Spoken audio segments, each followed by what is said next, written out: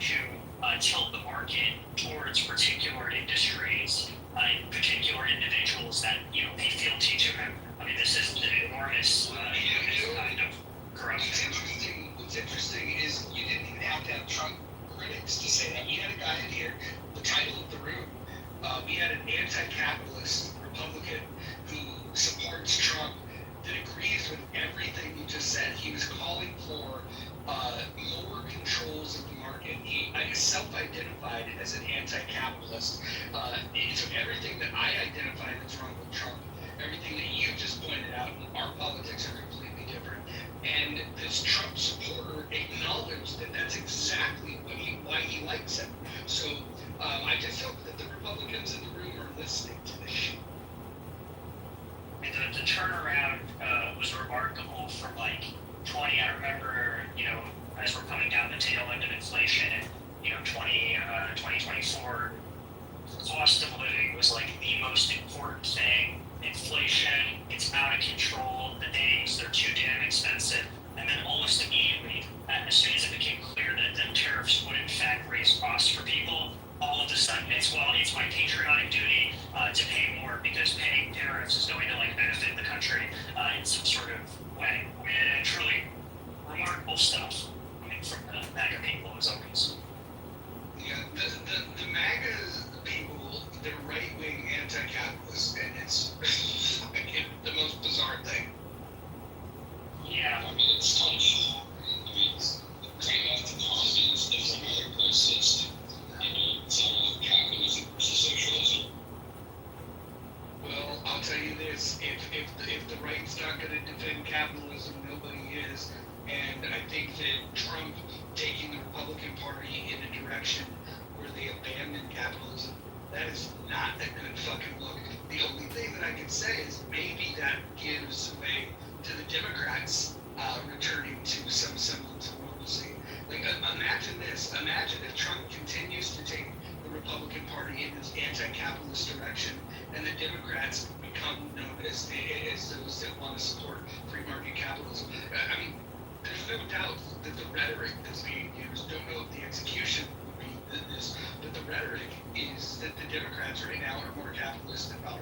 Well, I mean, there's something in it that's a real phenomenon currently called affective polarization, which basically means one side says up, your side says down. And sometimes, obviously, this is just good or this isn't necessarily good or bad, but we've seen interesting cases of this. One example of this is Democrats are now super pro free trade, whereas prior to Trump, it was a roughly split thing between the parties, but now support of tariffs and free trade has basically polarized along political lines because Democrats don't like Trump, which I guess that's a good thing, right?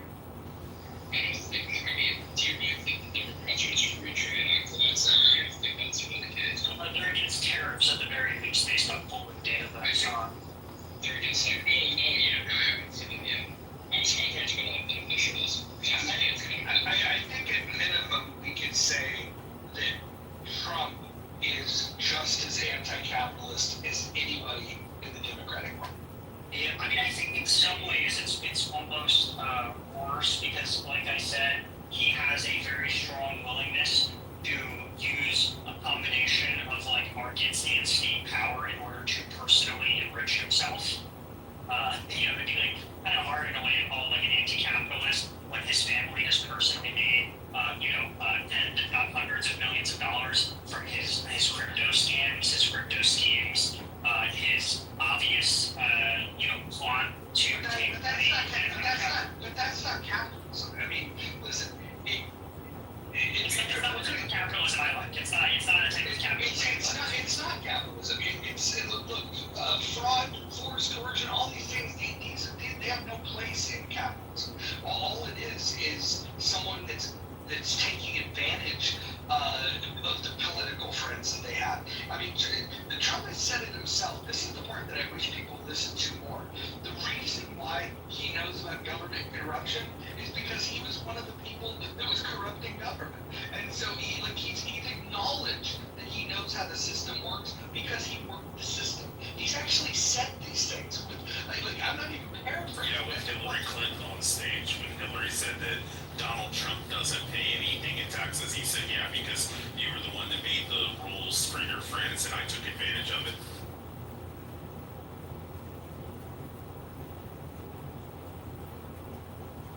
It's just remarkable that people who kind of fell for this lie and the idea that he was this outsider who was going to rectify this wrong that he once took advantage of and Like, I'm a Trump supporter. I don't believe that. look out for the everyman. Well, not necessarily every, but I think a lot of like working class people in this country truly did believe that the New York City billionaire real estate guy cared about their interests. And I think it's sad that those people were taken advantage of. I mean, I would believe it's not income classes, but they're more this income from the higher echelon. Sure. Yeah. I mean, I agree. I'm just saying after at least the first term, I think it should have been clear to everyone that his interests were not in improving the material conditions for the working class. I think that should have been clear. In this election, I voted for Kamala Harris. There you go, Roger. Proudly, yeah. I guess that makes me a communist, right? I imagine. Hold on, listen. I didn't vote for either of them, but I will say this. With all of Trump's warts, at least I can find a couple of things that I like about him. There's a couple of things I like. I can't think of anything I like about Harris. I've known of Harris. I grew up in California. I've known of her since the 90s. Wait, Roger, you don't like her laugh. I don't like her laugh. I don't like her claim that she washes her greens in the bathtub. I don't like any of her fucking politics. What about her Pixar bomb build? Which one? What about her Pixar bomb build? You know what I'm talking about, right? Yeah. Other people would know what I'm talking about. You know, when someone asks for a thing, they tell you Why don't you elaborate? and you can see the fear in her face. I like that about her. Things like, Are you saying she looks like a cartoon mom? Is that what you're Saying saying? she's built like a Pixar bomb. That's what I'm saying. Oh, yeah, then. Do you remember? Does that include two pads? Do you guys remember when she was mildly attractive and she was using that sex appeal to go and get What do you mean it was? What do you mean it was? Why do you think I voted for her? She's not attractive. She's not attractive. I agree to disagree, but Well, she peaked when she was dating Montel. But I will say, when Willie Brown was using all of his political power to put her in jobs that she failed up into, when she was a deputy district attorney in Alameda County, she was awful. But that didn't prevent her from moving all the way up. so I definitely like Kamala Harris was to the left of me on a number of issues. Unfortunately, sometimes this was actually her copying Trump's stupid policies, like no tax on tips, no tax on overtime, or whatever, like these idiotic policies. What's bad about that? Well, it just doesn't make sense to me. It's income. It's like any other form of income. Why would we not tax that type of income?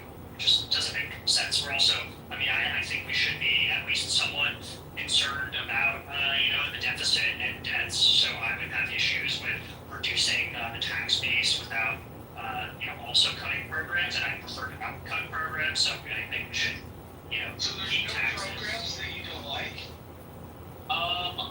You could probably. What do you think about gender studies in Pakistan?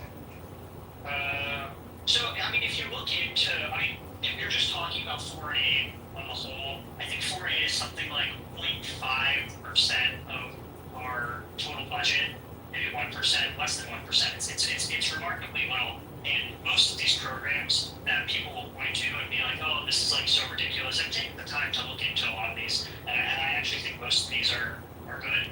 I'll say, let me real quick. One thing I think is good is giving, nutritional biscuits to starving children in third world countries, which I don't know if you saw the news, but our government just burned. We allowed to sit in a warehouse millions of dollars of these nutritional biscuits for starving children. We allowed these to expire in a warehouse, and then we incinerated them rather than giving them to starving children. Now you can say that some foreign aid is silly, and some of it probably is. What do you think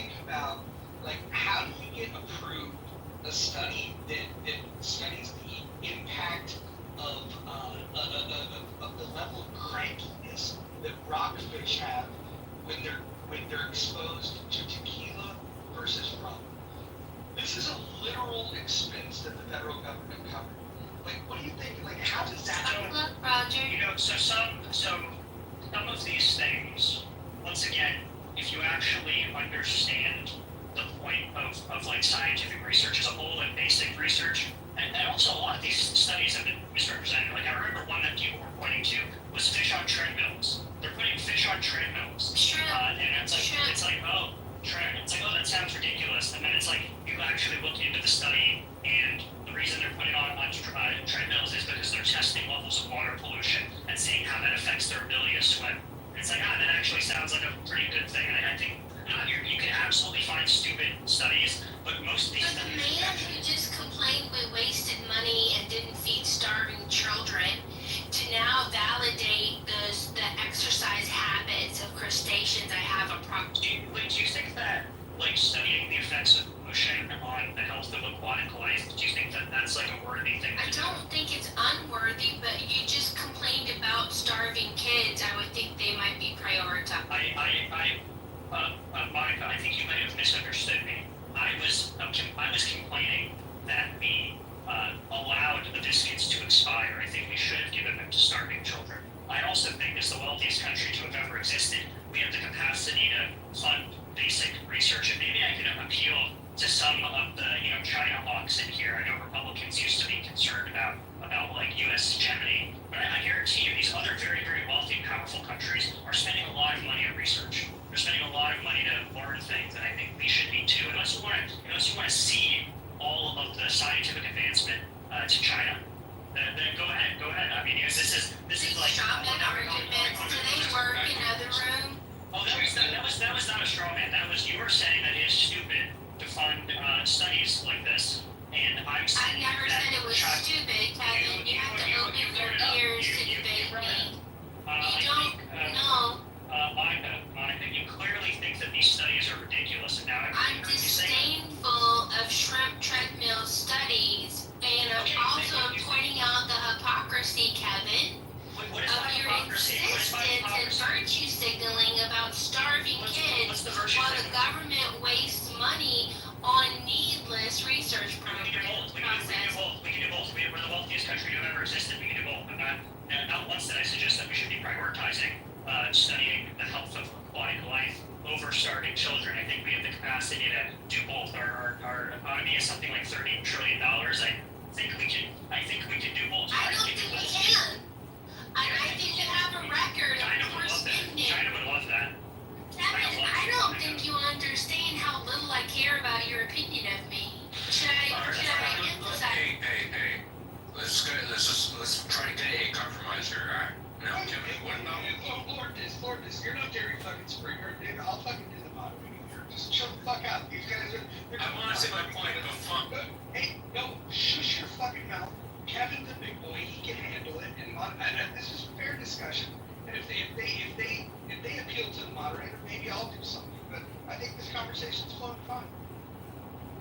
Yeah, I think you have to make a very compelling case that we don't have the capacity to do foreign aid and and scientific research. I think we can do both. I think those people in here go. Kevin, what if we took a look at like the real problem coming down the road, where the interest on the debt is now the third largest expenditure in the debt. Like the entire budget, it's the third largest expenditure. And if we don't start controlling the debt, it could creep into number two, maybe number one at some point. I agree.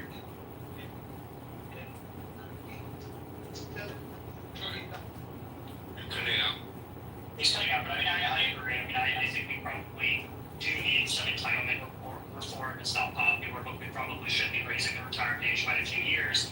We should probably be putting in some sort of additional tax in order to pay for these entitlement programs. I think possibly looking at.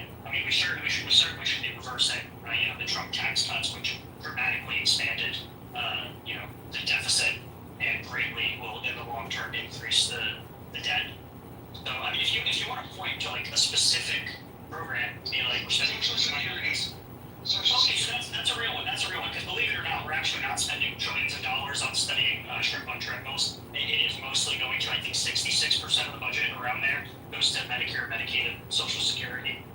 So we can talk about these things. I mean, people have done the analysis that you can close the shortfall on Social Security with like a pretty modest tax and also raising the retirement age by a few years. Well, but Kevin, here's the thing, right? Social Security Trust Fund by 2035 will be empty. We'll have, at that point, we'll be able to, supply 71% of the debt, the liability there. And so we're going to have to do something. You mentioned a couple of the numbers. You said we could raise the age to collect. Right now, the standard collection is at 70 years old. You can take it early at 67, or you can even wait a little longer, which is an unpopular thing to do. Most people want to get it sooner rather than later. And so you're saying extend it out. We're seeing life expectancies for men down to like 76 years old. I am not one of these people that believe that Social Security is supposed to be a retirement plan. I think it's supposed to be an emergency fund for people that really fuck up. But the levers that we have is we can raise the age, we could raise the tax, or, and by raise tax, you can either, up the cap in which you tax at 6.25%, or you can increase the 6.25 to a higher. There's also the max. There's also the max contribution cap, which I think is like. That's what I'm talking about. Okay, yeah. That's I definitely would support. I would definitely support getting rid of that. Like you should be planning into it. So in either case, whether you raise the percentage or you lift lift the restriction in the cap there, those are tax increases. You can have a raise in the age, and then the third lever is probably the least popular, would be to reduce the benefit that people would collect. Those are all really unpopular things, and I think the one that Democrats will favor is to lift the cap. I think somebody correct me if I'm wrong. If things in the room, things is gone. I think it's like something like 180,000, maybe it's 190 or something. I don't think it's that high. 150. Roger, I like that. I feel like we're not necessarily on the exact same page, but at least we're identifying the problem correctly. I think it was really a remarkable little thing with Doge. They're talking about, the debt deficit, it's also bad, we need to be cutting spending. And then we're really just talking about, clipping things around the edges with, programs that we ideologically disagree with and don't spend that much money on. And while at the same time, claiming that we're not going to be reducing, the major entitlements, which are, the majority of the budget. I mean, that is, if we're concerned about the budget, it should be a conversation about entitlements and entitlement reform. Not our studies in Pakistan, which we maybe spend, a few $1 million on a grant on or whatever. This is true. That being said, Democrats, anytime you make a mention of reforms to Social Security, they do the scare tactic of they want to take money from grandma and grandpa. And so this idea that, that we can have a conversation about it, Democrats don't seem to want to, and Republicans are certainly not in a hurry. Oh, it's electoral poison. I mean, it's correct. I'll be real about that. I mean, the old people are one of the most reliable voting blocs in the country. You piss them off, you won't win an election. You make them scared, you won't win an election. Which is why I think we should rip the Band-Aid off. And what I would love to see, I don't think I know that my way would never fly, but I would love to see somebody represent the position that it's a Ponzi scheme and it should be completely abolished and replaced with nothing. Now, I know you're going to say that you don't like that idea, but it's not about passing that. I know that would never fly. But if you at least had somebody representing that, and then you had somebody that was on the other side say, no, it's perfectly fine the way it is, don't touch it, that would keep the door open for the reasonable conversation. I think what we need is the framing of two polar extremes, some ridiculous wealth tax that Republicans can vilify, and then another position that completely abolishes it. Democrats can vilify, and then you get the reasonable people in the room and you hash it out. So there's a website called Open the Books. Adam Andrzejewski did it. The founder died a year ago. I don't know why. They're kind of quiet about how it's passed. Question mark? Yo, Roger, did you see Nathan's? I don't know why it was necessary to interrupt me, because you interrupted me, then Rich thought he could go off mute. Can I please make my statement? Kevin? Hey, Daniel, I'm fine. So, they have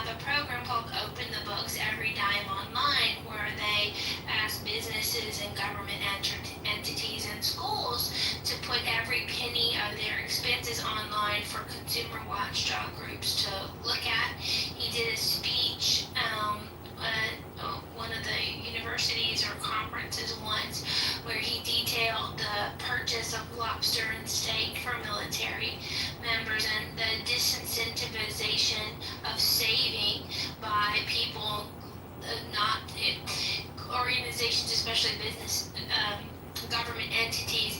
They're given a budget each year, and if they don't spend it, they're at risk of having their budget cut the following year. So there's a mad rush for buying pencils and ink pens at the end of the budget, so they're not at risk for losing their money. That's completely opposite of what we need, and that could be corrected, but I don't hear a lot of people talking about it. Thank you for the mic time. I was just gonna ask Roger if you'd seen that Nathan put your PTR, but he imposed his face on yours. Maybe he's just getting jealous, Roger. Must be doing something right. Well, at least he would have read more books that way.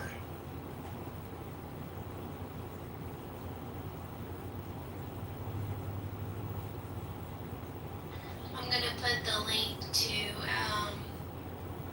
the speech that Adam gave a couple years ago. It's very good. One of the on the stage. And one of the staff, your opinion on this, we were talking about this earlier, and I just noticed that we were talking about Fortnite. Don't you think though that perhaps these wacky, gender studies spending would be a good soft power way of kind of combating, wahhabism in that region? Yeah, I mean, we gotta destroy their society from the inside with feminism. I mean, that's clearly. Well, I mean, but that's why. I'm kidding. So that's why I have these radical sexism is because, during the Cold War, we were big friends with the Saudis, and they were putting all these universities in that were teaching, hardcore radical Islam. That's why the Middle East is so wild. Yeah, I mean, I hear that program, and I have to look into the details of it, but I'm not against it on its face value. I see exactly what they're doing. Real quick, it's $176,100. Thank you, Michael. The max cap for Social Security taxes for your yearly paycheck, yearly payroll. So that should be increased. That's crazy. Well, I'll tell you this, if they did increase it, but here's how I can support, get behind supporting lifting it and putting no max on, no capital. And you guys might think, oh shit, he's fucking going crazy, so listen, it's fine. If we cut the rate in half, that would help everybody. If you put zero cap on it, but you reduced it to, to 3%, maybe 3.25%. That's interesting. Yeah, I was just gonna mention to anybody in the room, moderators, and anybody on stage, anybody in the audience, if you go in and hit the arrow button up, click on all the green dots and mouse. David, you're pausing it. Thank you. Oh, I was just saying invite people in, guys. Get the room big. No, I'm saying David's causing echo. Come on up, small. We're having a conversation on politics and taxes. Thank you for telling me I fixed it. Yeah, I'm curious about the Republican or pro-Trump deficit hogs who are all of a sudden okay. Well, I mean, to be fair, we all knew they were bullshitting because Trump will blow out the deficit even before COVID, with the tax cuts and the Jobs Act. But now, obviously, with this bill, where they increased the debt ceiling by, I think, $5 trillion, and it's predicted that this will cost over the medium term, another $3 or $5 trillion tacked on top of the debt. Who's defending this? Who's defending this? Well, I don't defend it. I do like tax cuts. Like, if we can get the rate down to zero, I'd be happy. And I know that you'll say it's impractical, but the problem that I see with Trump is, and Republicans in general, is they only care about talking about the debt when they're not in power. And then when they're in power, they don't care that the debt goes up. They only care that they do things that are popular with the people, that vote for them. And you're either principled on this issue or you're not. And I would love to see a balanced budget amendment. I would love to see a commitment. I would love to see this. What I'd love to see. I'd love to see any Republican that doesn't support a balanced budget amendment to be primaried. Just get them the fuck out. Get that balanced budget amendment passed, and then spend what there are needs. Period. I like that. I like that a lot. So Kevin's overly critical and has a poor memory regarding the historical events of Trump's first administration. First 2 years were tied up with Why don't you Russia. say what you're gonna say and let Kevin respond to it? Like, why do you gotta? Why did you do it? It was a slow build, Roger.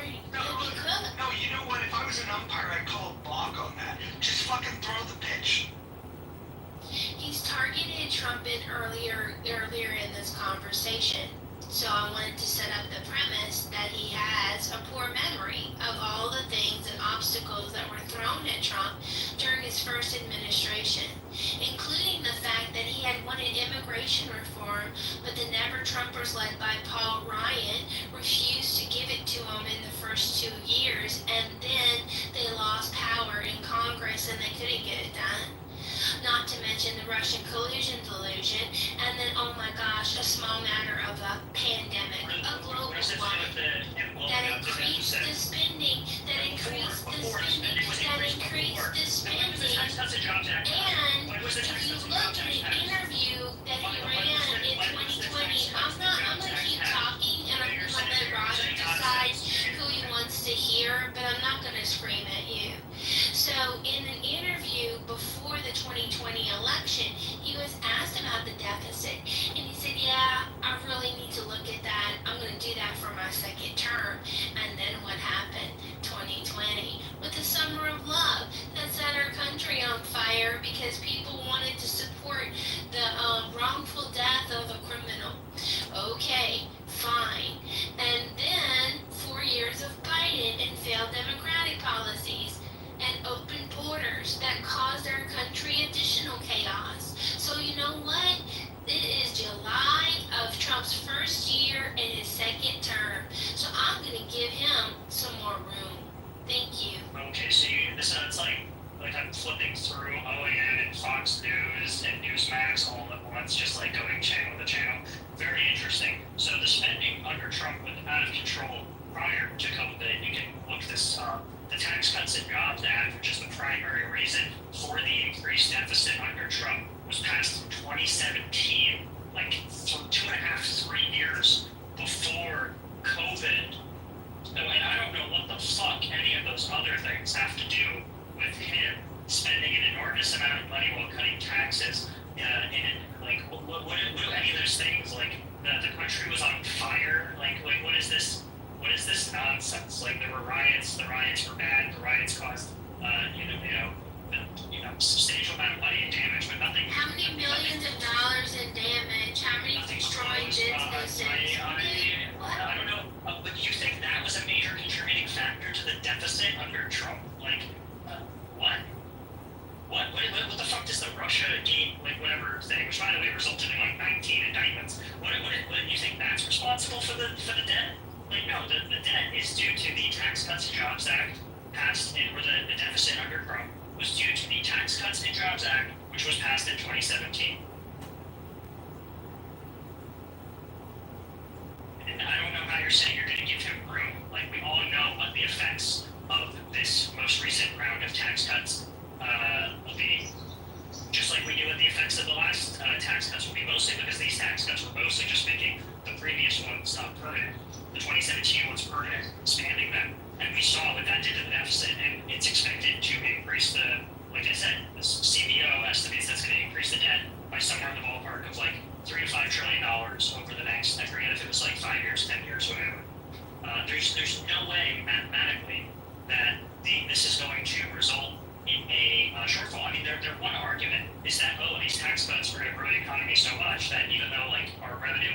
less as a percent. In absolute terms, it'll be more. But he's also pursuing a tariff policy, which is both inflationary and expected to shrink the overall size of the economy, according to most economic analysts in the banking sector and Wall Street and so on. I mean, they're all anticipating negative GDP growth. Thankfully, when the Thought it was tariffs supposed to be happening now. go into effect. Well, also, some of those estimates were based on when he came out on Liberation Day with those ridiculous tariff rates of, 50%, 80%, Yeah, Trump's a 100%. businessman. Whatever He likes making deals. How many deals has he made? It was supposed to be 90 Which deals. one? 90. The one he just did with Japan? Wait, can I also The ask one he you? just did? Can I ask you? Wait, why are you asking me questions when you're not listening to my Well, hold answer? on, guys. Monica, hold on one second. I want you guys to finish this conversation, but I just want to make an observation that it sounds like the standard conversation is that we're hypercritical of Democrats if we're Republicans when it comes to the management of the economy and vice versa. Like, why can't we just all agree that both parties really suck when it comes to spending? And that we have a spending problem. Like, why can't we have that conversation? Well, that's why I made my own We'll club. find an argument for free. Congratulations, we needed another political party. Yes, it's just what we needed. No, you beat me to it, Roger. Oh, man. So Samoa I don't know has been which of you guys are bringing that guy up. Hold on 1 second. I don't know why anybody brings that guy up. Times Square Shark is welcome in the room. He can stay in the goo.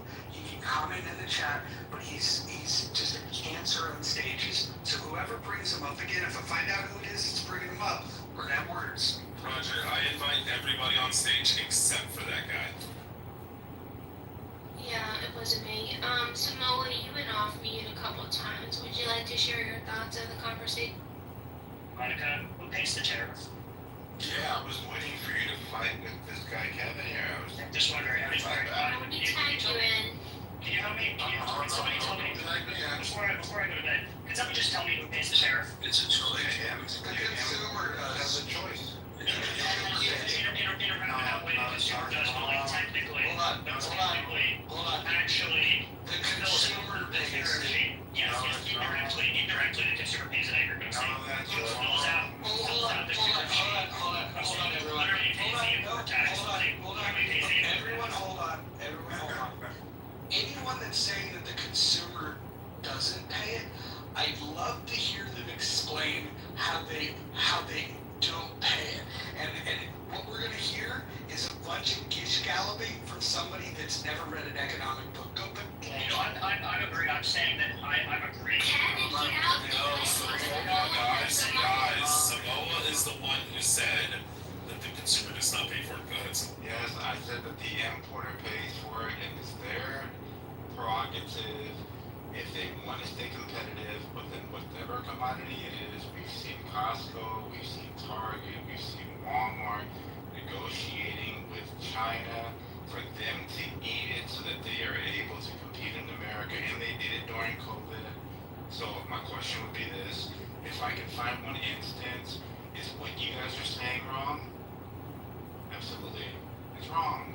It's up to the importer. Jesus Christ. Did you find this guy at Chillism? Would you like to Yeah, I brought him up so he could make a fool of himself. Honestly, Would you like the link where Walmart and Target and Costco? Samoa, let me ask you this. Where did Please you address my argument. That's why. I'm gonna ask you a quick question. Yeah, go ahead. Where did you get your degree in economics? What do I need a degree for? Well, I just wanted to validate that you don't have a degree Yeah, in that economics. kind of sounded like a gift job. Are you gonna address my argument or no? Yeah, I'm gonna address it directly. Every single time in the history of the United States that tariffs have been raised, the cost of goods in the United States goes up. Now, if you can argue against that, please do. And by the way, I will put all of the references in the chat so everyone can review it. Alright, so this is my one example. I'm gonna give you the example where the importers or the manufacturer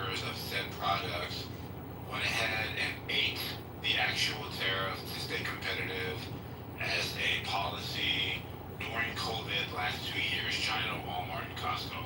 I'll just provide that to you to show you that the importer does have the power to take a little bit off of its profit margin so that they're able to stay competitive in the market. Are you saying that's wrong? I'm not gonna totally disagree. It's okay, I'm just asking. I'm Are you gonna saying add that's something wrong? to it. Wait, you're not explaining it correctly, however, I remember I started Point the out what I'm not conversation saying on that is correct. that my car, when you asked me the question an hour ago, Roger, and I said, I just had been back and forth with the car dealer with a car from Germany. And, but they gave me a number back that's going to be the extra on my car, and they came back at 3%. Now, I know the tariff on Germany is going to be more than 3%. So some of what he's saying is that, let's say the car manufacturer, either on the manufacturer end or the dealerships in the US, someone's gonna eat that difference to the consumer on that. But that's just, their decision on what they wanna sell their product for. But ultimately, it's going to increase probably the initial price of the car, as they relist for, let's say, next year's list price is going to go up. So even if it looks like they're only adding a 3% on, they've increased the base. At least that's how I see it. Is that what you're saying, Samoa? Yeah. Say that again? My apologies, I asked Bill. Oh, they didn't hear it. What was your question? I said, is that what you're saying? I just had this happen, and I'm asking if that's what you're trying to say. That the car dealer or the car manufacturer, it's either the car manufacturer in Germany or the dealers in the US have made a decision to make a flat number as the increase that the consumer's gonna have to pay. But the number they're telling me is not the number that Germany is paying on tariffs. Yeah, I didn't understand that at all. Okay, what she means, Paul, is the corporation eats the tariff. The corporation eats the tariff, but then they add it back on to their next year of their vehicles. So they increase the vehicles by 3%. I think The also, car's gonna go up. I think also what was getting at, it's not so black and white. Oh my goodness. I think what I was saying, it's not so black and white. Bojo's right. Normally, in theory, it falls on the consumer, but a lot of times, as we're seeing, it's what Scott Besson said, the companies are choosing to eat this thing. So, in theory, yes, it goes to the consumer. That's normally the price go up. But what we're seeing now, which is weird, they're eating it. It's not really constant. It's not affecting. It's not weird. The conditions that exist now has never existed. Well, that's what I was saying, right? It's against the grain. Market. Right. There's never been one country in the entire world that represents 40% or more of all consumers. Right. 40% global. Nobody ever had that leverage. Ever. And so when someone says, oh, if you increase the tariffs, prices, look, all consumers pay for tariffs. If tariffs go up, for sure, we're paying for it. It doesn't mean the prices go up. This is the caveat. So, that's why there's a fight between the administration and the Fed. Inflation is not happening. Everybody was screaming that inflation was going to happen. No, the Fed refuses to do anything to interest rates, right? Even though inflation is, inflation went down. So the tariffs happened and inflation went down. And so this completely broke the minds of every economist. Because at all of our universities, they teach us this, so I understand why Bojo has this position, right? Because they teach us this, and if tariff taxes go up, prices go up. But it's not happening. It's just not happening because no countries ever had enough leverage to negotiate in a way where the supplier eats the tariff cost. And they're not even truly eating the cost, right? It's like, once they do a deal, some of these guys have enough scale in America for the numbers to work out, so their revenue doesn't even go down. Right, for lack of a better phrase. I was talking about something specific as far as what happened towards the end of COVID, as far as what Walmart's request was of China, which they went ahead and accommodated it for a certain period of time. where the actual companies or the importers are eating it on the front end. And that's the point that I'm making. It doesn't translate always because it Yeah, might but be you say right they're marking it on the front end, but they're adding it on the back end is what I think. No, that. Hold on, everyone. Hold on. You're telling me they're adding something next year that we're not next year? Hold on. I know that this room is capable of being honest. Yes, importers can absolutely absorb if they want to. Very seldom will they absorb the entire thing. Almost always they pass at least some of the cost onto the consumers. And the idea that inflation hasn't gone up is just incorrect. It went from in June of 2024 it was 2.4%, and in June of 2025 it's 2.7%. It's gone up 0.3%. So I mean, if we're going to talk about facts, we should put the facts on the table. And again, in this case, and as is in every case, the majority of the cost goes to the consumers. Even if you have importers that, even if importers, if you have some importers that are willing to absorb that, the majority of it goes to the consumers. It's happening now, and as it's happened every single fucking time in U.S. history. So I get that there's people that want to support tariffs, probably because of the person that they support that's in the presidency. I would guess that Samoa probably supports Donald Trump. This is why he supports tariffs. And all I can say is that I have far more disdain for the right-wing anti-capitalists than I will ever have for the left-wing anti-capitalists. At least you fucking know where they were coming from. These fucking maggots, they don't understand how economics work. They don't understand how politics works. What they do is they take their fucking orders from their Lord and Savior Donald Trump, and then they try to build arguments to defend it. They're fucking mentally retarded. Mad at me right now?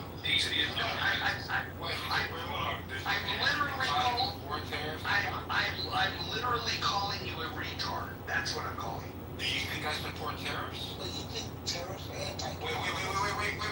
Tariffs are absolutely anti-capital. Wait, hold on. Wait, come on. Roger, do you think I am pro-tariff? You're certainly defending them. No, you fucking weirdo. I'm explaining them. That's not defending them, dumbass. I'm explaining it. Wait, hold on. How is someone like yourself that's never studied economics going to explain tariffs to me, you fucking You retard? just walked it fucking back. I'm the retard? You just walked it back. You are the retard. I mean, you're just walking it back. My whole statement was the importer can Can everybody be quiet? Let Samoa and Bojo go. You know what this dude know what time it is. This dude got caught. You don't know what the fuck my politics are. You made an assumption. Oh, really? You don't support Trump? You don't support Shut Trump? the fuck up. Come on, man. Relax, man. Relax. Okay. Listen, I'm not gonna let some fucking dime store fucking economist fucking tell me to shut the fuck up. Go back to chillism where you belong, where the 75 IQ is gonna fucking serve you well. You're fucking Jimmy, no idea how much I enjoyed that, Roger. Jimmy, can you talk about this? Wait, very quick. I had a question. Where you were describing inflation, and like I'm not assuming that economics scholarly or academically. I look at economics and finance to the extent that it impacts my life. And Milton Friedman actually, I don't know, Milton Friedman pointed out how inflation works and how it's generally it's Congress that does it. It's Congress and the presidency that's somewhat impacted. It comes from Washington D.C. You're saying that inflation went from what? So it was 2.4% to 2.7%. Year over year, and that's what I said. Year over year, June of 2024, it was 2.1%, and in June of 2025, it's 2.7. Now, if you can't do the fucking math, that's an Yeah, like you got 3.6.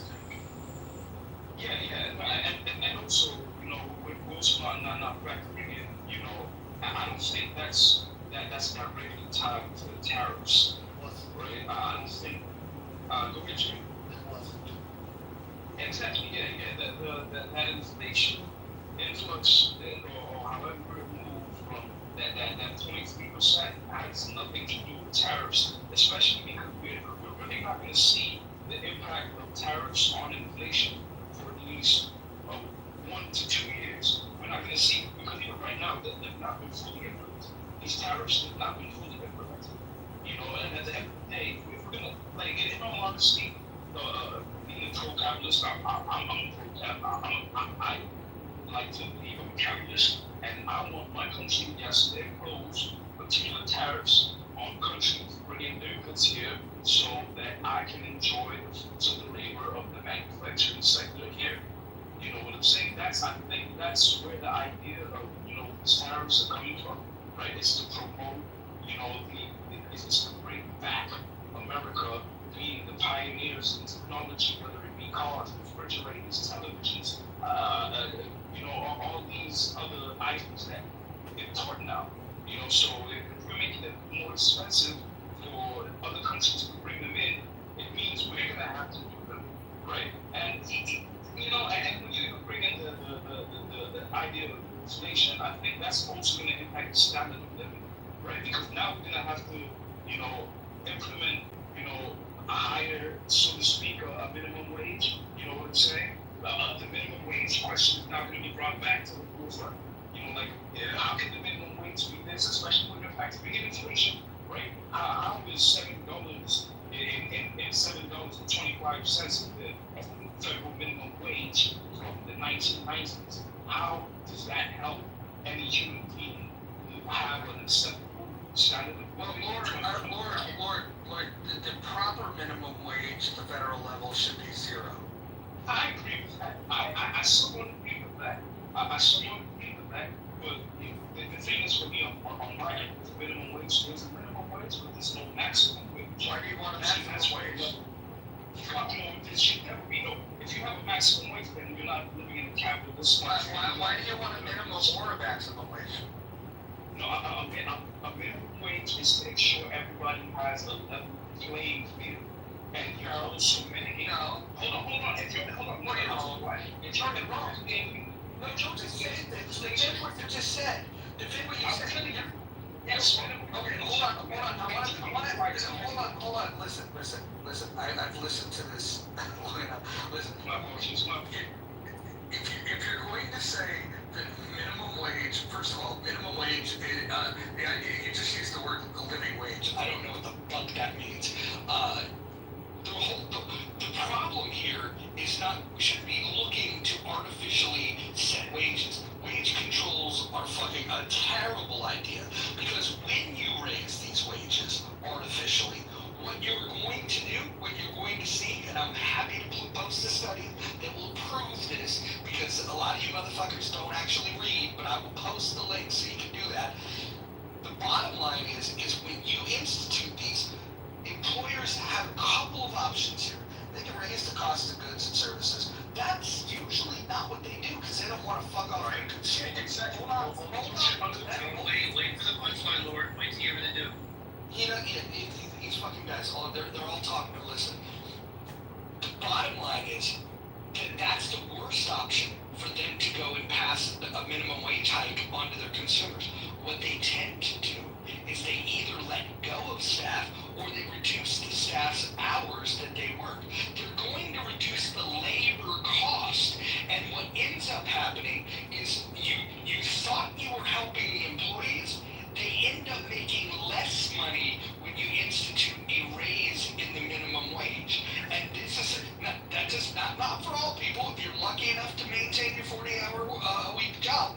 But the bottom line is, and we see this over and over every time they aggressively try to increase the minimum wage, is that employers then cut labor costs. This happens all the fucking time, and the people that are calling for a raise in minimum wage, they don't even look at the fucking results of these studies. I will post it in the fucking chat if you guys will read it. I doubt it, because the people that talk about lifting minimum wage, they're not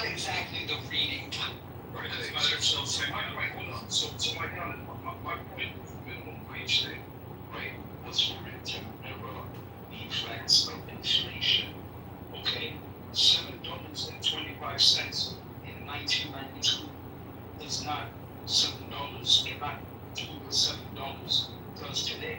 Okay, so that's my point. Okay, then Lord, explain to me how you're gonna set wages, in a central planned way, without understanding, not having the knowledge of the cost of operating each business. Well, hold on. If you're gonna defend doing that, don't you ever call yourself a fucking capitalist. No. Listen, I'm speaking to the extent of look at what happened in 2020 during the COVID bullshit that was happening, right? Whether it was the paycheck protection plans, et cetera, and as much as there was not that much commerce, right? But there was so much money, and I actually think a lot of the inflation we're seeing today is a reverberation of that. It's a reverberation of all these stimulus that we had during the COVID crisis, so to speak. That pandemic that we had, so to speak. So, and look, like I said, to me, minimum wage, whatever. To me, what matters is that there's no maximum wage. Because when you have a maximum wage, now then that's where social does come in. That's where communism comes in. The minimum wage is intended to ensure that a society or a community is not living in goddamn fucking Well, hold on, Lord, pause. Here's the fucking facts, and I'm gonna post it so you can read it, so you can quit saying dumb shit that don't make any fucking sense. I'm gonna post it. So I want you to read the link that I just posted above that talks about what actually happens when you raise the minimum wage. Okay, so go ahead. No, I want you to go read that. Listen, I can read it to you if reading is not your strong suit. It doesn't sound like it is. Listen, I want to illustrate something. Alright, I'm fucking done with you. Listen, I don't know if it's the fucking, what the fuck's happening tonight? These fucking people, they just literally just say words. They don't know what the fuck they're talking about. I just got done explaining to this fucking retarded faggot that when he's talking about that the minimum wage is somehow going to help people, if he would read these studies, he would understand that it actually lowers the income of the people that it was designed to help. Go fucking study this shit, you fucking Right, I mean, on the basic level, it's go ahead, Jimmy. Yeah, I want to push back on this whole idea that tariffs are anti-free market. I think it's an extremely problematic idea. That's very serendipitous of you, Jimmy. That's exactly what I was going to ask. Roger said that the tariff agenda is anti-capitalist. I heard you say that's not true. And I was just curious your point on that. Well, anybody that believes that gets stuck in the contradiction, because if you don't believe in open borders, which I presume Mojo doesn't believe in open borders, I'm presuming that, but I've heard Mojo sort of speak, on all kinds of subjects, and I think that he would agree that it was completely outrageous, unprovided that a bunch of illegals were able to storm into this country and essentially live as parasites on the American system, whether it's leveraging Medicaid, housing, getting hotels, and all of that. Well, I think Mojo would agree that that's absolutely disgusting. It would be equally as disgusting if a Chinaman is able to access the American markets as if it's their right to. No, it's a privilege to be able to access the American market. If you're a foreigner, it's an absolute privilege to be able to do business here. And you can make a lot of money here, but you must pay for the right to do so. Because at the end of the day, when you make money, you're extracting the money and you're sending it back home. You're essentially a parasite. And so you must pay for the right to do that. You're a fucking foreigner. That's my position on this. Yeah, so Jimmy, here's the problem, right? So here's how it's anti-capitalist, very simple. Free market capitalism is owning the means of production, making sure that the businesses are in control of the decisions that they make around prices and around wages. And when you have the government intervening in the economy, by very definition, destroying any semblance of having a capitalist system. You're now infusing the government into the market and letting them make the decisions that are going to impact the levers that impact prices. That is, like, you want to support tariffs, you're free to do that, but you can't support tariffs and call yourself a free market capitalist. It's just an oxymoron. Yes, you can, because most of what is being brought from abroad was made here.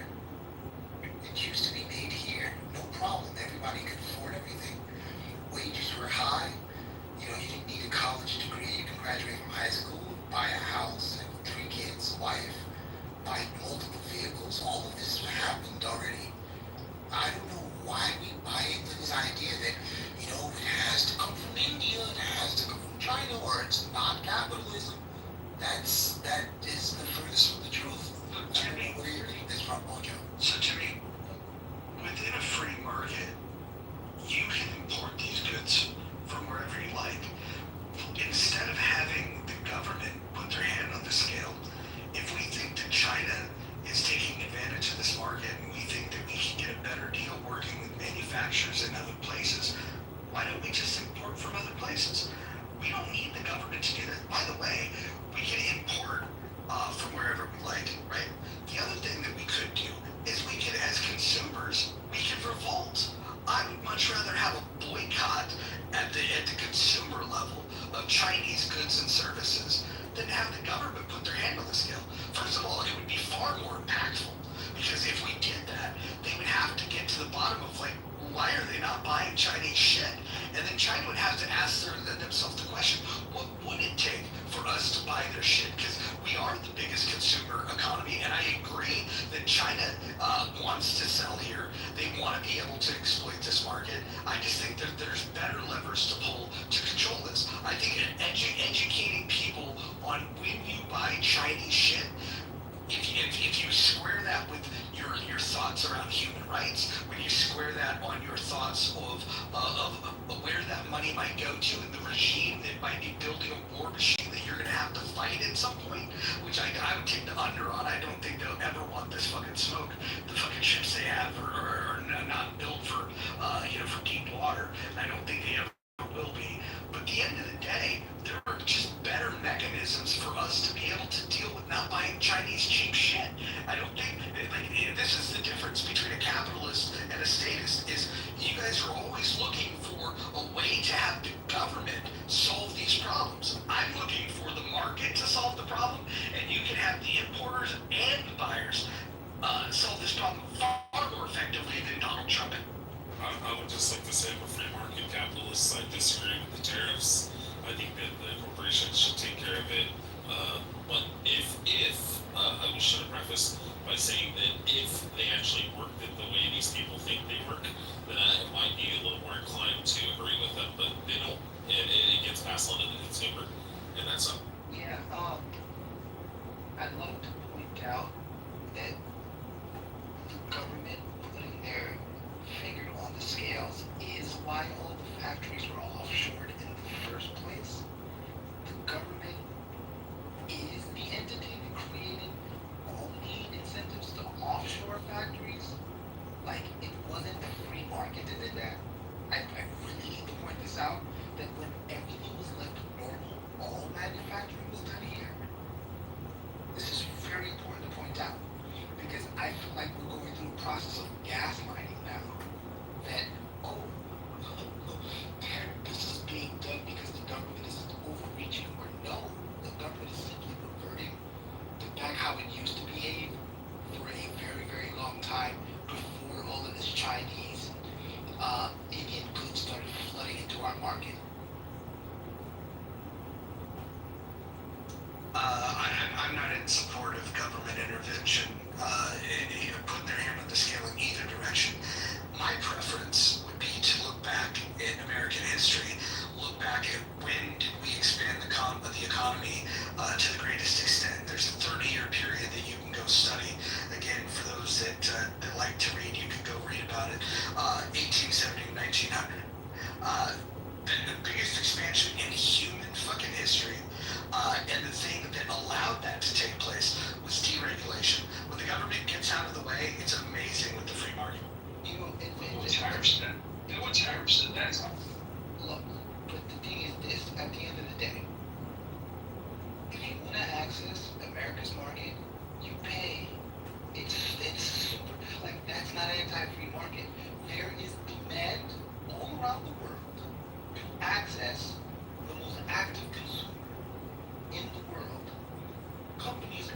you have to pay, how is that a free market? Listen, that's literally, look, okay, I repeat, there is the demand, like, so imagine a mall, right, a mall where a lot of customers shop.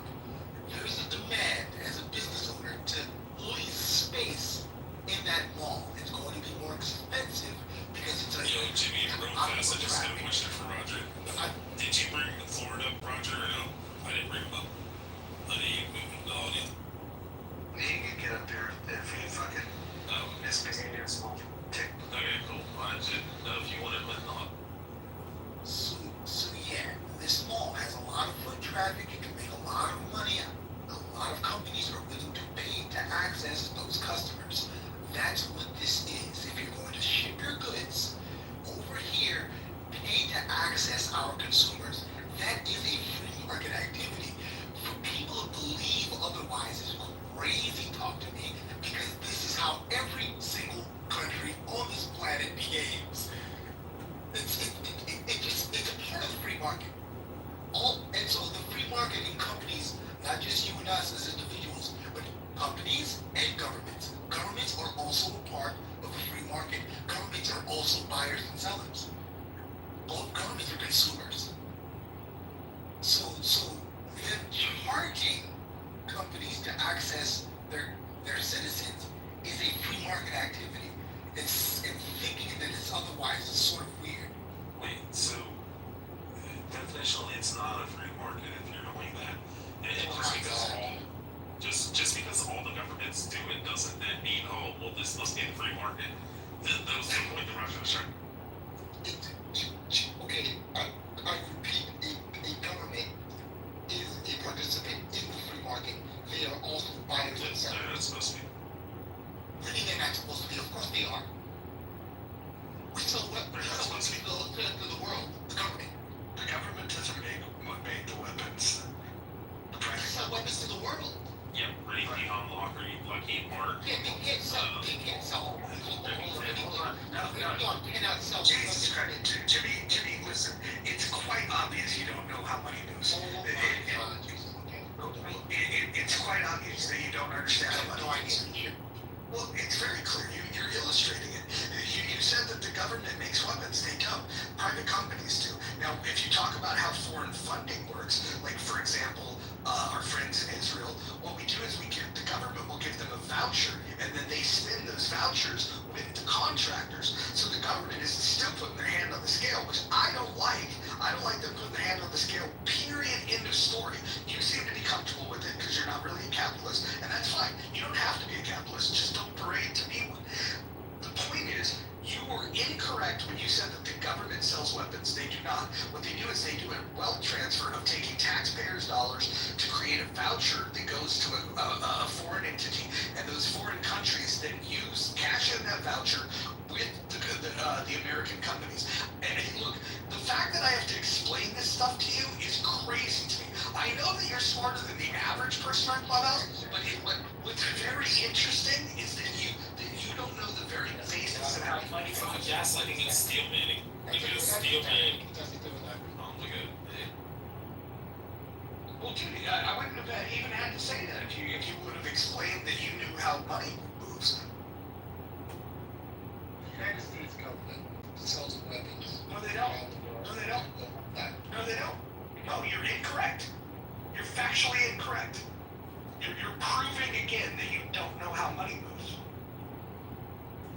What the federal government will do is they will take taxpayer dollars, they will allocate a voucher to a foreign government, and then that foreign government will then purchase weapons from those private companies. If you don't know that, you can go read about it.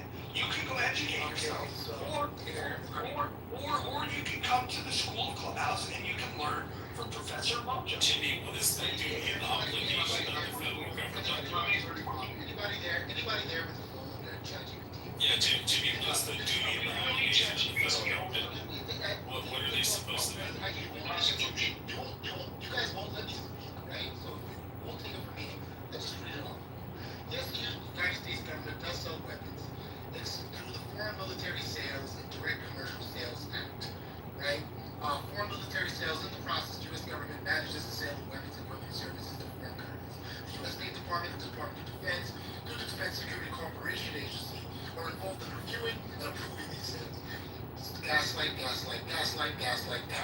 Now, why don't you break that down? Look at that actually. Hold on. I can read ChatGPT too. The U.S. government does not. Hold on. Everyone mute up. The U.S. government does not manufacture weapons or sell weapons directly to anyone. I'm reading right from ChatGPT. This is the source that you like. It says weapon manufacturing private defense contractors like Lockheed Martin, Raytheon, Northrop Grumman, and General Dynamics design and manufacture the vast majority of U.S. military weapons and equipment. When sold to foreign entities, typically the government will issue a voucher in which the foreign entity will then go to these defense contractors and pay for it using U.S. taxpayer vouchers. Now, I agree. I agree. If you have a phone at home, and you want to go on ChatGPT and you want to fact check all this stuff, you can go look this stuff up. Jimmy, I don't know why you it's like you're insisting on own goaling yourself. You could just admit that this is something that you don't understand, and then you can just do what most people do, which is listen to the things that they don't understand so they can learn. This is a good time for. Alright, so I already put a link in the chat to the State Department website, which explains exactly the U.S. government's activity in sales. But let's just pretend that both those are correct so we can move on. Well, hold on. Let me ask this to Abby. Abby, when the U.S. government sells weapons to Israel, right? Because Jimmy says that the U.S. government sells them to them.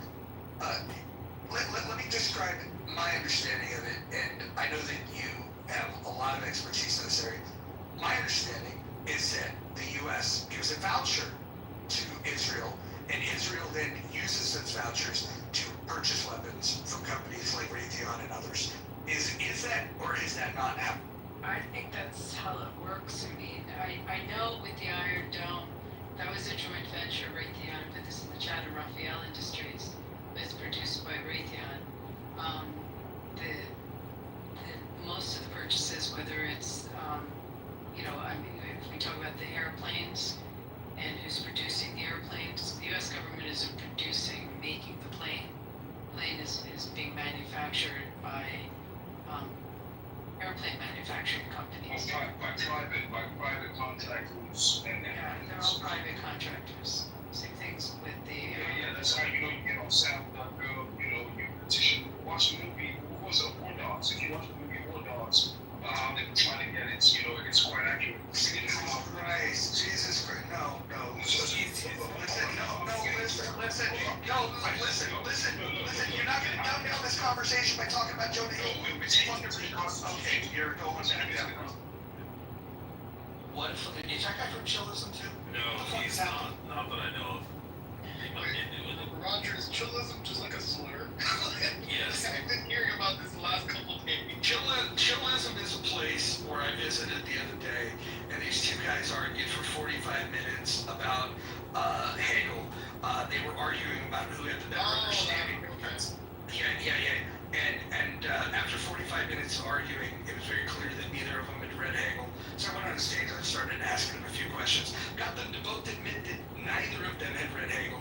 That was Concrete and Ike. So if you ever run into those guys, if you think the people in this room are stupid, you should go to Chillism because, by the way, if you're tired of getting shit on by somebody that understands more than you, you can go to Chillism and you'll be the smartest person. So you think if I went over there and started talking about Hegel, Bubby, you've been there before. You just didn't realize it's Nathan Arts and Knowledge.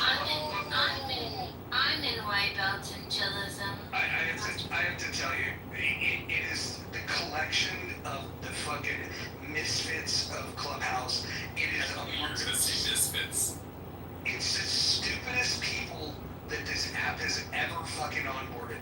And then there's a mixture of people. No, Monica, hold on.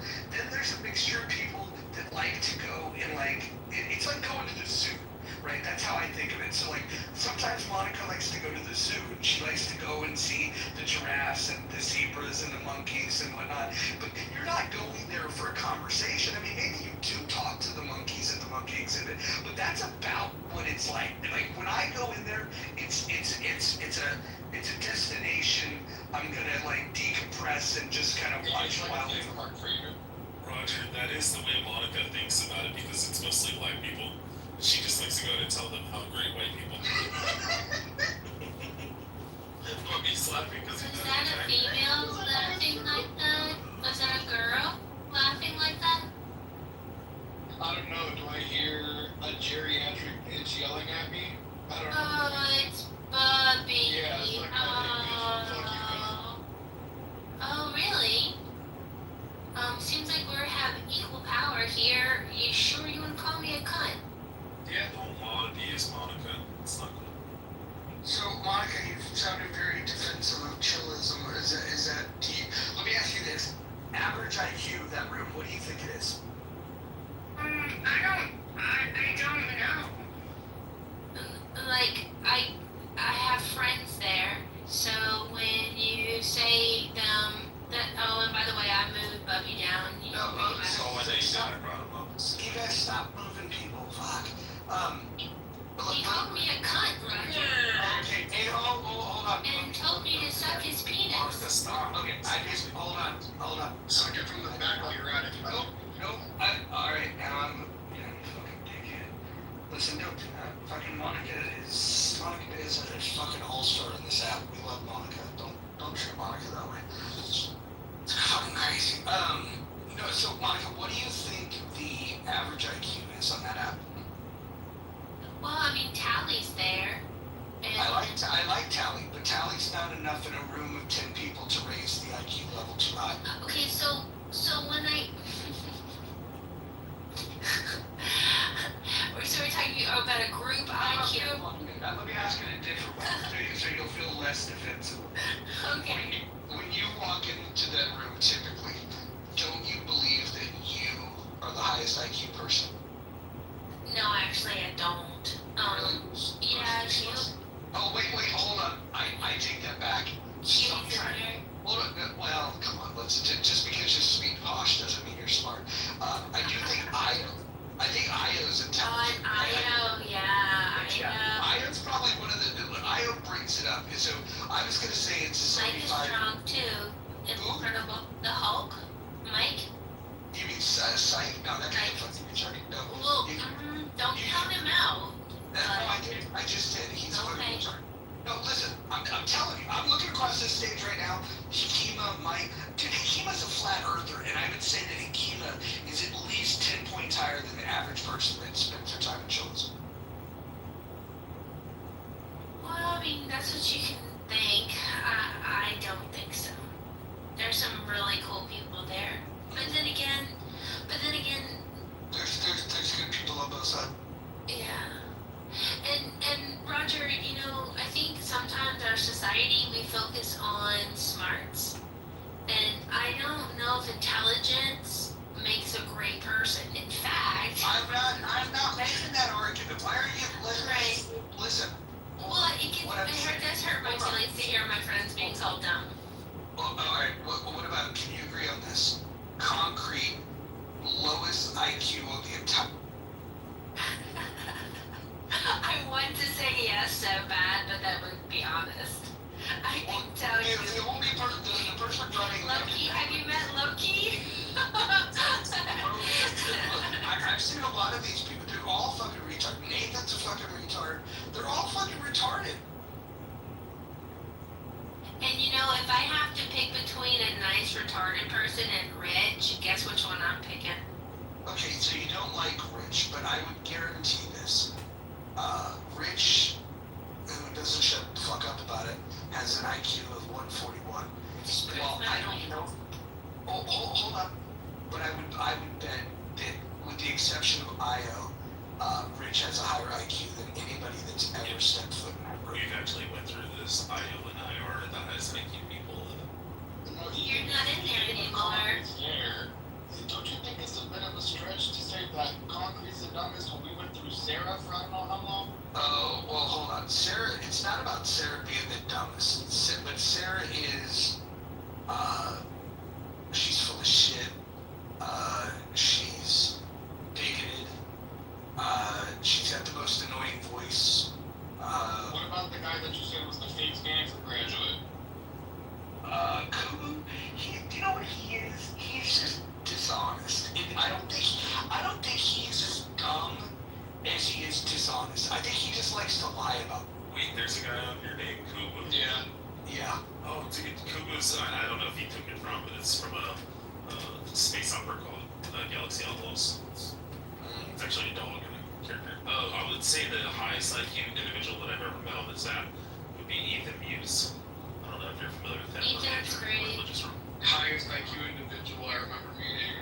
You know who I'm gonna say, Mojo Austin. Like, there's nobody that I've met that breaks shit down better, or has better understanding or grasp of things in multiple, like, I don't even know how to fucking explain it.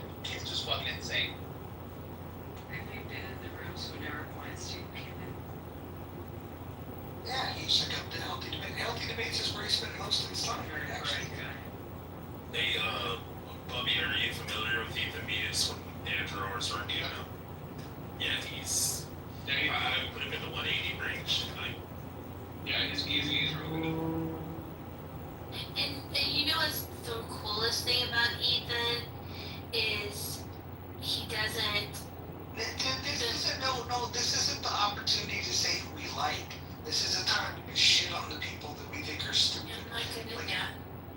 Beaver's probably one of the dumbest people on here. Who? Beaver. He is not. Hold on. Beaver is dumb. But what Beaver did do is he accurately predicted the election. Exact pick on the electoral count. So, I was almost saying that because he's down in the He's office. He very wasn't bright. running, was it? He's very bright, and he's I know, I'm better, joking. sports better than anyone on. See, I can't say too much on people. Wait, hold on. Let me just say this. Intelligent people don't bet on sports. There are much wiser ways to spend your fucking money. The high IQ people would never place a sport. Well, Roger, did you ever see they had a convention? It was supposed to be in like Maryland for a bunch of like world-renowned physicists, and they got it moved to Las Vegas due to like a hurricane or something. And they went to hurricane, and then they went to Vegas, and then the next day they put out a article in the news on the front page, and it says, "Physicists, please never come back because they didn't spend any fucking money." Yeah, I guess the one thing that I have a difficulty on with like throwing the shots at the ones I think are dumb is that a lot of them I don't think they're actually that dumb. I just think that they're either grifting or I think that they genuinely dupe themselves into believing what they're saying.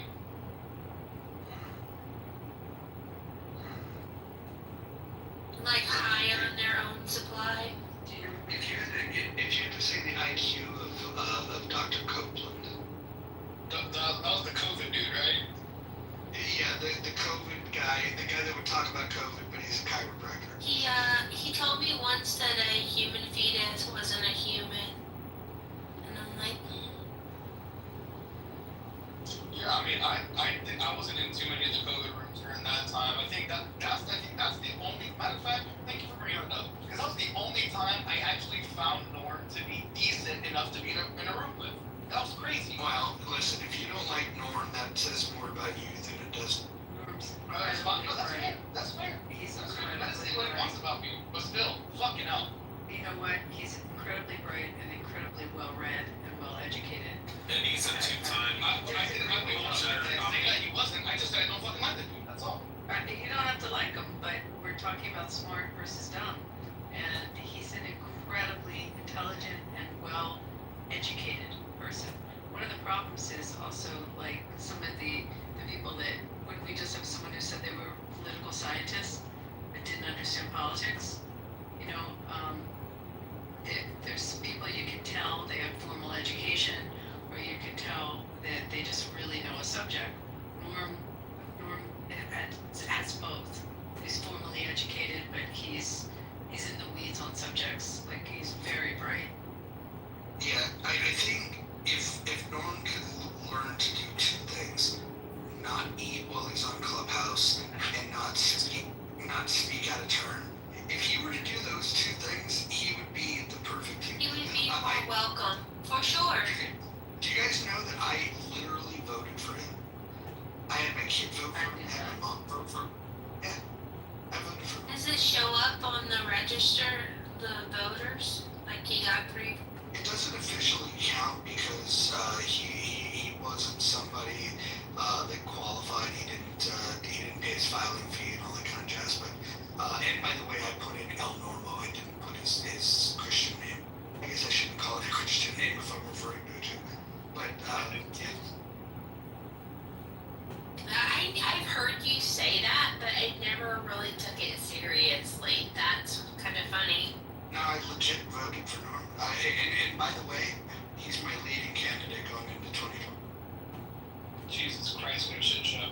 He can kind of parlay on almost any subject, and he knows it. Well, He can see everything. you know what's cool about him too is that's the thing. I mean, is I have more fun talking to Norm about pop culture than I do talking about politics. You know, music, movies, shit like that. He's very well. He's so knowledgeable on so many subjects. It's pretty impressive. Speaking of pop culture, not to derail, but I saw Superman and Fantastic Four, and I loved them. It was so nice not to be preached at, and I thought they were really well done. Superman movie was preaching. Oh, maybe you didn't realize that Superman is like a pussy, and he can't actually like defend himself, and he has to like rely on Pro-natalist. It was pro-baby. Do you know the story behind Superman at all? Yes. Or what do you think about Superman? Thought they chose well. I had no problem with the acting and the actors in either of the movies. Who do you think should be the next James Bond? Male. Well, Have high standards for James Bond. well, hold on. Hey, you guys gotta get this straight, right? If they want to make a spy thriller in that universe, they've talked about women, they've talked about black men. You can do that, and you can even call them 007 if you want, because that's a title. But James Bond is a white British male. Period. End of story. If you start fucking with that formula, you're not doing the right thing. I mean, but honestly, if they made a movie like when they were talking about Idris Elba, if they would have called him James Bond, I would have had a major problem with it. But if they would have called him Agent 007, I would have been fine. You just have to name him something different. It's all about the way that you frame that. And I'm okay. Probably be lame, but if they wanted to make a movie with a woman as 007, you can do that too. You just can't have James Bond be something other than the tradition. I mean, if you were to say who I would cast the next 007, if you're going non-British, I don't think Gabriel Macht would be like a bad choice. The dude who plays Harvey on Suits, Harvey Specter, I don't think he'd be a bad choice for him. I think maybe if you want to go with the other option, the European option, go with like Cillian Murphy or something. Wow. Yeah. This is so great.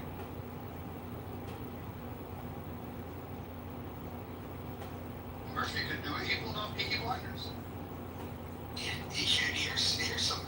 If you wanted to make a 007 film, and 007 is going to, you could create all kinds of new characteristics. They don't even have to drink, drinks that are shaken, not stirred. You can have like, you can have an Agent 007 that doesn't drink at all. You can switch that up. But you can't have a James Bond that doesn't drink. This is the rules that they should abide by. They won't do it because they don't fucking care. If they think they can make some money, they'll mix it up and do something. I will say, when Spider-Man became a Hispanic, that was a problem for me. And it's not that I don't like Hispanics. I eat Mexican food probably every other day. But no, Spider-Man is fucking Peter Parker, and that's not negotiable. There is multiverse and different Spider-Mans. Yeah, I don't like this multiverse crap either. Oh, This is really? like, so then nothing fucking matters. Well, that was the original good thing with that game. Yeah, exactly. Go look at Rippaverse. It's a whole new, it's a whole new comic book series. Like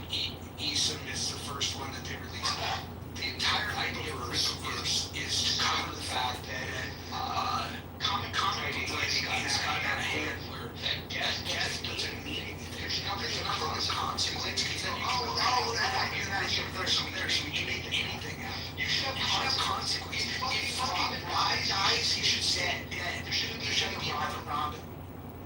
I didn't mind.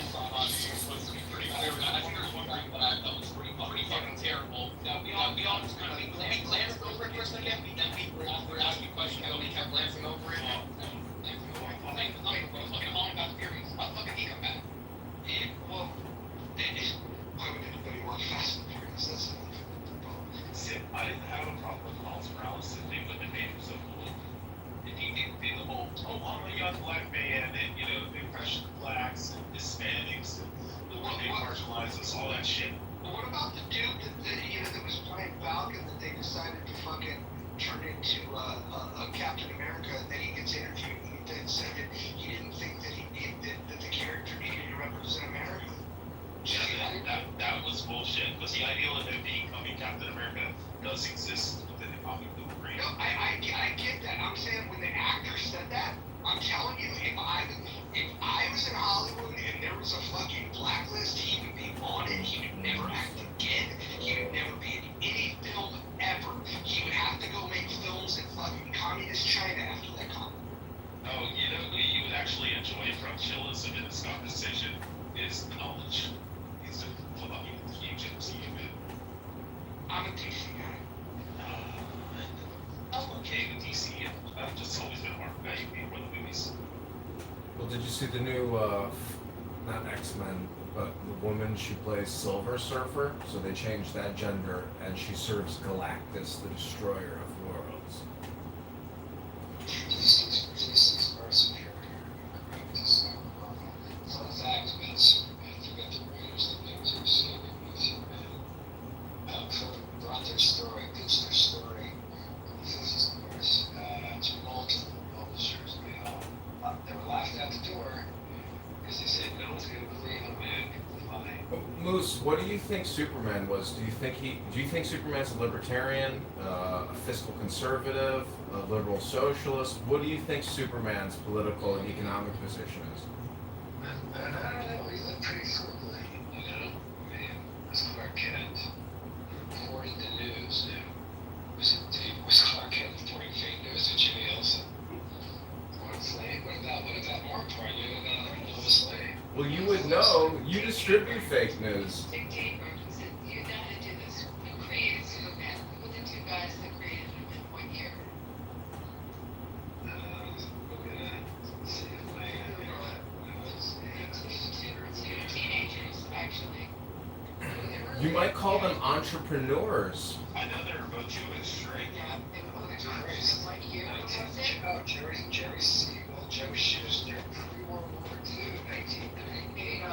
And what was the whole point of Superman? What were they trying to say was Superman? Do you guys know the whole story with this? I've heard he's like the savior of the world, and I've also heard that Mashiach. Jesus incarnate and all that. He's Jewish in religion. Yeah, I know. Mashiach now. What was happening? That's what I said. So just, yeah, I mean, it's pretty wild. Never have thought that. It was in the 30s. Well, you don't think Superman is a metaphor for the Messiah, Monica? How stupid can you be? He's empowered by the sun, you know, all that. He comes from a different planet, he comes down from the heavens to save you. What a greater sacrifice. He was fighting Nazis a lot in the comic books that they were writing. And then Bugs Bunny. Yeah, who else? Someone else fought. Was Bugs Daffy Duck, there's a famous cartoon, Daffy Duck dodging the draft guy with the nose. He's pretty young, your kid has no idea what's going on because the draft guy is trying to deliver his Daffy Duck's draft goods. And he would say things like, is this trip really necessary? Which no child had absolutely no meaning attached to it, but of course during the war, resources were limited, so that there were like dark times for responsible Americans to turn the lights off, drive limited.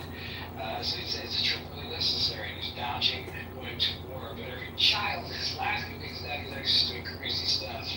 That's all. I see it. Well, he fought a red baron too. I'm going to give you another parallel. So there's a Moses connection to this. Superman's, remember, is a baby sent away from into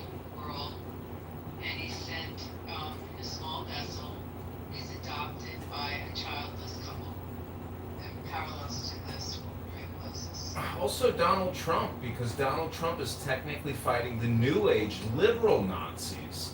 Hold on, let me just stay with Superman for a second. Like, go on with this. Look at the parallels on this. He had Samson's strength, right?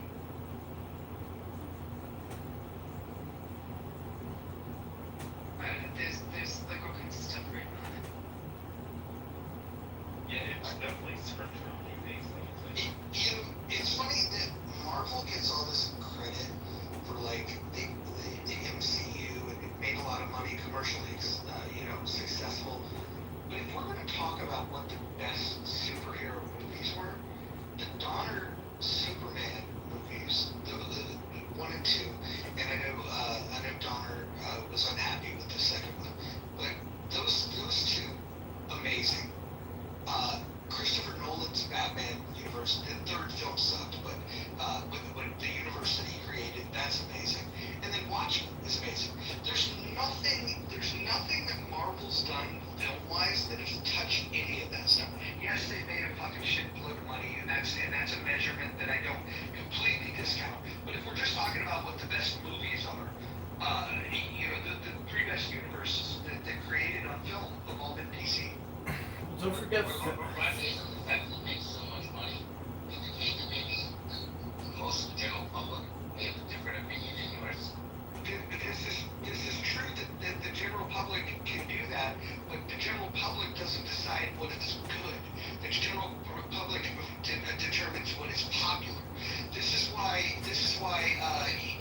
if Britney Spears sells a bunch of records, we don't say that that Britney Spears is a better singer than, let's say, Aretha Franklin. Yeah, but you know what? People have different opinions of these things. He always thinks sometimes maybe your opinion is the absolute God's own truth. Yeah, I agree with that. And I'm not like that. I actually think I look at markets, and so I actually say, you know what? In the eyes of most people, this is better. Doesn't matter what I think. We are very different. Wait, hold on. Okay, so Gone with the Wind was the big money maker back in the day, right? If you adjust for inflation, it's still a big money maker, right? You agree with that? I don't have the numbers to adjust for inflation, so I don't know if there's like Yeah, okay. And if it's wrong, there might be one or two films that have passed it up since, what year was that? 39, something like that. Mostly adjusted for population. Listen, they did so well comparing to, I don't even want to get into it. That was the commercial hit. No fucking critic on the planet is going to say that Gone with the Wind is a better film than Citizen Kane. You can say that it was a commercially more successful, and that is true. But commercial success and better art, they're not the fucking same thing. And I think that's crazy that people assume that. well, I guess you can look at it like that's when Harvey Weinstein won all those Academy Awards of these artsy films that didn't necessarily do well at the box office, but somehow they won Oscars. Whatever. Can Britney Spears or Otis Redding or D.D. King better artists? Well, no, okay, we can probably all agree that Britney Spears is not a great singer. But I'm going to defend her on a couple of things here, okay? She has some good dancers. Besides that, okay, do you know? I think most people would actually say, I would say that Celine Dion is a better singer than Britney Spears. But guess what? Britney Spears has vastly more top 20 hits than Celine Dion, okay? And when they pitched her residency, or a guy pitched her residency that she had in Vegas, the pitch for Britney was that she's got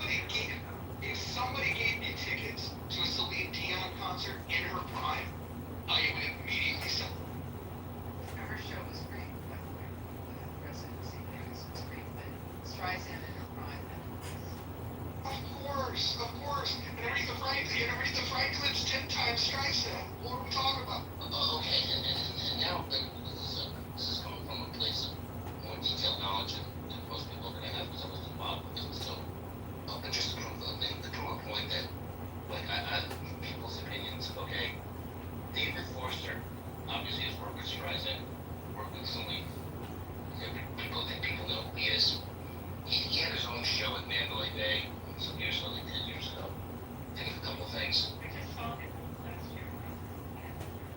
Okay, no, I got that he filmed a small thing. He had a much bigger show and made it like one of the most big stars, right? I've never heard of him. What is he, a singer? He's No, written no, it. like a producer and composer. Like Neil Diamond kind of thing? No. No.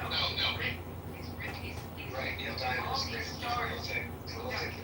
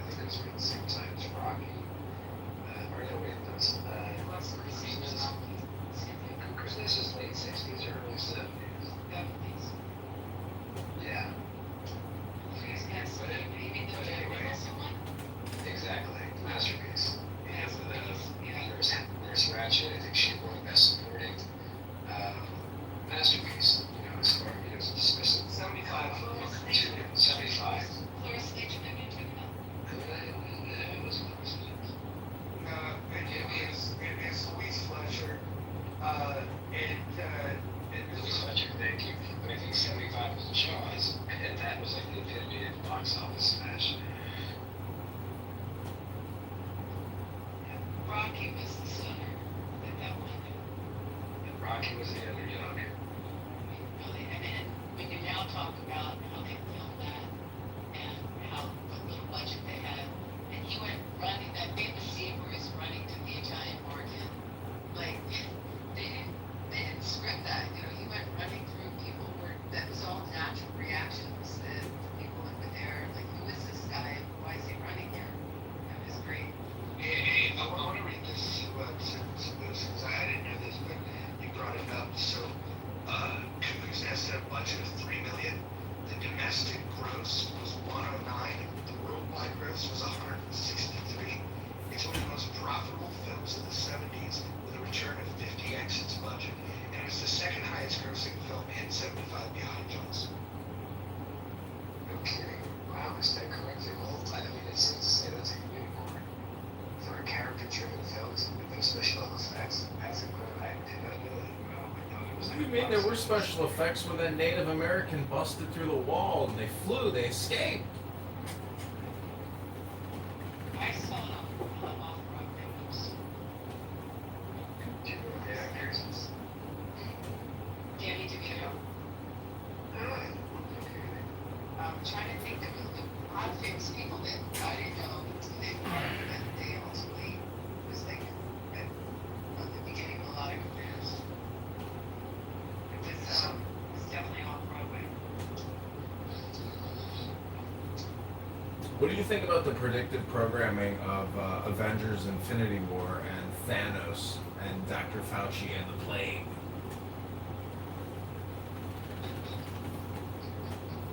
I don't think I want to have a discussion of anything other than that.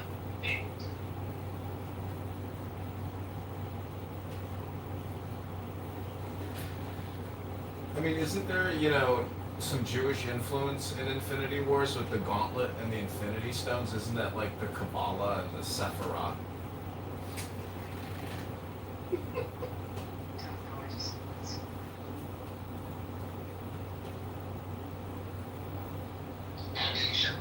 Everything you need to consider, look at what the Donner Superman and what later came with Marvel, because of just like where we were on the calendar, different time periods.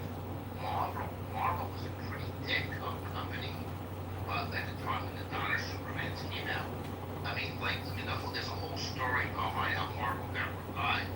So Marvel wasn't even in a position to do anything of that caliber when the Donner Superman came Well, out. that's fine. I'm just talking about which were better movies. The Donner Superman is a better movie than anything Marvel's done.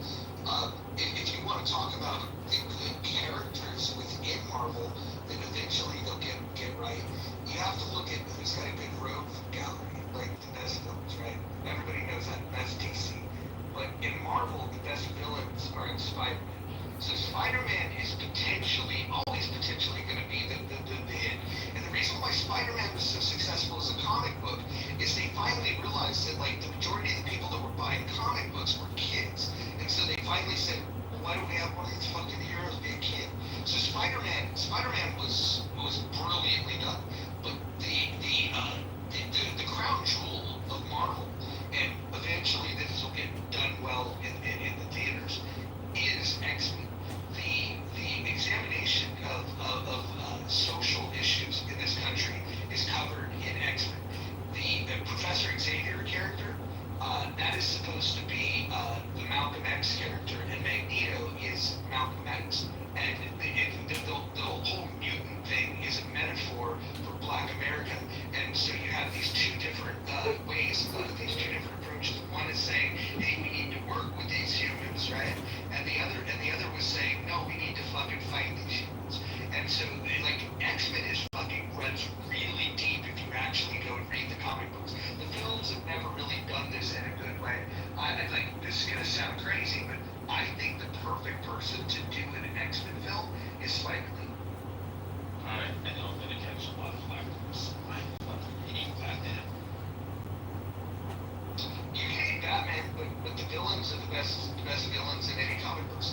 Oh, I agree with that. It's the best villain. I hate the idea of, I guess because I'm too much of a literalist, like I'm just like thinking about this shit, like, he's a regular fucking dude in a suit. I can being punched at one time.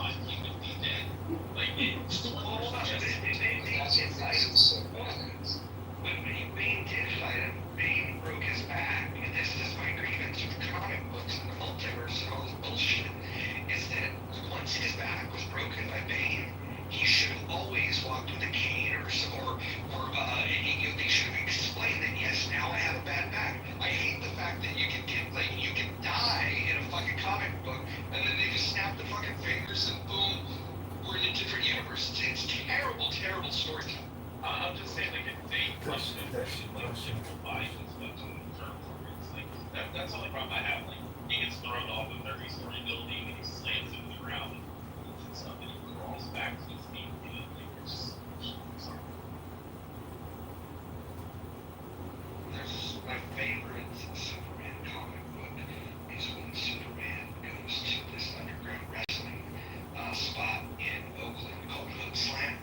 Hood Slam's like a real thing. If you guys are ever in Oakland, it's the craziest thing. Like the champion was named Drugs Bunny. He just dressed up like a bunny and he would come out with a bunch of powder and he would just like get all like coked up, and the characters were fucking crazy. They'd have people like dressed up as like Street Fighter characters. It's the best experience in terms of performance art that I've ever seen, and it got noticed by the comic book writers in DC, and they had Superman go and face off in it.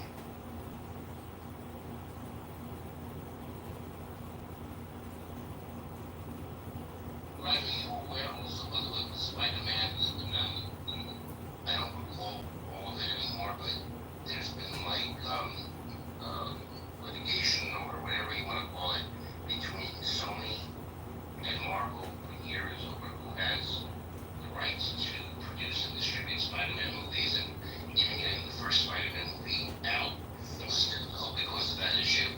So I mean, sometimes what you might see on the screen, particularly with Spider-Man, might be compromised by, you know, those types of issues.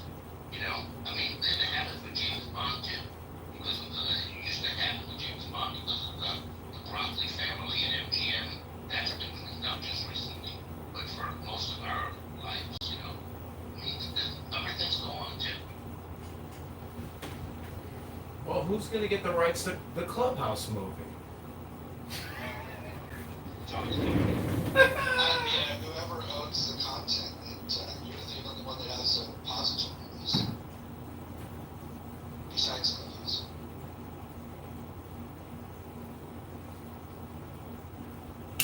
John, can we just get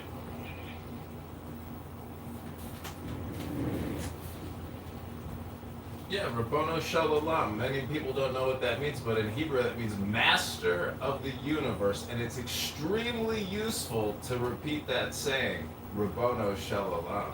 oh, Roger, you'll love this. Wait, hold on. Before you do, can we just address autism that mirrored in the chat? Where Eric Ellis said Superman wasn't part of any political party. John, would you mind breaking down Skeletor, Robin? You probably enjoy it because I know you're from that area. Yeah, so that movie Skeletor, He-Man Masters of the Universe, that's all about Skeletor is, you know, this wizard who takes Grayskull, opens up a portal to the universe, and becomes God. He literally becomes God, and everybody's like, oh shit, Skeletor became God. But Skeletor had an anger management problem, and he couldn't let it go. And even though he was God, and he already won, he couldn't let it go, and so he fucked it all up. That was the worst take you've ever given me. No, but it's true. Just watch that movie and you'll realize Skeletor wins, but he's still unhappy. He's still angry, and thus it destroys him in the end. What's the chick that always, like, guides him around? This chick. Fuck, what was that girl's name? Evelyn. No, Evelyn. Like evil. Her name is Evelyn, basically. What's your take on her? She was his concubine or lover, but it was kind of funny when he takes Grayskull. She says, "Grayskull is finally ours," and he goes, "No, mine."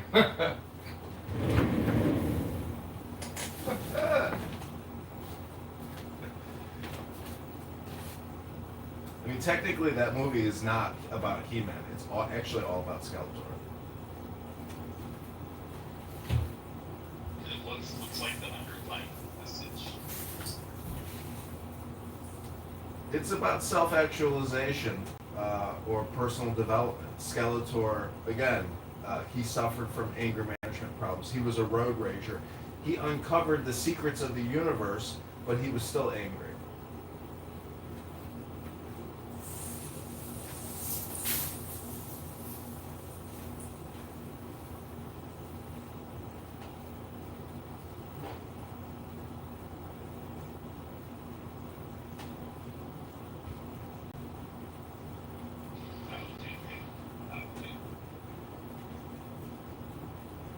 Ian, I was just looking at David Foster's married to Catherine McPhee. Yeah. But 35-year age gap? Yeah, he's been married many times, as you know, right? I'm just looking at like, to Catherine McPhee is like a smoke show. Like, this is wild. Yeah, a friend of mine, here's a story. A friend of mine who used to do weddings, he's like in the event production, he doesn't do weddings anymore, because this is like corporate events. He actually, he was in charge of the music and everything, for Catherine McPhee's first wedding to her, before David Foster. But they were already friends because they had known each other through like American Idol or something. She won one of those talent shows. She was on one of those talent shows. So David Foster got invited to the wedding. Okay, and so David Foster, got up, and even though he wasn't engaged to like play there, right? I mean, my friend had his own piano player, but for David Foster, you set aside David wants to do something. Because David's got like 20 Grammys or something. So David Foster's like playing this song or doing this song, and like a lot of people don't know who he is. I mean, I will admit that, okay? Because he's not a singer, right? He's better actually. Interestingly enough, he's better known in Japan because the Japanese actually read the liner notes of CDs. That's a whole different issue. But so David Foster's doing this song, and one of the indies doesn't know who he is, but is impressed with his musical abilities. Actually goes up to him and says, you should think about doing this as a career. But yeah, no, I know. Yeah, they've known each other a long time, but now they are married. They have a kid. By the way, the kid, this kid's like, I saw the kid when he was like, maybe he was only 3, maybe he was 6, I don't know. But he was a tot, and he was like playing the drums. And God, he's good. Okay, I mean, just like runs in the family, So Roger is requesting an audience. Yeah, bring him up. I tried bringing him up, but yeah, I don't know how we got down. We got water in here. Water is one of these guys that hates Democrats and has weird takes on things. Water, what kind of weird take do you have tonight? He hangs out with the beer. Don't do that. I hang out with all you weirdos. Don't you hang out with a beer? No, hold on. Hold on. Rich, there's no need to interrupt here. Water's got this. Water, give us your best take. What's your best take? On Superman, Batman. Yeah, title of the group. I heard you speaking at the group, so then playing your leg in that plot of 30 people inside 20 area. Why don't you elaborate on the label you're trying to label me? Stupid. I said donkey. You're one of the dummies. You're one of the low IQs. One of the midwits. But yet you're eager to hear my take. Make that make sense. I'm easily lose. Please continue. Your path isn't mathematic, my friend. Okay. Is that the best you got? Well, I just saw Superman. It felt kind of rushed. Full discretion, but yeah, no spoilers. Yeah, it felt very rushed. Did anybody else see it? I haven't seen it, Roger. I'll put in my 2 cents. It's actually my kid that is a number 52. I'll argue that Batman could be a Republican.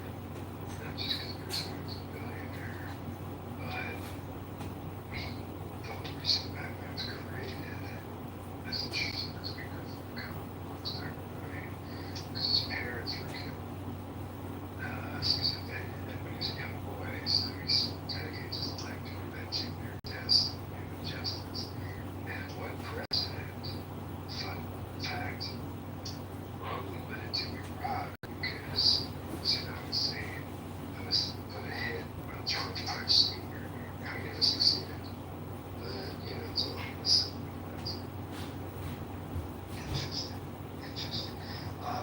will say about Batman, as much as I like the villains in Batman, I do think that he's the biggest underachiever. I mean, he's got a billionaire. He's got all the toys at his disposal. Yet he can't even control the crime in Gotham. It's fucking crazy. You have other superheroes, like for example in Marvel. And again, I'm not a big fan of the Marvel movies, but if you look at Iron Man, that's overachieving. They're essentially the same guy. One's got the bat suit, the other's got the Iron Man suit. They're billionaires. They got all the toys. They got all the shit. But the scope of what Iron Man is able to do is so much. If Iron Man went to Gotham, he'd clean that shit up in a fucking second. Batman fucking struggled to deal with underboss criminals like fucking the Penguin.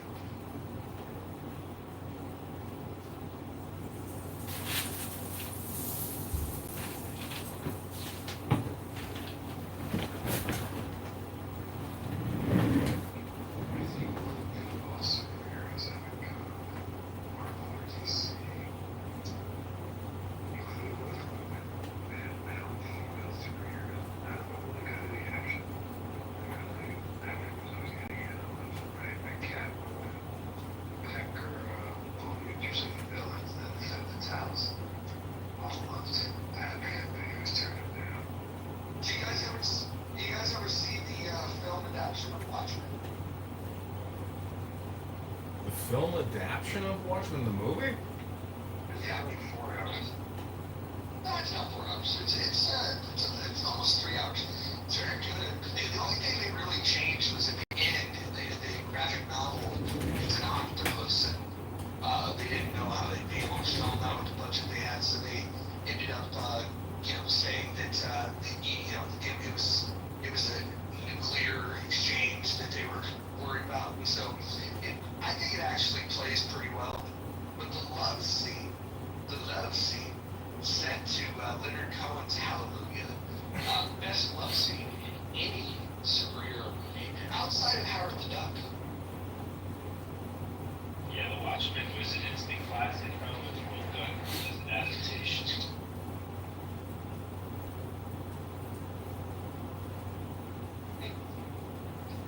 And Dr. Jordan in the background.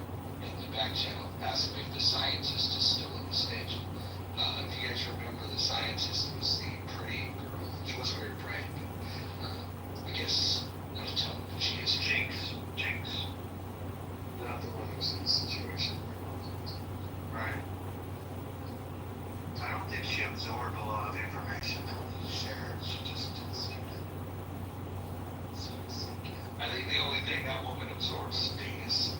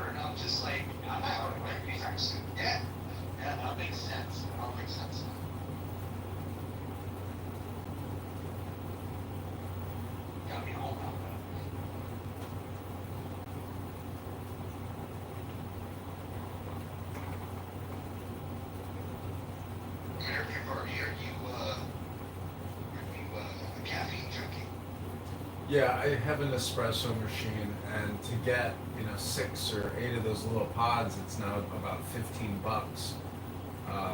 But I love my Nespresso maker. It's one of the best kitchen appliances or items I've bought. I love coffee, and having an immediate Nespresso available is fantastic. So I don't do fancy, but I've got a Keurig this inexpensive local thing. Like Seattle's best, and I can get 60 of these little Keurig. You know, it's not the best coffee, I'll be honest. It's a medium roast breakfast blend, and but for 60 of these things, I only pay $10.99.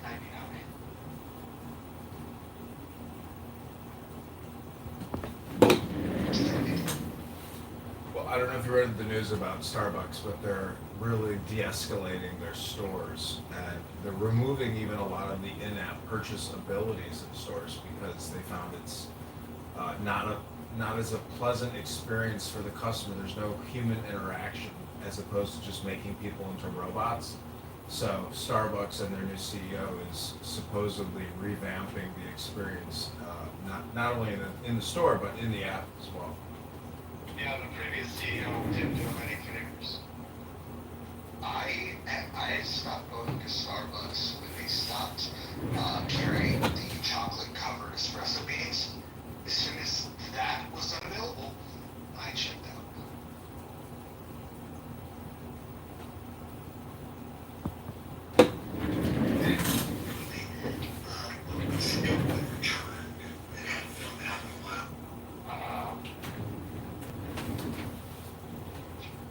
I'm not a big fan of those Ryan Reynolds movies where he plays Deadpool. I mean, I like the movies, but the witty, like the way he talks, the wittiness, the comedy, the snide little remarks.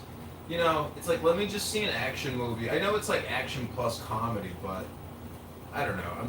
To me, like, watching him in one movie is enough, and then the continuation of that type of personality, it's like, I have no desire whatsoever to give money or time to a movie theater, really, for the rest of my life, unless perhaps I have a wife and a child who I need to pacify with stupidity to waste their time so I can get some peace and quiet. I mean, that's the only reason I could possibly see wanting to go into a movie theater to watch more regurgitated shit over and over again. There's nothing new underneath the movie theater, dome. And, it's alpha brainwave state. It's the same thing opening up Gmail, Netflix, Hulu, even this app. You get an immediate dopamine response. It puts you into a slumber and a brainwave state, and it's basically hypnosis. To build on that, John, it is kind of wow how you open up Netflix, it's all these apps that you look through, you're like, I've seen almost everything here. And then you start looking at it, you're like, these are like an hour and a half long, and I've seen probably 30,000 movies on this phone. And I'm like, how much time have we wasted? I mean, granted, it's entertainment, but a lot of the shit that we watch is dumb. And also, that's my biggest pushback on the DC shit. Same fucking shit in the characters. It's like, Superman fights a bad guy and he wins. And like, that was different. The only Ryan Reynolds movie that I've watched more than once is one that he has a small role in, and it's The Adventureland. It's one that's becoming one of my favorite films. No. I love that movie. You would. I'm almost organic. You got the first part right. Bro, I was the only kid in middle school or high school. I was the kid. I love the kid. I saw them filming that movie in Charleston when I was in college, and I don't know why you think it's such a great movie. Like it's again, I would never want to spend time watching these movies again. To me, actually being on Clown House, recording my ugly bald head on YouTube, is like me doing what they do and me not wasting my time, even though I know it's a waste of time. I'm just saying that movies, if you calculate the total number of hours that you have spent consuming movies and that opportunity cost lost, it's unbelievable how much time, it's unquantifiable what could have been achieved if it wasn't for the mass hypnosis and commercialization of pictures. Yeah, but it's art, and I recommend, and this is probably what I'll do for the rest of my life, is I don't want to watch any more than maybe 5 movies a year, new movies, but I want to go might have missed, which there's not a lot of them, because I'm pretty big into film, and there's a lot of shit that I've seen. When it comes to the AFI Top 100, there's like 4 or 5 left that I haven't seen. Eventually I'll get around to that. Some of the Kurosawa films are things that I'll probably visit at some point, because people, say that you gotta watch them. So I'll go check them out. But there's movies that I watch over and over again. Like every year I'll go to the theater and I'll say It's a Wonderful Life. There's just different times of the year when I'm watching movies. My very favorite film of all time is Night of the Hunter with Robert Mitchum. I think that's one of the best movies ever made. Tom Browning's Freaks. Wait, I gotta ask you a question about that movie. When that old lady shoots at him and he runs off hooting and hollering, is he just being like crazy, and funny? Like he's demented. He's so demented. It's like, I don't know. It's a terrifying and strange movie. Yeah, I think it's a must watch. And Robert Mitchum's Cape Fear. If anybody's ever seen Scorsese's directed Cape Fear with De Niro and Nick Nolte, if you thought that was good at all, you should go see the original Cape Fear with Robert Mitchum. It's very packed, much better film. Robert Mitchum plays crazy better than anybody's ever played crazy. I don't know. Do you ever dislike the fact that everything you've watched is just a clone of a former version of it, and the original does seem to be, better, or if not as good as the new one, like Cape Fear, for example?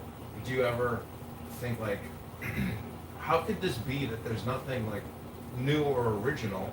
I mean, it's business. It's a business formula. It's obvious that you just want to copy what's already been successful because you got historical data and you can, this is a good bet.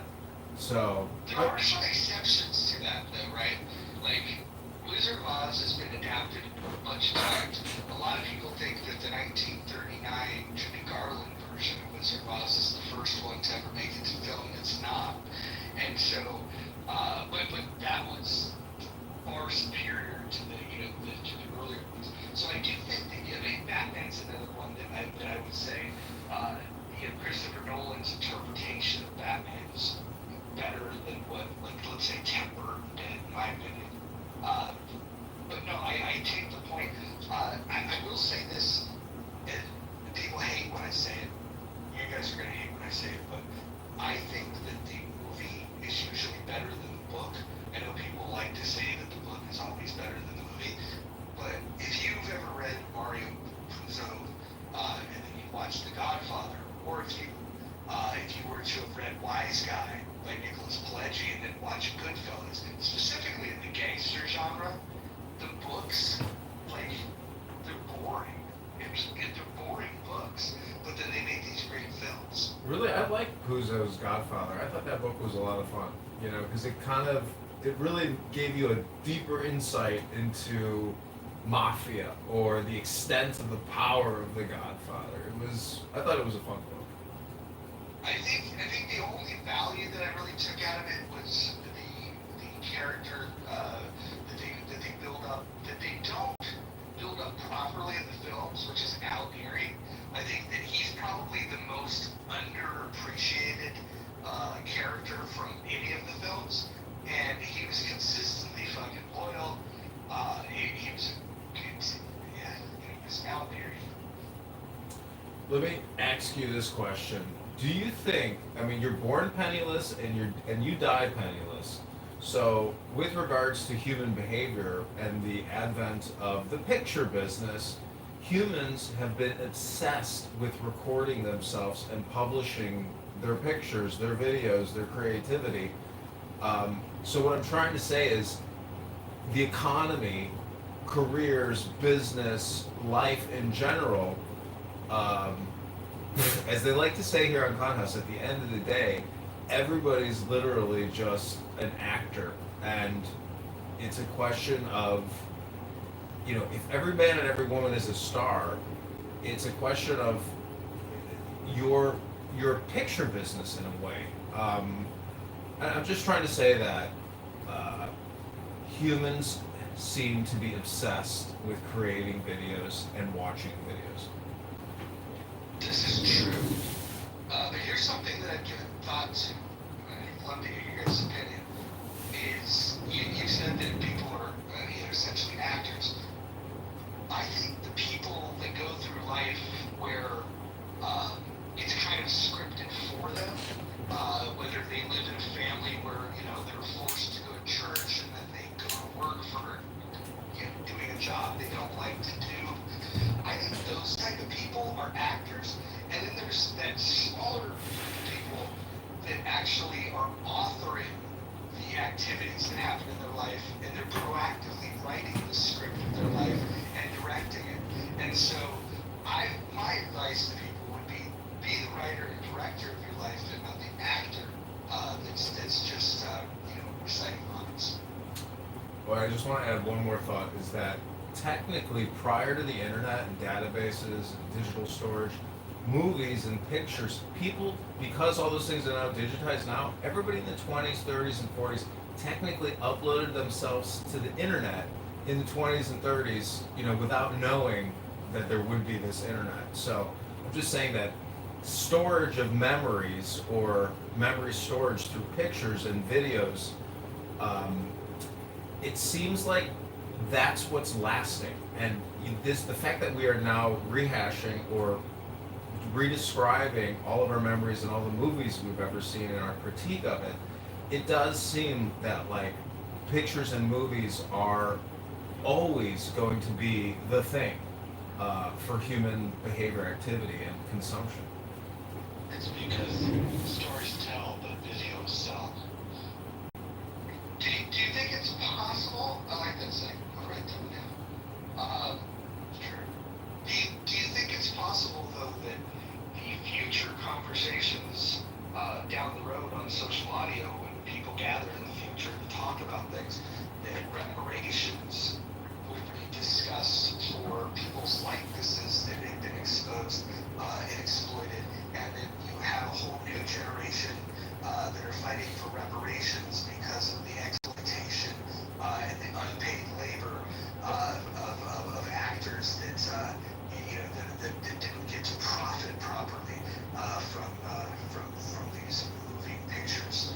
I think it's possible that reparations will cover some of these stars that didn't get paid for the fame that they're going to achieve in the future. Specifically, people like Orson Welles.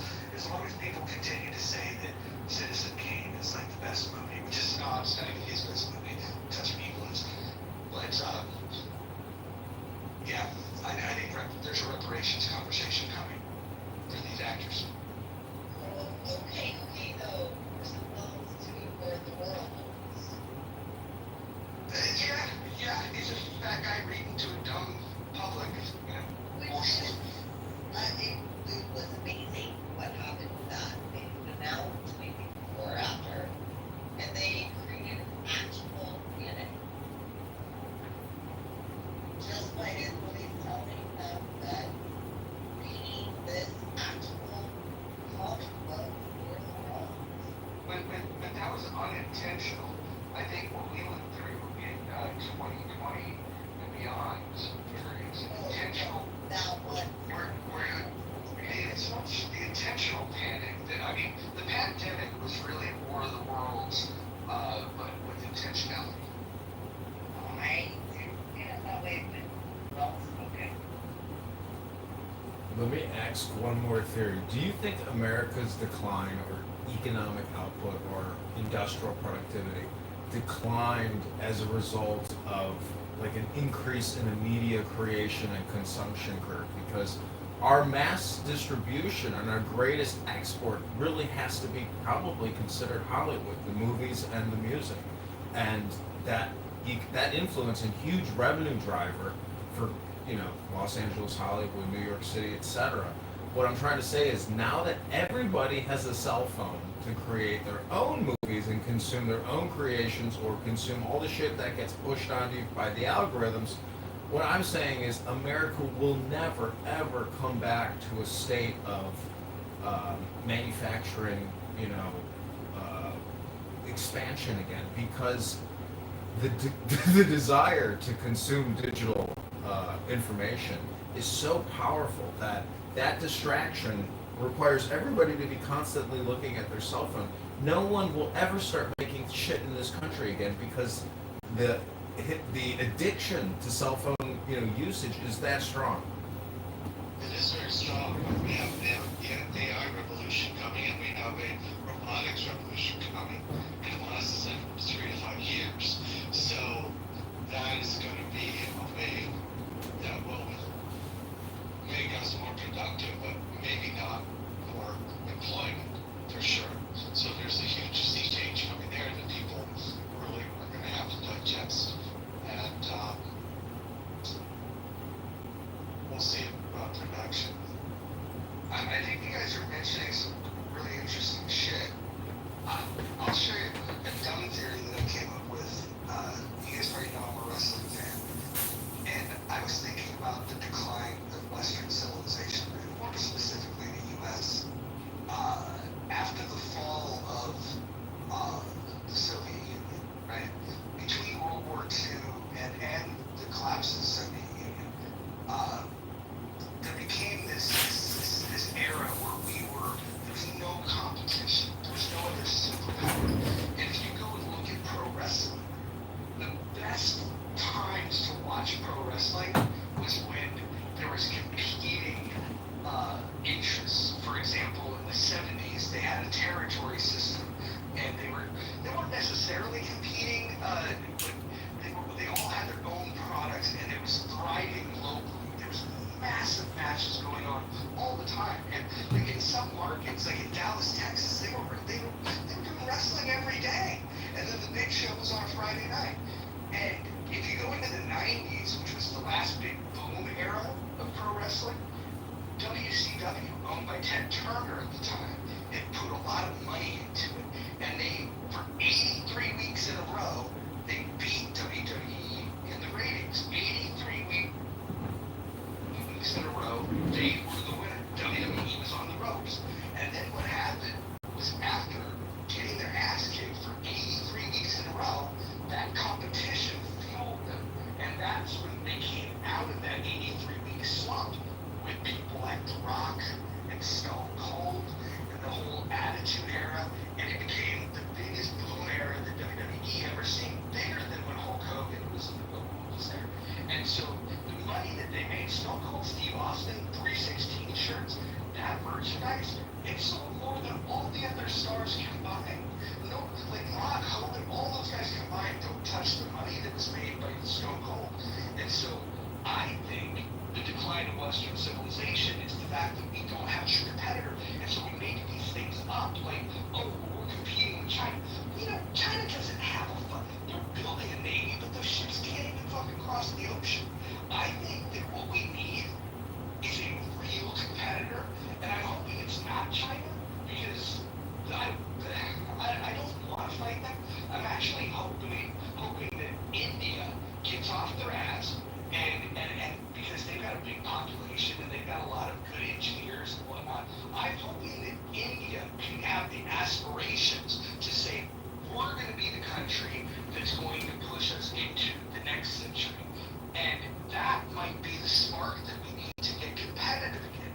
I think the lack of real competition, like having somebody that truly is an equal to us in some way, shape, or form would motivate. The Soviets, that whole space race shit, that was fucking great for everybody involved. It made us innovate. We need, I think, I'm hoping it goes down is that China, India, and some other countries make some advancements in AI that freak us out, and that we fucking just turn it into like, this is our fucking mission. This is our ride or die. We must fucking win at all costs, and then we win the AI race. And then when we do that, then boom, land of milk and honey again. Pretty nice. I mean, think in drone and solar, China's ahead. We're not doing the right things to put us in the position that you're hoping for, but we'll see. See, now this, you may call this philosophical, but I do believe that the now is all important. And so if you think that there's this moment in the future of winning something called the AI race, it's still in the now. And so what I'm saying is that there's a 99.9% chance that the status quo right now is gonna be the status quo in what we call the theoretical future. It's my opinion.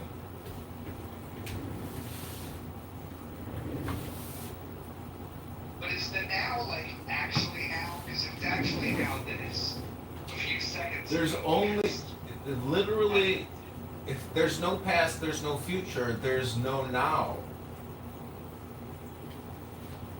I think there should be a spectrum of now, like maybe like a range from 5 minutes ago to 5 minutes in the future. I think we can define that as now. I think that would be a better definition of now. The point is, when you search the experience of what now means, it really means that the real can only be now. Therefore, you are living in a compression of the past and the future. And that's why I say the status quo in the future will probably be what it is right now.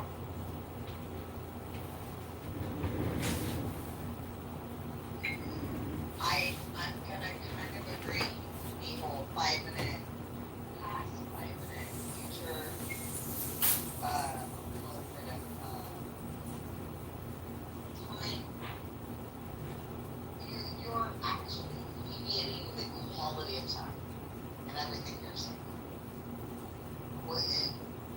Your quality of time may be negated, but there are moments in time that are suspended in our memory. There is just those moments that can be forever and always. It can be something we don't think about again. I think you're maybe discounting that aspect. Plato said everything earth is now. Actually, this made that up.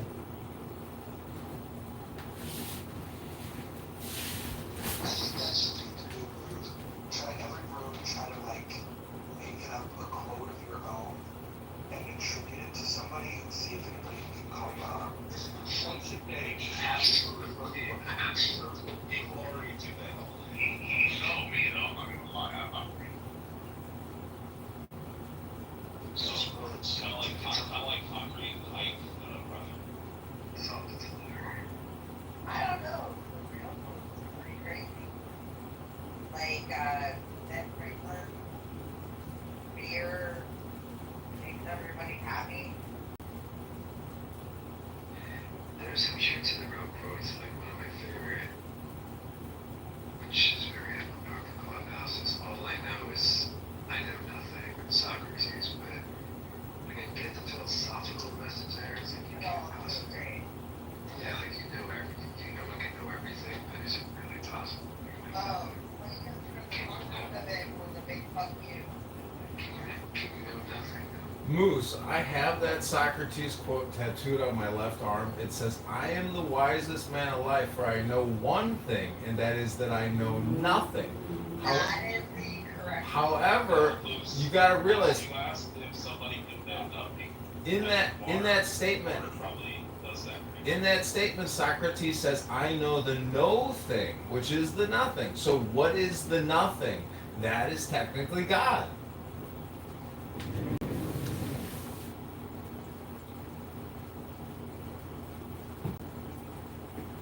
Hey, Roger, have you ever asked water about this PTR? What it means? How things likely means? no, I don't ask him any questions. All I know is like he can show up at like rooms with people like Patty and other team guitars. He's like in there and there's people in this room that we just tolerate because they've been around for a while. That's the way they put up with him. Like I just sit in the audience and I'm saying, oh, he's there. So wait, PFC Ekron, why are you standing like that with your left arm jutted out? And why is there a black strip over your eyes that says Afrikaans Nazi? Like, can you explain this incredibly stupid PTR of you? I assume that's not actually you. That you wouldn't be that It's the guy stupid. from the Oklahoma National Guard who immigrated to the United States. from South Africa. And he joined the army or the National Guard. I mean, so wait, Water, explain yourself. John. Water, why don't you just give us a quick little brief bio about yourself?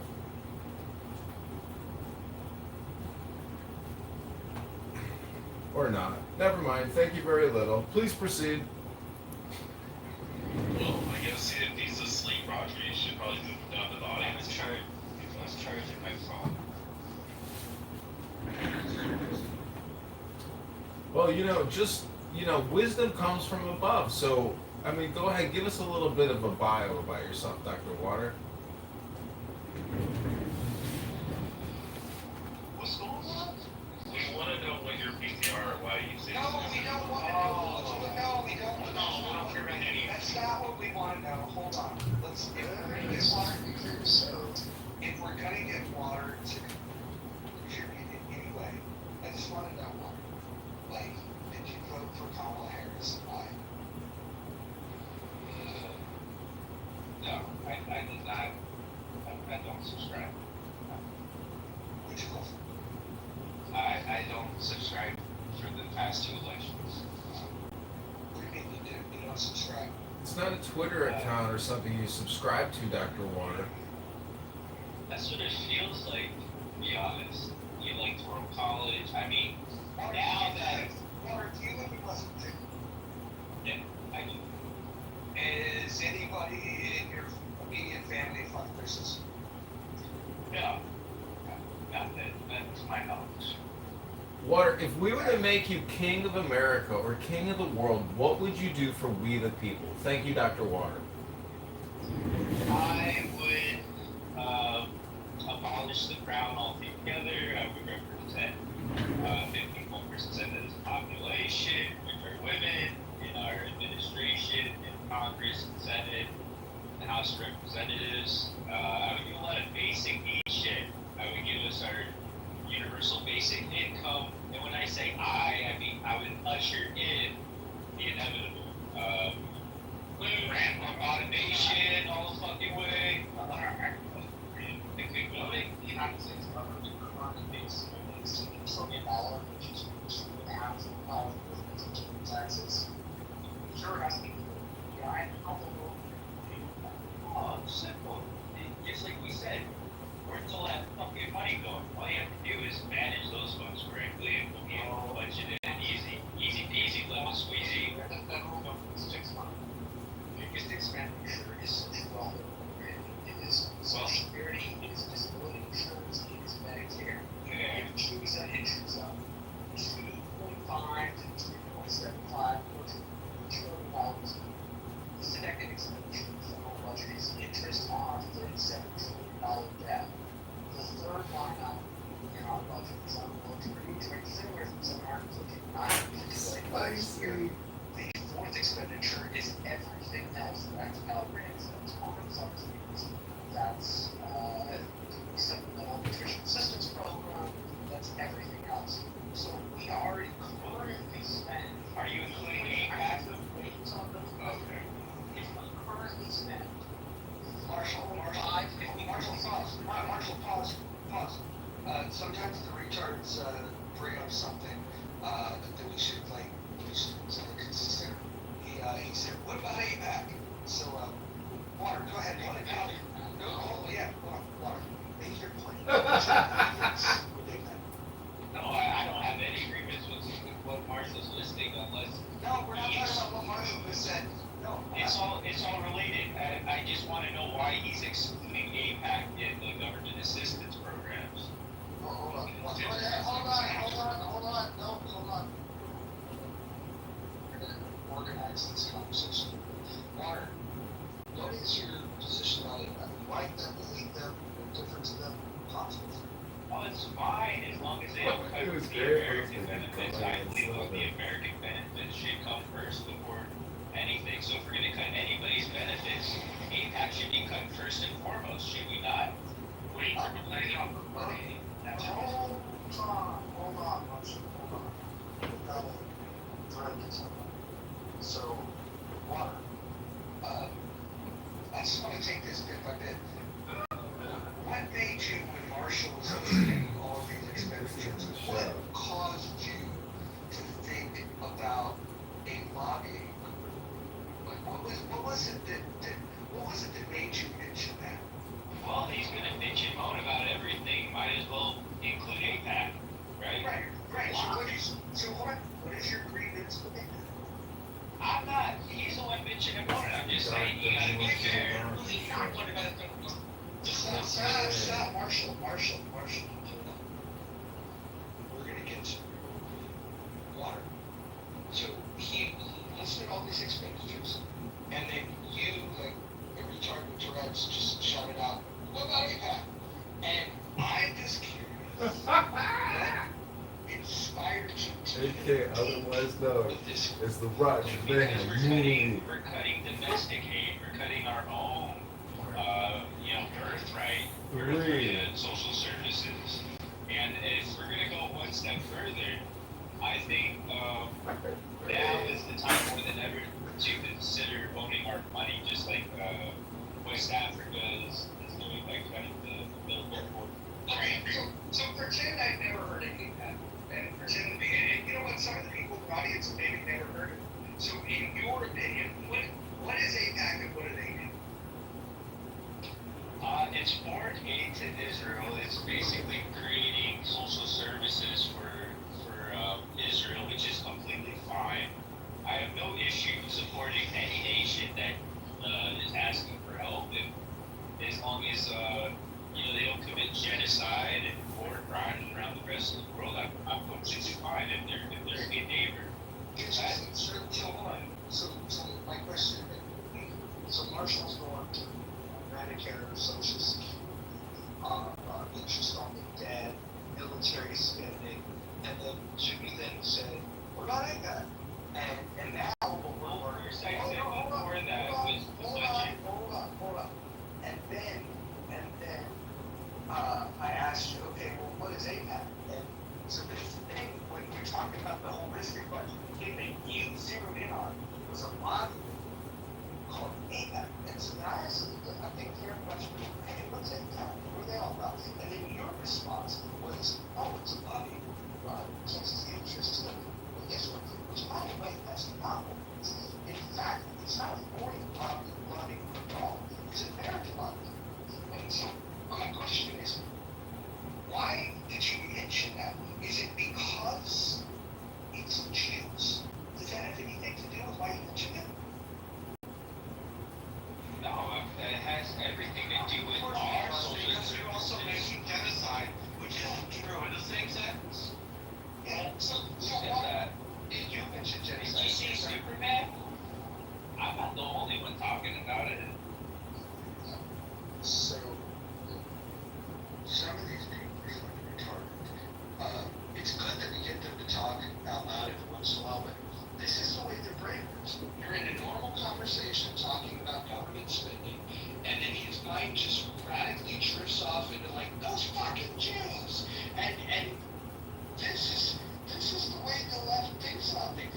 Not to say that there's not anti-Semites on the right, so those of you that are from the tribe, I know, the haters are everywhere.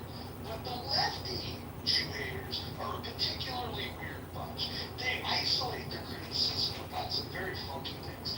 They make up lies. They talk about words they don't understand. I'll bring this retard back up. I'd love to get his definition of what genocide is. I don't think he'll have a very good, he doesn't want to come up with that. We'll send the invite and see what happens. But if anybody else that thinks that there's a genocide going on anywhere in the world, because I would imagine that you guys are so knowledgeable about the conflict there, you probably know about other conflicts as well. It's amazing, though, just how obsessed people are with this. He also said that he the weirdest thing for me is, we don't even fund APAC. The United States government doesn't give any money. Well, he called it social services, which technically is not, totally inaccurate. But, it's utterly, the United States government does not give any money. I don't know why not. Dude, we're talking about Israel here. They are the lobbyist organization on behalf of American Jewry for Israel. Water went off on a tangent now. Went off on a tangent. He's an idiot, but we reverse engineered his stupidity. Spend money on a map. We get it, Marshall. We know he's a schmuck. Every year is fund for an A. The Israelis give us $3.5 billion a year. Water, just so you know, that makes it less than 1% of overall federal spending. My point to the original conversation, sketching out how much money we spent, was we already spent the 2020 on ourselves. This idea that we can somehow have a universal basic income is just utter. Marshall, let me ask you a question, Marshall. It only makes sense if you believe in modern monetary theory, if you believe in the idea that money grows on trees and it never has to do anything. Because if you rearrange the federal government to do any of what you're talking about, Marshall, do we have to have the most boring version of this conversation? Why can't we invite this guy back up that hates Jews, get him to describe to us what genocide is, and then make fun of him for what an idiot he is? Like, I mean, isn't that what this app is really for? Yeah, Roger, one thing I was gonna mention with water. So what Water likes to do is he likes to jump down the chat after you kick him and then just blast the fucking chat. And the only way that you can do that. Hold on, I'm gonna give you permission to do something here, Rich. Everything that he types in the chat, just quickly delete it. Yeah. And then his only choice will be to come back up here and face us. Well, actually, Roger, I have an easier way, so I don't have to like wear out my fingers. You just threaten that he has 10 seconds to get on stage where he can be kicked from the room and then No, close chat up.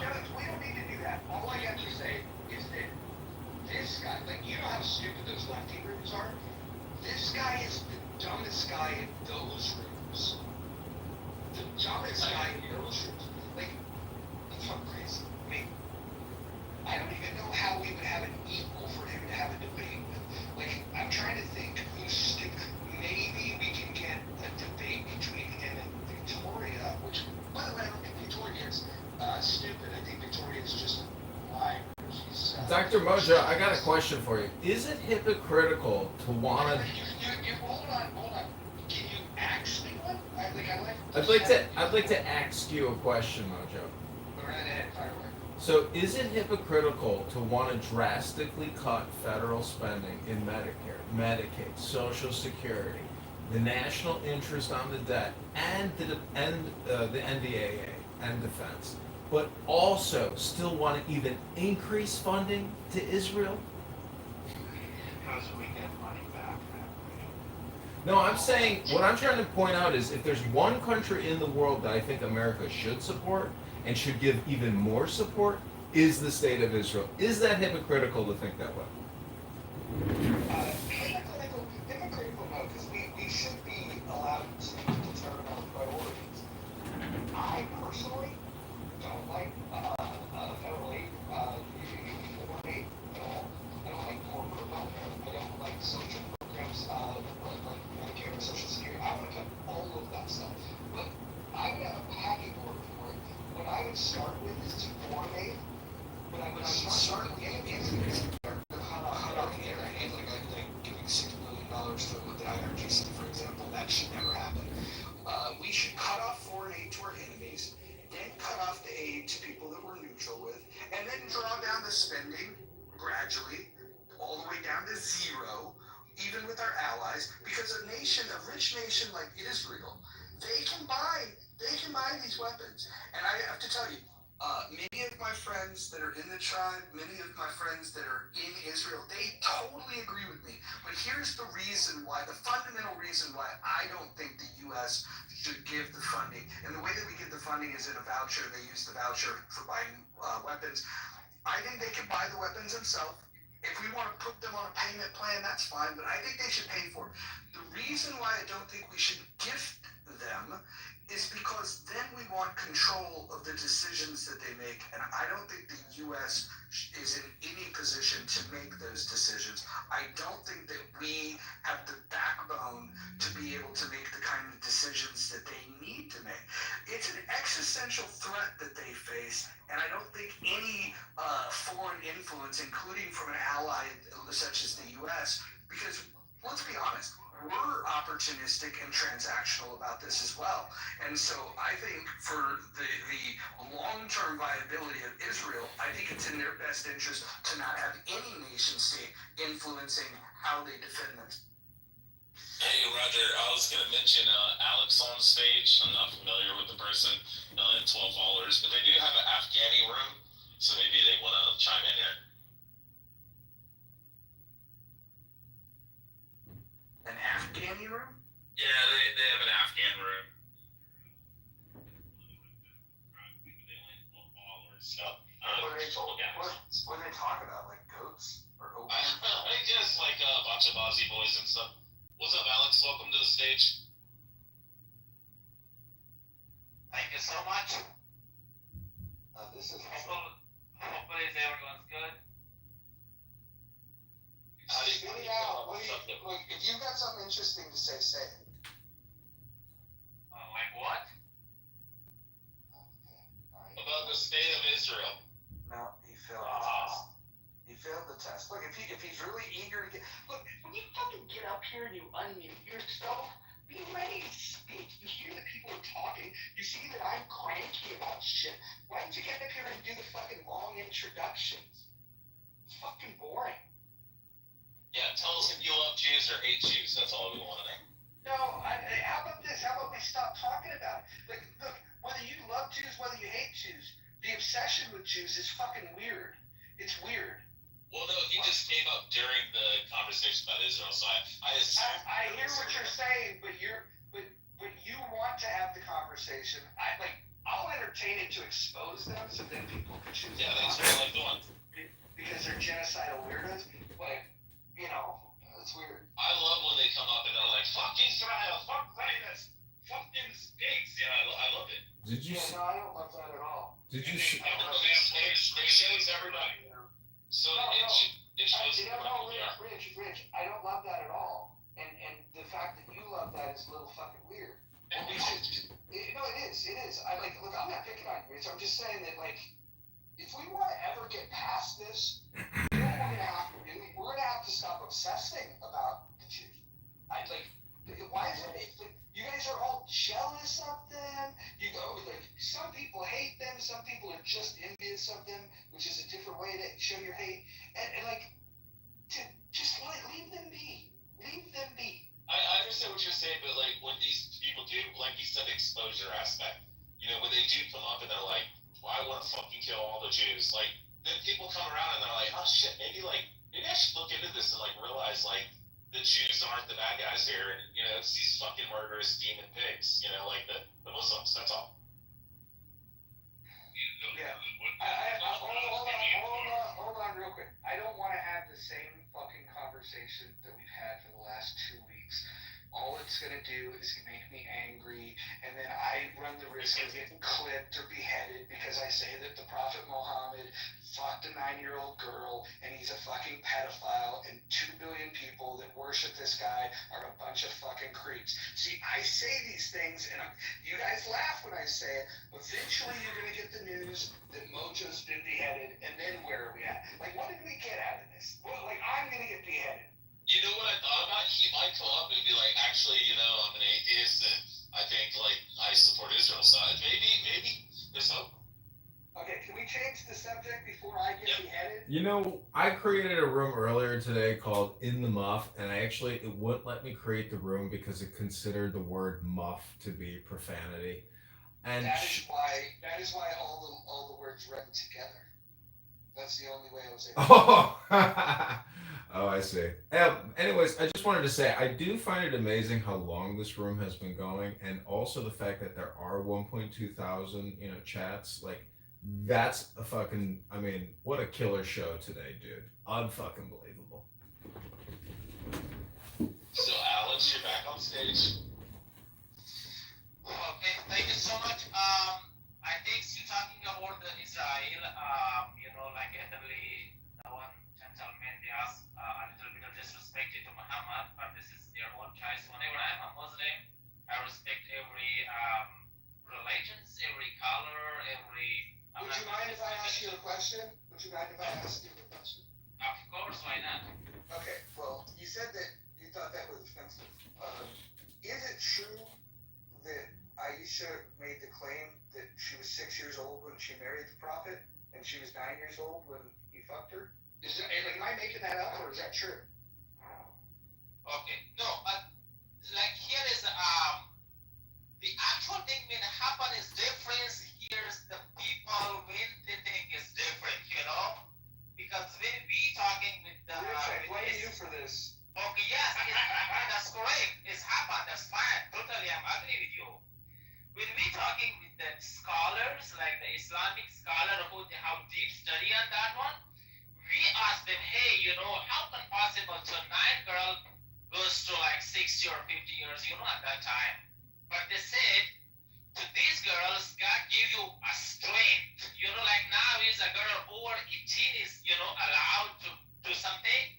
But at that time, God gives strength for this girl when she was 9 years old, then for Muhammad, you know, like as a wife at that time. But like most of the people, they're thinking, oh, 9 girl, like the 50, you know, because this is like 1,000 years ago it's happened. But still the people, there is like a little bit for them is shock, you know, everyone ask, you know, especially with like Muhammad and So Alex, society. let's get to the point. Do you think she was old enough? Okay, at that time, God Do you think she was old enough? Okay. Yes or no? No. Like from my perspective, right now, I'd say not. But at that time, like 1,000 years ago, God gave you strength for this 9 years old girl.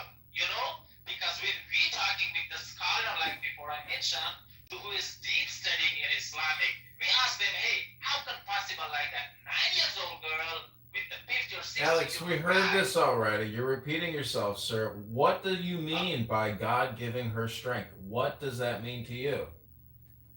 Okay, Prophet Muhammad is a messenger from the God, you know, like, you know, God can do everything. We're not gonna say, okay, we're not agree because God is fine this world, you know, if we're talking about that, God can do that, God can do that. At that times, God, like when we heard from the scholars, you know, What does she need strength for? okay, straight that for the dating. At that time, like when she is like she is like accepted as a wife. You know, when she was 9 years old. Wow. Only I studied.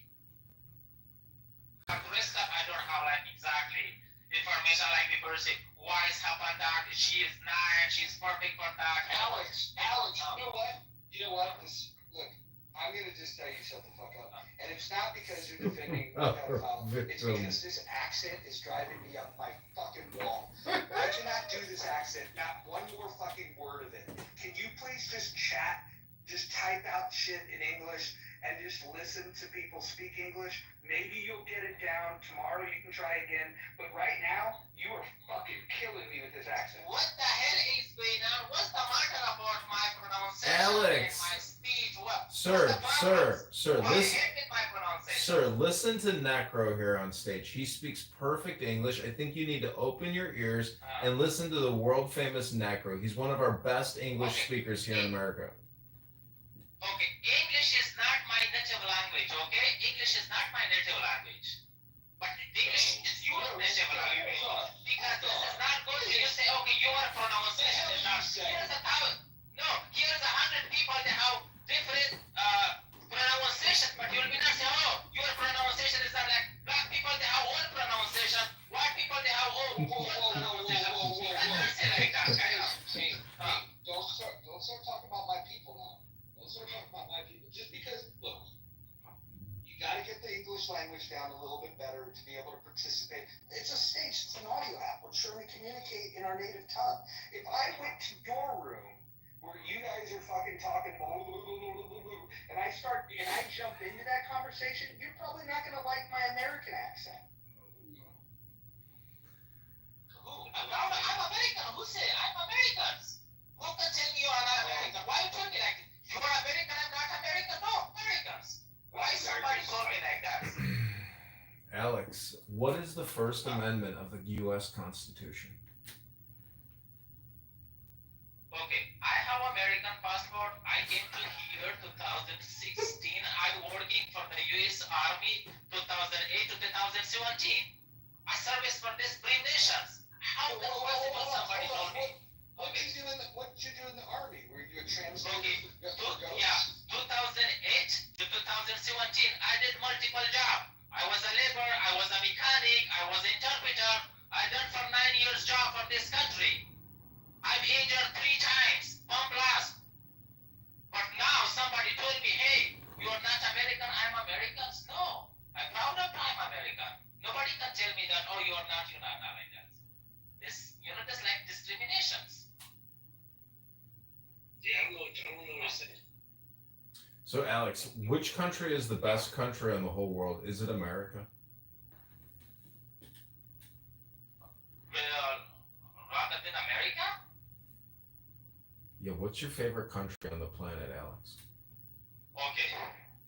My eyes right now, the only best country without politician. Like politician, blah, blah, blah, blah. That's everybody. No, hold on, Alex. Yeah, Alex. for the freedom. No, Alex. I want to reframe the question that was just asked to you. Do you believe that Israel is the greatest country on planet Earth? Okay. Israel, like when they're fighting with Palestine, this is their own issue. But I respect them, and whatever they're doing, anything.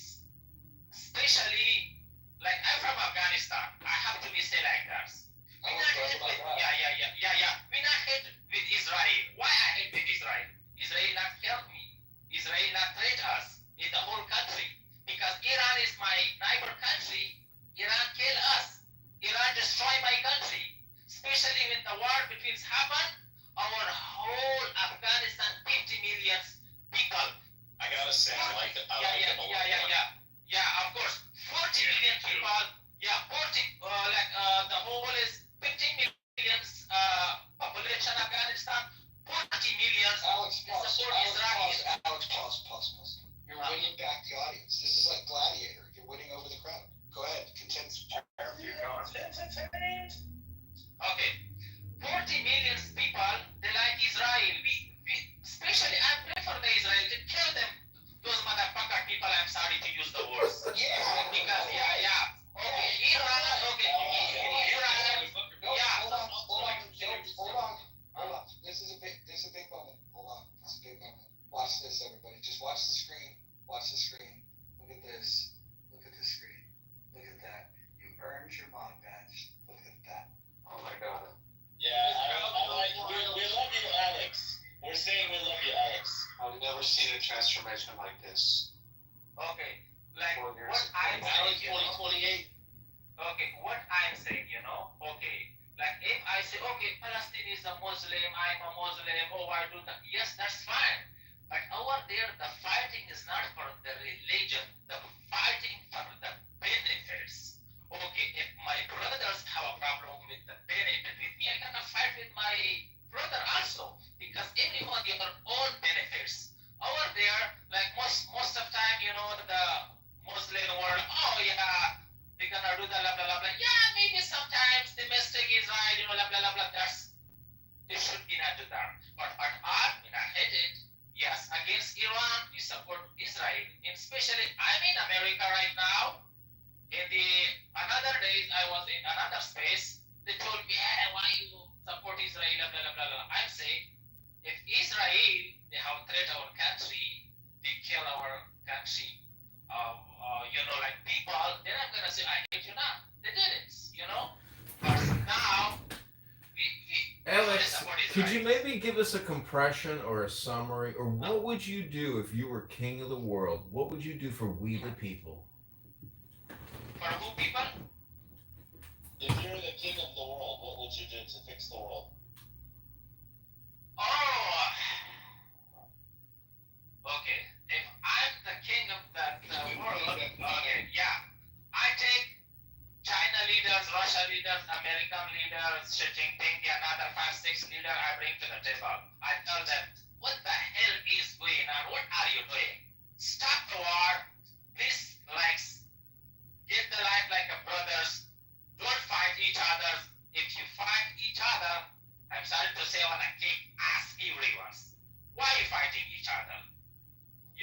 say, blah, blah, blah, blah, blah, yeah. I want to say like lead that. the Democratic Party now. I think you could be the head of the Democratic Party if you were Ross. He said you should be the president, Alex. That's what he said.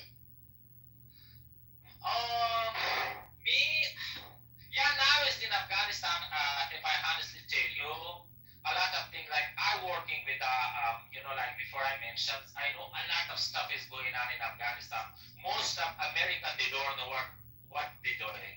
Because now it's Afghanistan suffering, more than Palestinians. Because the Taliban is a very bad people. They destroys everything. Even the women's, they're thinking like these animals. Wait. Women, they're thinking this is only for a dating. Alex. They're not respect as a woman. Alex, they're thinking like. Alex, I hate to interrupt. I want to ask you another question. Do you think a $2 trillion annual deficit, is too much debt? Do you think that America spending $7 trillion a year is too much money to spend? In Afghanistan for the last 20 years. No, in America, I'm saying, do you think that the United States government is borrowing and spending too much annually, daily? Okay, I will be talking in Afghanistan. I don't know about another things, okay? Because I came from Fuck Afghanistan, you're American now. He's in the Matrix. I like this guy. You're in the Matrix, Alex. You have no All right, hey, can we agree he's our favorite Muslim so far this week? Yes, 100%. Shout out to the Rocky Card. Okay. No. What? Okay. Afghanistan, my heart. When Brian Harris come together, they're gonna come straight, That will be like, hey, I know I'm American. Why? I'm American, proud of. But I'm not gonna say, oh, I am from Afghanistan, but I don't like Afghanistan. This is lying. No.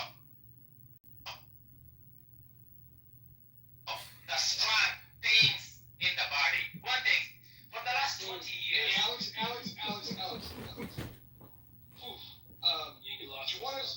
You want us over, but I just want to caution you that the accent is still a problem for me, and so maybe like fewer words, shorter sentences. Maybe let other people talk a little bit. Yeah.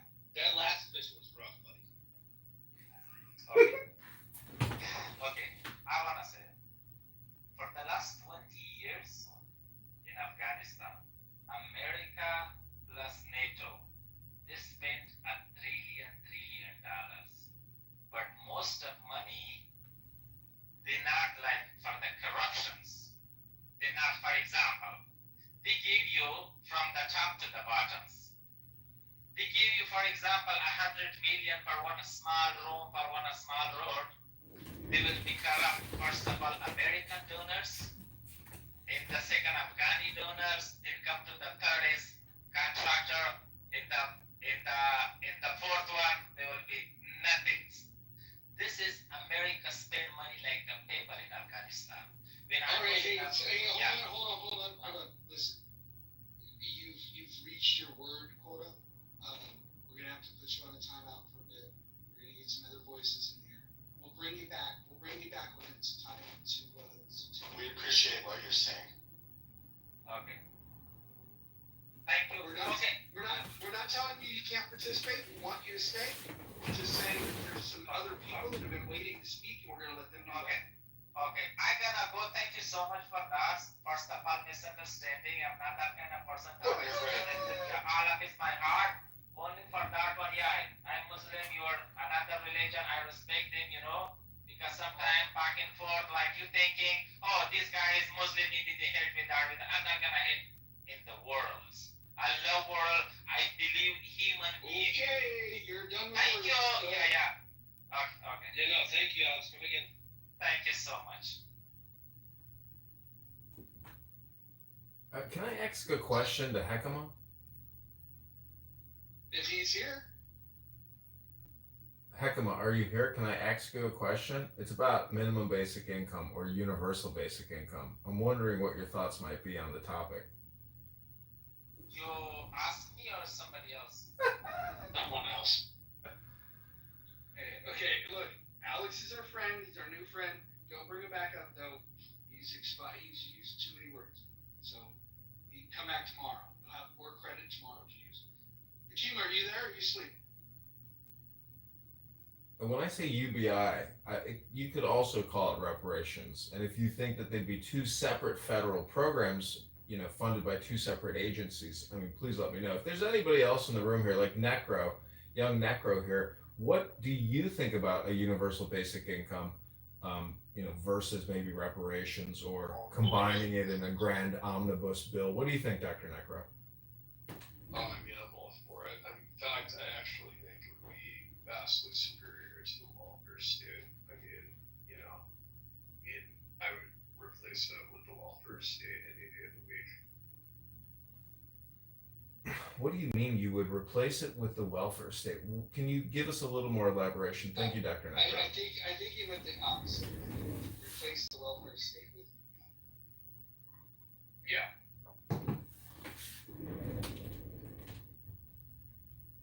Got it. So you believe in infinite debt. You don't think that the fiat currency system has limits and that we should just continue to borrow and spend, with no regard to debt? I mean, I think that simply we're not going to have a functioning economy in the future because of, technology replacing a lot of the work that we have. So, I mean, it would be better than, people not, being put out of work and having no money to spend. So do you think eventually there will be clubhouse rooms with just AI chatbots chatting with each other, and there won't even be humans chatting on a social audio chat app anymore? No, it's not work. It's just that, it's just the finding work will be, put out because of jobs in the future. No, what I'm trying to say is that the future economy clearly is going to be people sitting in social audio chat app rooms with their fingers up their butt, thinking they're doing work, but they're actually not doing anything. And therefore, they'll have to be replaced by AI chatbots to come into rooms to chat about nothing. What do you think about that, Dr. Necro? I mean, that kind of describes a lot of people who I would think are rich, but in general, it's probably something. A lot of people have speculated, not to demean Mojo in any way, have speculated that he gets paid to do what he does in many ways with all the time he has to go to Clubhouse. People have speculated that Dr. Mojo gets paid to come on here to have casual conversations about economic topics, political topics, and movies for, why? Who would pay him to come here to use a social audio chat app? What a ridiculous thing to say, Dr. Necro. I mean, who pays YouTube to have people just do mukbang videos? Okay, but to think that Mojo here is getting paid to do this as opposed to being here because he finds it fun and interesting and worthy of his time. I mean, do you think, you can ask him, Dr. Mojo, do you get paid to run to run your Mojo?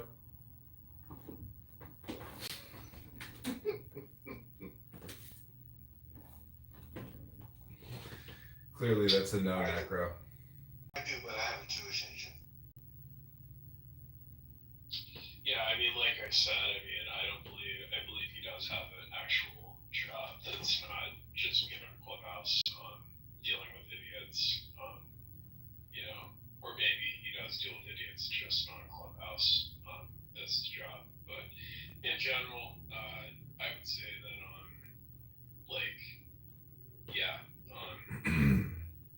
if you want to talk about what is functional, technically, whatever brings in money is what is something that. Okay, we got it, Necro. Necro, what do you think your positions are in most contrast with Mojo's? Just give it 3 quick sentences. What do you think you and Mojo conflict the most about? It's interesting. He asked me a question the other day whether I would choose between putting a minimum wage into law and a maximum wage into law, and I said maximum wage because I think in general that having some people who own more wealth than the bottom few is diminishes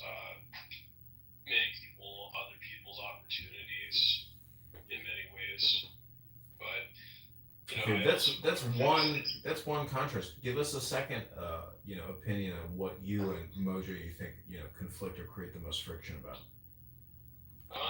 Well, I think it's interesting. We butted heads about healthcare. I think though we don't disagree though in many ways. I think he might agree with me that healthcare in the United States to some extent does suck. I think we might just disagree about the solution, about how to fix it, which is where the right and the left clash. It really is like the debate about whether healthcare is a human right. Okay, so income and government healthcare. What's your number three, Dr. Necro? I think it might. That's interesting. I guess maybe what was the reason why the drug wars was initiated. So you think that there's a different reason on why the drug wars were initiated? Or maybe, maybe not necessarily a disagreement, but essentially what was one of the motivations, because I think it was partially motivated by racism. I knew you were going to get to racism sooner or later. I just needed to prove it. Thank you. Yeah. Necro, can you explain this racism angle? Yeah, so basically, I think really just in general,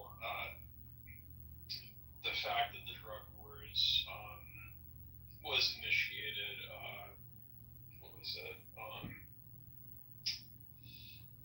Around 1971. Sorry, what? 1971. Yeah, and so basically you had, Richard Nixon, of course, his greatest opponents were hippies and also just anyone who was a minority, not just black people, but in general, it was like black people were like the greatest and minorities people who were born. And so it was kind of a part of the Southern strategy was implementing colorblind racist policies. And since African Americans were in poverty, targeting the drug wars was a way in which they could get the racist vote. Necro, do you identify all humans by their, color and appearance, or as an American, do you ever refer to people in America just as Americans? Yeah, to me, it's one of the things that I agree with Ron Paul. Ron Paul's asked how we would address, Arabs for liberty, and he said, why would I be different? It's like, that's kind of the way, I think.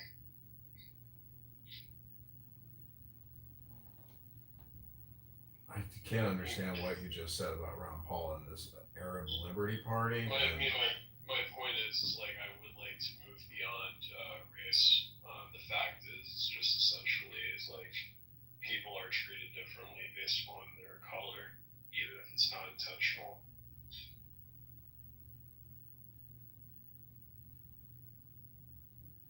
Got it. But you don't see that there's a political racial identity politic to even what you're doing right now by bringing up, race in the drug war. I agree with you that I think the fact that, my own father has arrested thousands of people for smoking cannabis, or hundreds of people. I don't know how many exactly, but, as a cop in the 80s or 70s, I can't believe that they would take a cigarette smoker and here, have all the cigarettes you want. You can buy them here everywhere. But if you're going to smoke a different leaf product, we're putting you in jail. That to me is so insane that the government even got away with it, that they can, imprison you for smoking a different type of cigarette. That to me is, there should be a Holocaust museum for cannabis smokers in this country. Yeah, just in general, it's it's definitely up there with redlining, but of course, course, I mean, yeah, it doesn't surprise me that, I mean, in general, it's like, is it a coincidence that, gang violence, spiked up, along when the drug wars was declared?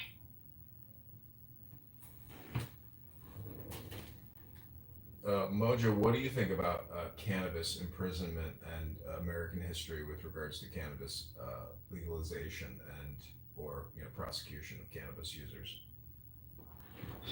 I think the United States has always been retarded. We could talk about the hypocrisy in which drugs we allow to be legal, which ones we schedule to be really just the scourge of the earth. And it's comical to me, especially when you consider that the prohibition of alcohol lasted 12 and a half years, and we learned nothing. The prohibition of alcohol should have been a lesson to say, if it's something that people want to do, even if there's some negative externalities from doing it, doesn't mean that the best solution is to prohibit people from doing it. And the war on drugs is now over 50 years old, and I would argue that ending the war on drugs would be the single best thing that we could do to reduce violent crime. I'm not 100% convinced that usage would go down, but I'm more worried about the violent crime that's associated with it, because when you make something illegal and you can't go into a courtroom to adjudicate differences, you have to have your own system of justice. And this is why every street corner in Baltimore or Chicago where dope is sold is a potential war zone. If you're selling dope on the wrong corner, there's going to be somebody to tell you that that's a no-no. And not to mention how it gives birth to the cartels. Street gangs and cartels are direct creation of the prohibition of drugs in this country. Yeah, I mean, just in general, it's like, I mean, the laws of supply and demand still applies, I mean, to, drugs, and so, I mean, people will, do it through the black market, pretty much, if they want to do it, so, I mean, that's the way it was, with prohibition. Well, but I Necro. mean, my solution to the drug wars is legalize but tax drugs. Listen, I mean, with Well, look what happened to the cannabis industry in California. They overtaxed that, and now they brought the black market back. Well, Human trafficking to support the growing labor. don't you think though that all these other narcotics outside of just cannabis and alcohol are extras, and if you're going to recreationally utilize these powders or other substances, and you see the disastrous effect of these people on the street just hunched over zombie states, like that kind of shit is not cool. I mean, I got a person living on my street corner right now, and I'm thinking, like, how long is that person going to be there? And, how can I even help that person? It's very difficult to help homeless people. I don't know if anybody here has ever actually gone to the effort to help some random homeless person on the street, but it's not easy, and it's a little bit like coming to a clown house room with somebody who is easily agitated, extremely emotional. It's anyways. My point is, cannabis dispensaries, in my opinion, are great advancements in our American liberty. But a lot of these other drugs are not useful as chemical additives to the human body, and I think if you just like Mojo said, it is correct about the street cartels, and it is because of prohibition. But I don't know how you create dispensaries or pharmacies that allow people to access that type of drug for absolutely no reason other than to be hunched over in a street, in filth. Like, I don't know how you control it all. Yeah, I mean, just in general, it's like, I mean, like, the drug wars, I mean, like, Mojo mentioned violence, it's like, to me, like, yeah, the main reason I think the drug war is bad, because it's like, it has only increased crime in states, and like, it's only been shown that when you legalize things like marijuana, crime surprisingly also drops in those states. Hey Roger, you there? Somewhat.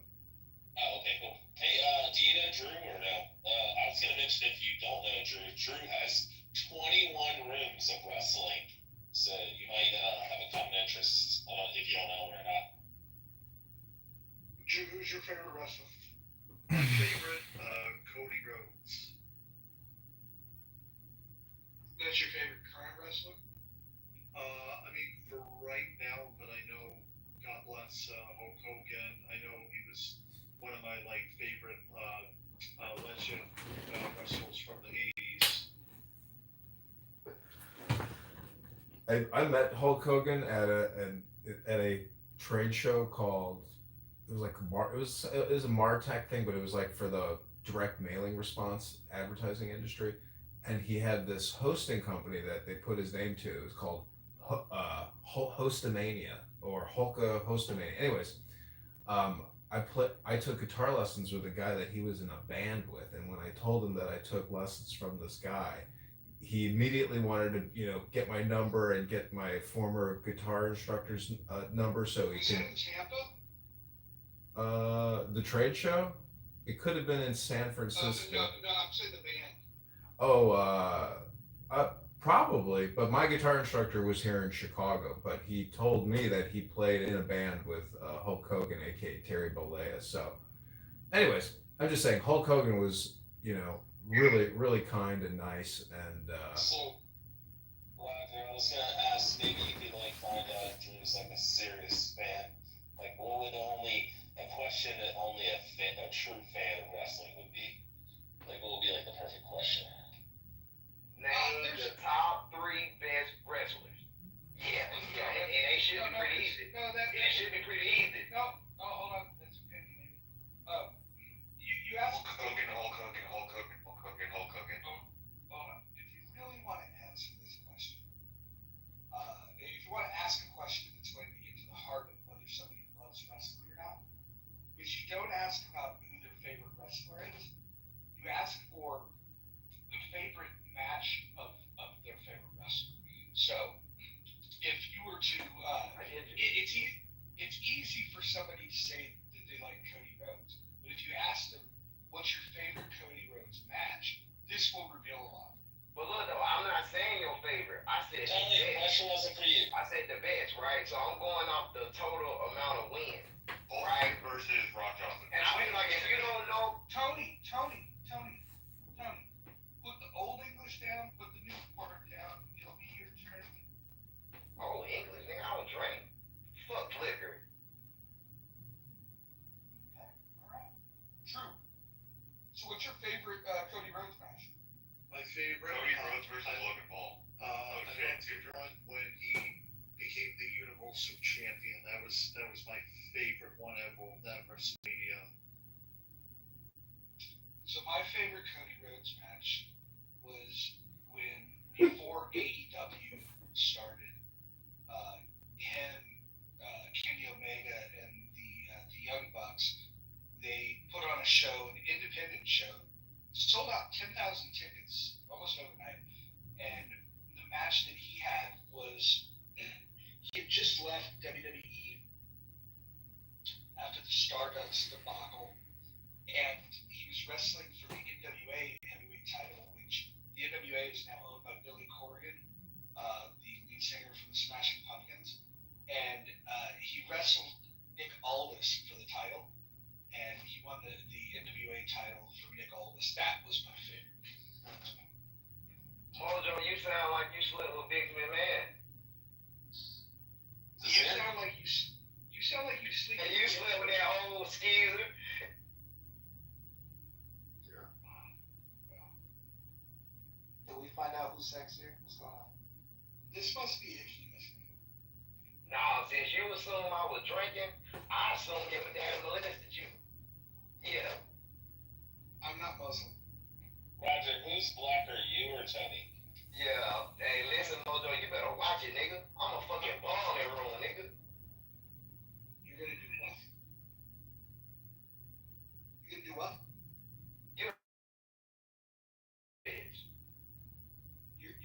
in this bitch? I'm a bomb, nigga, ready to detonate. Fuck wrong with you? Listen, cuz, I don't know who the fuck you think you are, but, Nah, you heard what I said. I said your dad molested you. I said your dad molested you, bitch ass nigga. Your dad molested you, faggot. Faggot ass nigga. Your dad molested you, faggot. Yeah, he did. It wasn't funny when he was playing in your ass, though, was it? It wasn't fun, was it? No, it wasn't fun when he was playing in that ass, bitch ass nigga. Yeah, this is. Did your dad do something? Nah, it wasn't fun when he was playing in your ass, bitch ass nigga. It wasn't fun. It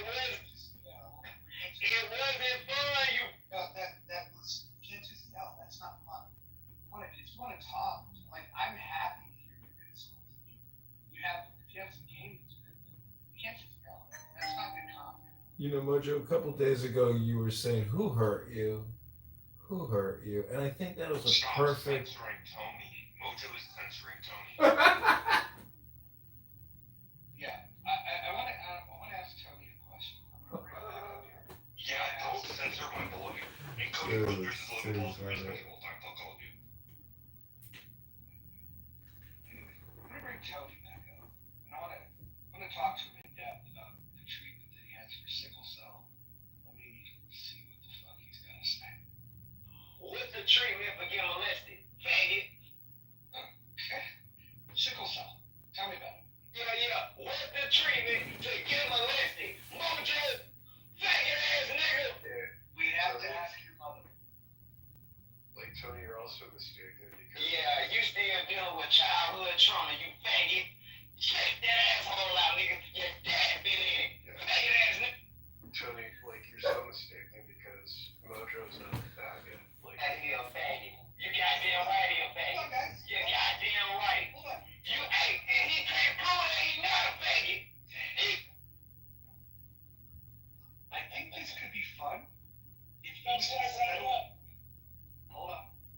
This could be fun if you just settle down a little bit. We could have a lot of fun, actually. Can you You imagine? just can't continue to yell. Can you imagine that there will be an AI chatbot to replace, Tony at some point? Like, that personality shouldn't be lost to time. That is true. If you had to guess, what do you think that guy does? I would say probably collects benefits or works a meaningless, menial job. Like, works at a gas station or something. Yeah, probably not at a gas station because you can't interact with people. Some type of labor intensive. Yeah. I bet money he's white. Really? Look at his profile. Does he have anything? Well, in he it? gave that Tony the away, King? probably. Jimmy. The over urban sounding. No way. I think that's authentic. There's a couple guys, they do the accent and they act out and they're like white 15-year-old kids. No way, dude. This one's way too authentic. 100% a 35 to 40-year-old black guy. Yeah, that's not some 16-year-old white kid doing that voice. I don't think, you see, the thing that confuses me is someone that's 35 years old, black, and that retarded, I doubt can pay their electricity or their cell phone bill. No. I mean, you gotta understand, he is road raging when he comes on stage here. That's his dopamine creation. But the theory is, if all communication is projection, he's using Mojo as his, sacrificial goat to project all of his trauma. Don't you see, Jimmy, what's happening here? At 2:14 a.m., I doubt it. See, not someone that retarded. No, bring him back up. And I think if you listen closely, you will actually hear a man projecting years and years of personal trauma onto Mojo. That's my opinion. In my opinion, 2:15 a.m., a black retard, no cell phone. No, you gotta understand what is happening at 2:15 a.m. in this man's world. He's on his fourth glass of Hennessy and Courvoisier on the rocks. Jimmy, this is a man's entire soul literally letting go and giving up what his entire being is at 2:15 in the morning. That's what's happening here, Jimmy. He should be doing crack, trying to find crack. I don't know. I just doesn't seem like going on Clubhouse to. This is free dopamine, Jimmy. What don't you understand? The cost to get the dopamine from this app is next to nothing. So that's what he's doing, Jimmy. It's I mean, extreme. it's nowhere near as much dopamine as crack. I mean, have you seen Hunter Biden's Were you listening to what he was saying? He's literally talking about how his father pillaged his asshole, and he's screaming that onto Mojo. That's a powerful dopamine creation statement to make, Jimmy. Yeah, he definitely was projecting. That was a little bit of a Freudian thing there. Yeah, no, he kind of reminded me of a guy I remember named G-Man. He was a Christian who defended slavery. It was, you know. Look at Necro trying to bring the conversation around to Christianity and slavery. You can't be a Christian. So subtle, Necro. Yeah, and I know Rich, you have a problem with me talking about. Oh, no, I was actually just going to ask, does anybody think that Connie looks like Priscilla Chen, Mark Zuckerberg's wife? I always think that when I see her down there, I'm like, it looks like Mark Zuckerberg's wife. Yeah, well, I know that you have issues whenever you're talking about Christianity. Like, oh, no, I was actually just ignoring it. I was just messing with you. It was just your subtleness. You felt the need to talk about it, so you felt Got an issue with it? What's going on? Let me ask a question. Necro is. No, I just have issues Oh, fuck Negro. with who defend slavery. So let's bring up something more modern like Facebook and Mark Jimmy, Zuckerberg. I agree with that in the way I troll Necros by calling him necrophilia. So Mark Zuckerberg has said that you can now have super intelligence, aka his Meta, AI chatbot. My question is super intelligence just a code word for super surveillance? That's what concerns me about people like Peter Thiel going to create a surveillance state. See, it's really an ad economy though. So it's the same thing as Alexa and everything else. Your cell phone's constant listening. If I talk about a roof repair, I need a roof repair. I'm gonna see roof repair ads tomorrow across my 50 different cellular devices. Wait, I got a question. What happened to Alex? Did he leave or did somebody kick him? I went and took a phone call and I come back and he's gone. No, Alex, he went down to the good. I'd like to know what your thoughts are as a MAGA. What are your thoughts on people like billionaires like Jeff, or what's his name, Musk, and well, I guess he's not really part of it anymore, but people like Peter Thiel being one of the greatest donors to Donald Trump. I mean, do you think that Peter Thiel represents, most of the people in MAGA? I think Peter Thiel is a very sensuous man. He is an elite homosexual who has incredible gay sex with elite men. And as a straight heterosexual Christian Republican fiscally prudent person, I don't think spending billions upon hundreds of billions of dollars to give to Palantir to create a new third-party surveillance. The word there, John, is conservative in those things you named. I'm just saying that Peter Thiel, when I see him, he gives me cooties, or I get like a little nervous. He doesn't seem to me like the kind of guy that I want to go to an island with to have a great weekend in a lap of luxury. Because I'm living in my mom's basement, drinking Miller High Life, smoking weed, and running for Congress. I'm not on an incredible island surrounded by naked men and software developers in India. I'm not running that kind of business here. But to answer your question succinctly, Necro, and I will land this plane, all I can say is that if Peter Thiel is interested in contributing to the campaign to elect John Kitover, just go to johnforcongress.com, Dr. Thiel. Thank you very little. Yeah, well, I mean, the reason I asked is because to me, I just wonder about if MAGA is concerned about, Americans' lives being, made better. I just wonder, would you ever trust that a billionaire has the same concerns that you do, necessarily? So that's really the only thing I think really. Listen, That's one of the things. Necro, I don't know how many bankers you know, but there are a lot of patriotic bankers that, though they make great money, they don't throw their money around and waste it. Most people die and never even spend their fucking money. So people who rip on rich people and billionaires who are still fiscally prudent and conservative in their lifestyles, and they're patriotic.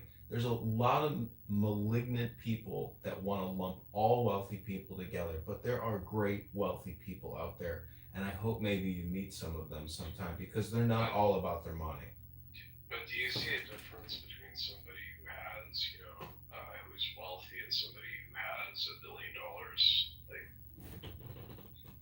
Yeah, but people that have $1 billion are still gonna die, dude. You're born penniless, you die penniless, and really it's about your personality and whether or not you can find peace in your life. There's a lot of crazy rich billionaire people who are very neurotic and will never be happy, and they didn't have a traditional lifestyle. People like Peter Thiel. Maybe if you're an elite super gay person, you can adopt babies and suckle them at your nipples with your gay lover. I don't know.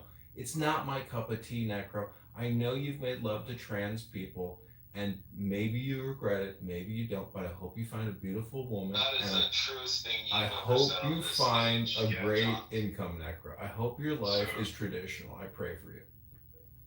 That's another thing I've always wondered. I've heard that because I've been attracted to trans women. So I'd like to know if I'm Well, it does make you homosexual. if I'm attracted to trans men, am I homosexual? No, that would make you a straight man that has a fetish for women that like dress like men. Okay. Well, I guess that's consistent. Yeah, I mean, if it's a biological male that you're attracted to, then yeah, it makes you homosexual. Yeah, that's fine. Did we figure that out? No, I mean, work it out. Sorry. It's consistent. I mean, but yeah, I understand. I mean, I hear that essentially any person, Republicans have obsession with people's sexuality. Oh no, we don't care what you do. We just want to use like the correct terminologies and definitions. Like, yeah, if you're attracted to someone who's biologically male, then that makes you homosexual.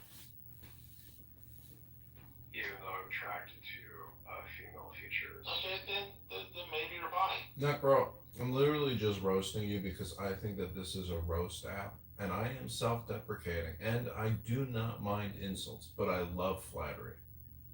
Yeah, John has the LGBTQAARP flag hanging up in his house, so he's okay with you, Necro. That's a yoga chakra thing. See, I think gay people, or what we call gay conceptually, they have co-opted the beautiful rainbow. And, I have that chakra thing. I want to take the rainbow back and claim it as a peace symbol as opposed to an LGBTQ propaganda symbol. Roger, I just got a question for Roger. You still awake or not? Yeah. Did you ever think in a million years that John Kitover would be on your stage every day for like a week now? No, it's not the first time it's come up. I've always. Well, yeah, but he usually comes up for like a few minutes, I feel like you're new to Clubhouse, Rich. No, I've been here like 4 years. I feel like I have more history. You know what it is? I feel like in some weird way, John and I have been connected since I first got on this app. But he played a villain. This is how I like to think of it. He was your kingpin. Now we'll go back to comic books. It's more like we're both mutants, and like I've got more of the Xavier thing. He's got a little bit of the Magneto thing, and then sometimes there's things that are going on where the mutants need to team up. So that's the basic thing. I think that's great because what's interesting about Xavier and Magneto's relationship is they're kind of opposites in their powers, but they need each other to amplify and magnify their powers.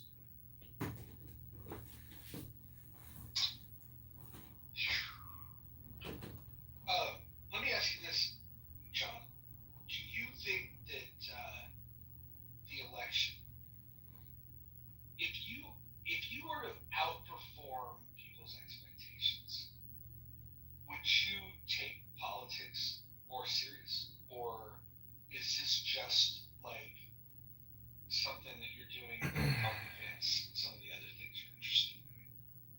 I think it's just like killing two birds with one stone. But I mean, in terms of like taking it more seriously, yes. I mean, I actually do need to like shut down what I'm doing and focus specifically on the campaign. And tomorrow is the first of the month. So as far as tomorrow, the 31st.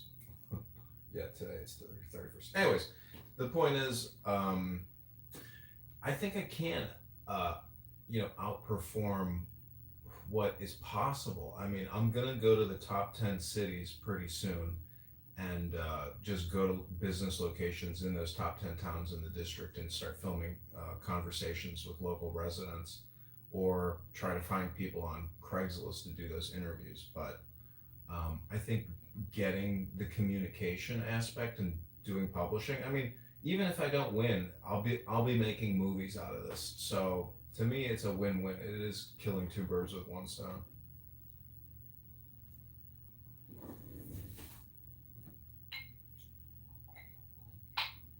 Do you plan on pushing yourself into the debates? Well, another congressman that I know that ran, in a similar district, he got one debate against this guy Raja Krishnamurti, and it's done by like a local news source. So I want to hire or get Scott Jones to reach out, or I will reach out to the Democratic candidates running against the incumbent Republican Darren LaHood, and do debates with the Democrat candidates, and then hopefully get a debate with the incumbent Darren LaHood.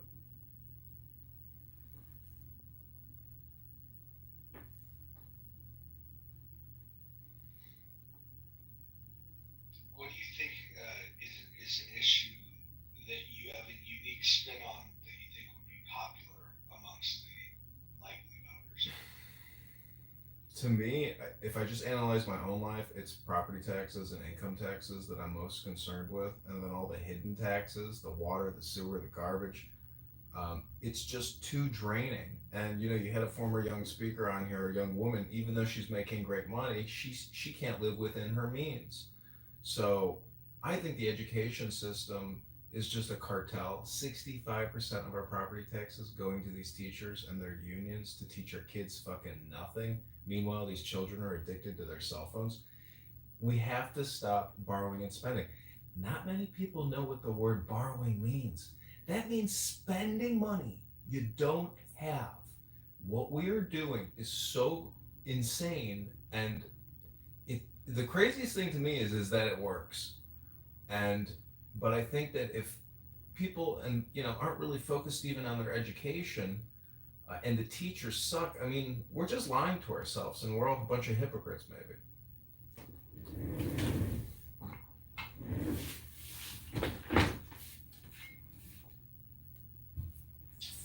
The part that I can't figure out is when it comes to untying the thoughts that people have in their head about how government should work. They start with things like the government should do this, the government should do that, and I would love to figure out a way to just introduce the thought process of the government should not do this, the government should not do that. If we could just simply get people to think that way, I think everything from taxation to fucking drug laws, you name it, I think it would be much easier to get people to come around to a more common sense approach to what government shouldn't be doing, if we could just get them to think through the lens of what government should not do. Do you ever think that like everything is bitted up, meaning that everything in reality is completely organized and essentially underneath the control of someone or some collective organization? And so because everything is completely hyper organized, um, meaning that like that's the human tendency. But if we wanted real freedom in the way that the founders intended it, we wouldn't have allowed all of these insane organizational agencies. I mean, literally the IRS and the entire accounting industrial complex, it's such a huge waste of money and time. Um, there's just huge sectors of the economy which really shouldn't even exist. They're totally artificial. And like you said earlier about import duties and these taxes, it's to protect disorganization, or to allow organizations to continue to profit by essentially monopolization, or some other function to that matter. So I just think it's because it's 2025 and everything is so hyper organized. It is one giant fucking system where you can't step out of it. I mean, you are bagged and tagged at birth with that social security system number, and from the baby ward to the crematorium, your entire life, even when you die, I mean, it completely gets reorganized and reviewed. So it is a huge mousetrap, and part of me likes to think that there's not a speck of dust out of place in the whole universe, and that the resistance to the system is a you problem. But I just know that the biggest problem, or what I guess what I could offer to the constituents, is an alternative approach to the spending. Because Medicare, Medicaid, 2 trillion, that's a lot of money to take away, that, through more organization, or cutting out the fat, or cutting out the waste and abuse and the fraud. I mean, that could save $500 billion a year. That's an insane amount of money that you could gut from that and still have the same productive output and same outcomes. But it would you would get administrative and salary expense decreases. Doctors would take 20% pay cuts. So, welcome to the reality of fiscal prudence and forensic accounting, because you can't just theoretically keep borrowing. No one here in their own personal lives would do that, because it's irresponsible, and you'd have to eventually declare bankruptcy. But maybe the government has this Frankenstein superpower that it never does declare bankruptcy, because it's the government and it's super normal. It's not you and me. So it has a special set of rules that we can never achieve, because it's conceptual. Anyways, those are my thoughts and opinions.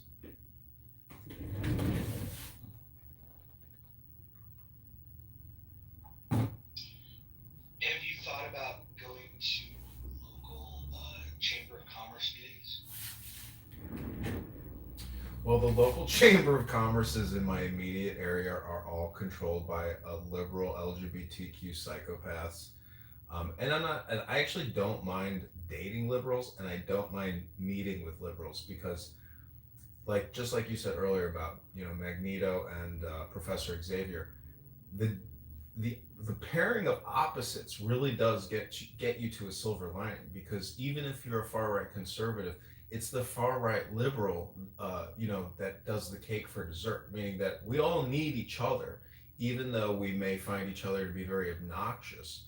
Um, but no, I haven't been going to local ones. See, I don't live in the district. I live in Chicago. This district is in like the central corridor of Illinois, and this is like going to be a multiple hour, drives out to these areas.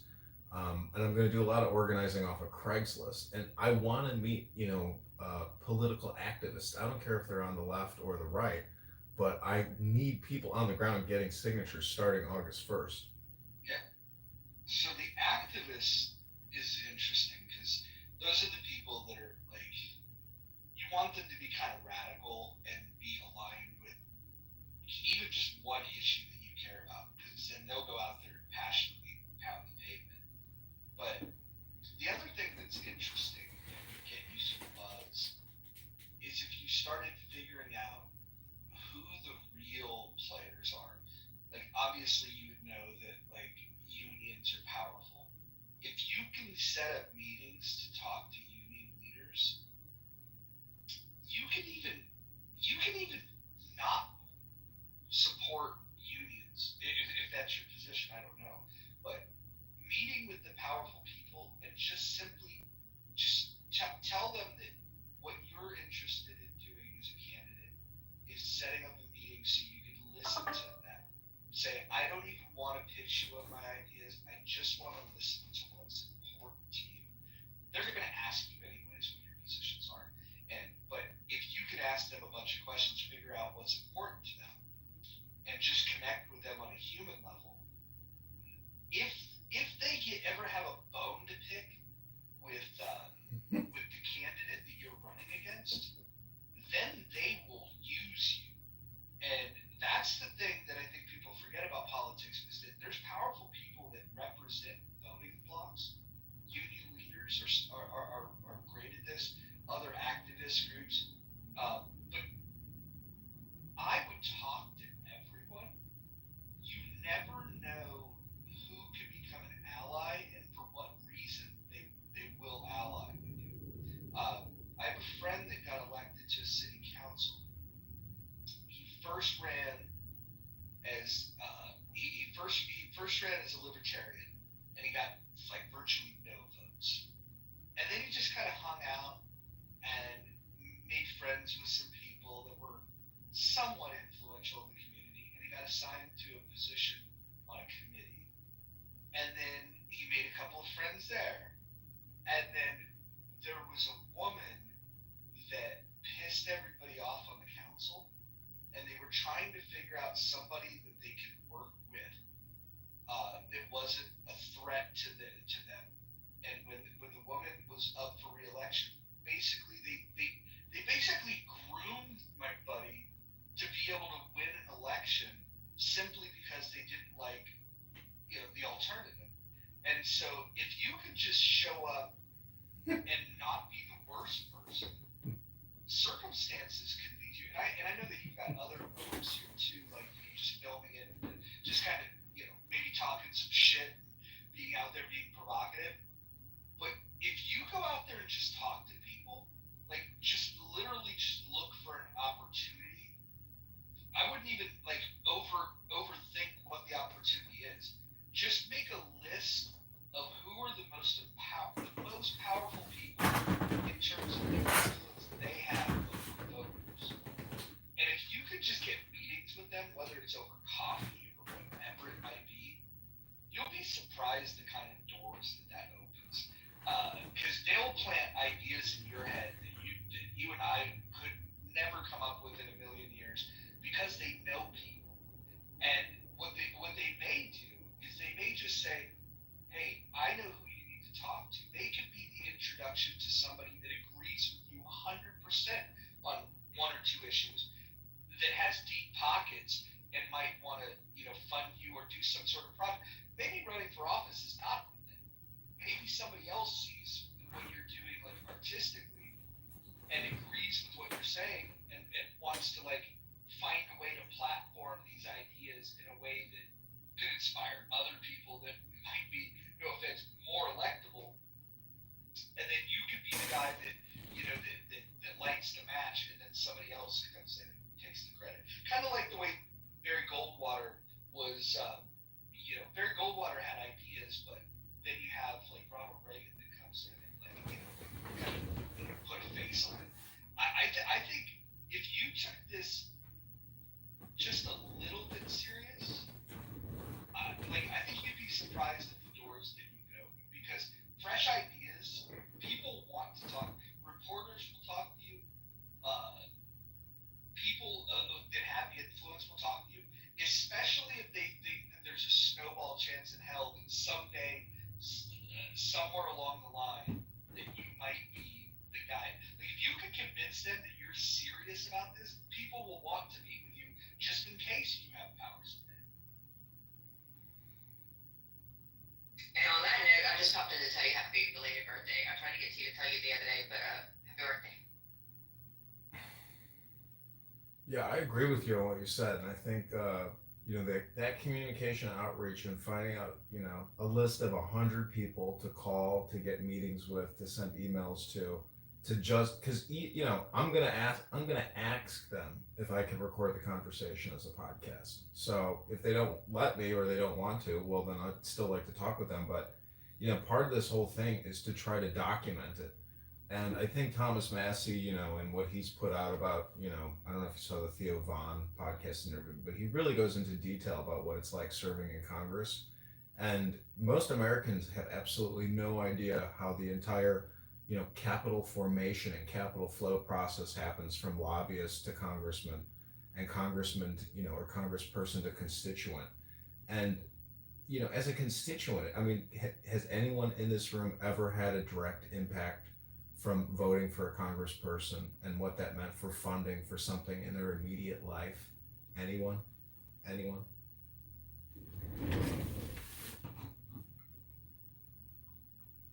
My audible. You guys hear? Yep. Somebody you might want to talk to. I'm not sure if you're familiar with, if you talked about this app, but Stephen Bader. Uh, because of the work that he's done with the Republican Liberty Caucus, he knows Thomas Massey. In fact, Thomas Massey was on a Twitter space where we were doing a fundraiser.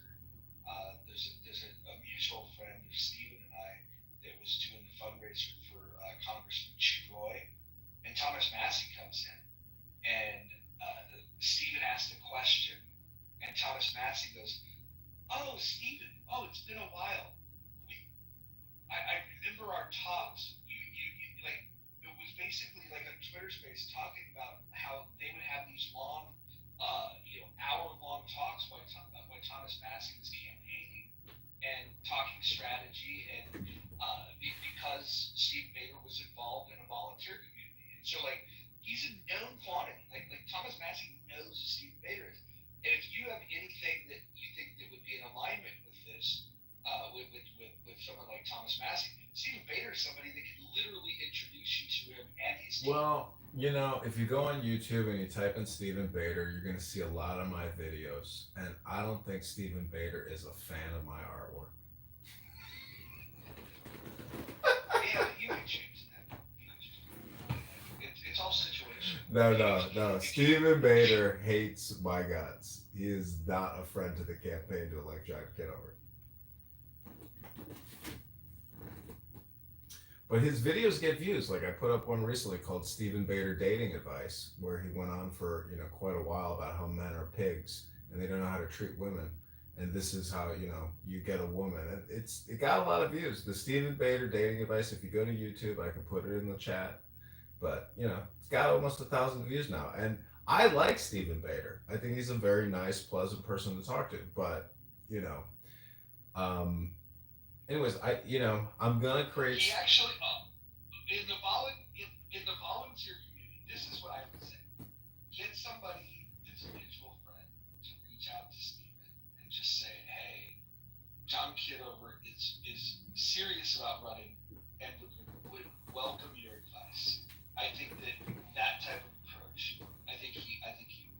He loves talking about this shit. He lives this shit. No, I was in an I extra. invited. Oh, dang it! I invited him in. I was gonna get him on stage. I was in an X room with him like a couple weeks ago, and he goes, "Oh my God, kick him! He dances naked on camera. Kick him now! Kick him now!" He had like a meltdown knowing that I was in the room, and so did Andrew Meyer.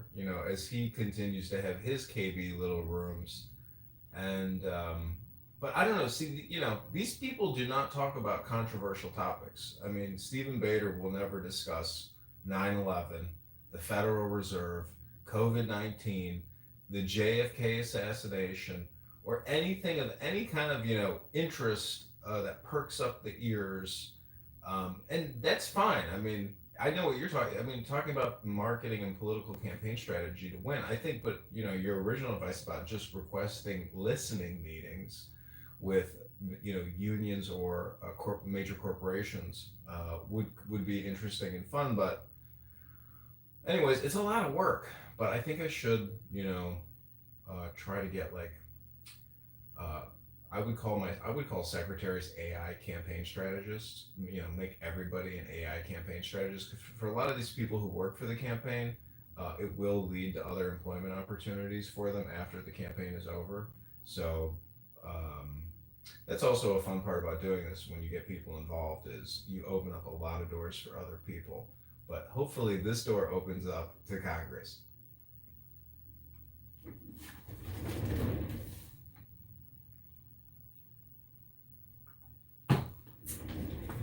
And I want to thank you because if you go to Instagram.com/John Kitover, that's JOHNKIT over, you will see about 50 videos I recorded just today on that Instagram account, which didn't have a lot of content, but you are featured prominently on John Kitover on Instagram.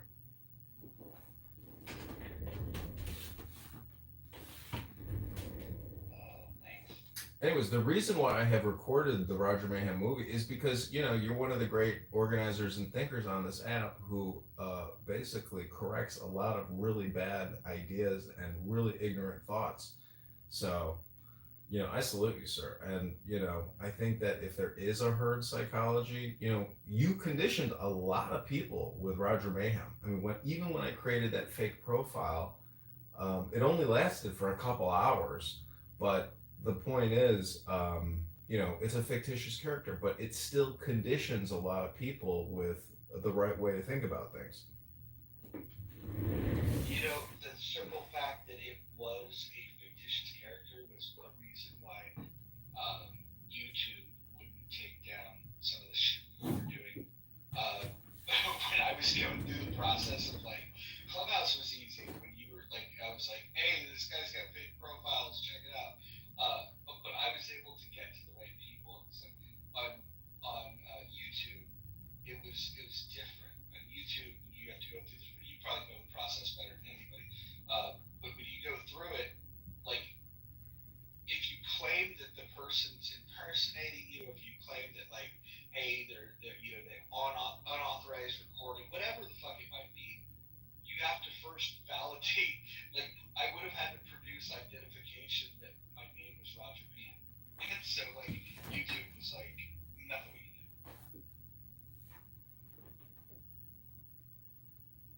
Yeah, that's when I realized it was like a perfect, operation to do because of that fact. I was like, wait a minute, why does everybody think that this guy is Roger and it's this Brunson or whatever that PTR, it's that Australian guy, right? Like the criminal or whatever it is. There's like a documentary No, about. it's not. It's an old pro wrestler from the '70s named Ox Baker. Oh, because there's some kind of documentary about an English mafia guy who looks just like that. Yeah, Bronson. That's in the movie he was played by Tom Hardy. Well, anyways, I was just like, No. yeah, but that's when it clicked for me. I was like, why the fuck do I can just be Roger Mayhem. And the fact that I'm bald and got this mustache thing going already, I'm like, this is the perfect online, game to play because it'll confuse the hell out of anybody that comes across it. Is it me or is it this person's voice? It was, a perfect way to amplify what I was doing. But, again, I think my Elon Musk, yeah, go ahead. The problem was that the timing didn't work out. If you could have been doing that at peak Clubhouse when Healthy Debates had 1,000 people a night in the rooms, there could have been some traction that happened there. But well, I mean, if you most people never even took the time to go on YouTube or Google and type in Roger Mayhem and see your interview with some podcaster. I mean, there's a lot of information in there, but I don't know. Most people are just looking at their cell phones.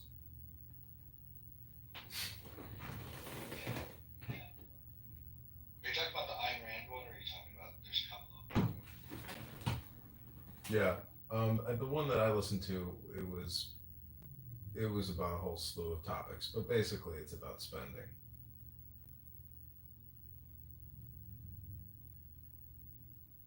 Yeah, I did a few, and they were all back to back, and then I was like, you know what, this is a really bad idea. I stopped doing podcasts.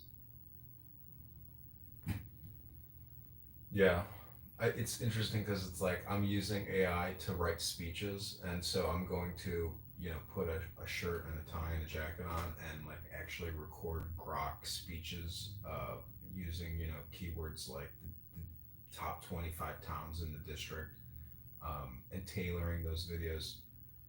Uh, but anyways, the point is, you realize that, these podcasts, these conversations, there's so much media, and you can create all this media and try to come up with good ideas or educate yourself and then regurgitate those new thoughts. It's like eventually you have to realize that Joseph Goebbels and propaganda, or that all communication is hypnosis. Like there's a lot of sophisticated communication creators out there in the political landscape that will have supremacy in terms of the mind's eye and herd psychology. So I realize that live streaming these rooms I feel like are important, but my creative effort does have to eventually be dynamic or directed and focused with extreme intent of purpose, as opposed to just like having random conversations about movies and live streaming this and that. Even though that's what I find normal and fun, but if you do want to win, you do have to create a mind virus or at least project your image as a positive alternative to this current status quo. Okay, so Steven said if for the next 7 days you stay consistently on track with like not crashing out and like acting all weird and shit like that, he said he'll give you 2 minutes to like give your argument on why you're wanting to run for Congress and see if he'll actually help you. Was she talking about Stephen Banner or another Stephen? Yeah, Steven. Yeah. Yeah, I would have the exact same requirements to help you, Evan. I would want to. I would want to know that you could remain consistent instead of like bouncing around like a toddler. No offense, not trying to be offensive. Just like if you can't stay on topic for more than a day, it's going to be really, really hard. He's been doing really good for the last like 4 or 5 days, Marshall. That's great. I'm very proud of you, man. Well, I just got to say that I don't know what political consultants really do. John, real quick, I was going to ask Roger a question. Roger, what would be like your best? Are you there, Roger? Here. I was going to ask, what would be like your best argument against anarchists? I was just wondering. Well, first of all, they're retarded. The best argument is that they have no fucking plan. Their idea is to just abandon the idea that it's important to organize a society. If it's important to protect individual freedom, if that's your jam, right? And anarchists are all about like they want individual freedom. You have to have a mechanism for protecting it. I don't necessarily think that any nation state has done a good job of it, which would be their argument. And I would grant them that they're correct, that there is a lot of trade-offs that end up infringing the state infringing on individual freedom. And you can make a logical argument that says that the biggest threat to individual freedom is the government. The problem with that is that if you have no government, then if at least if you have a stated goal of that your value is individual freedom, you at least have a chance to protect it. You have some symbols. You have things like the Bill of Rights. You have a court system. You have mechanisms where you can defend the rights that are asserted. And so you have to have an authority. Yeah, like look, if you go and read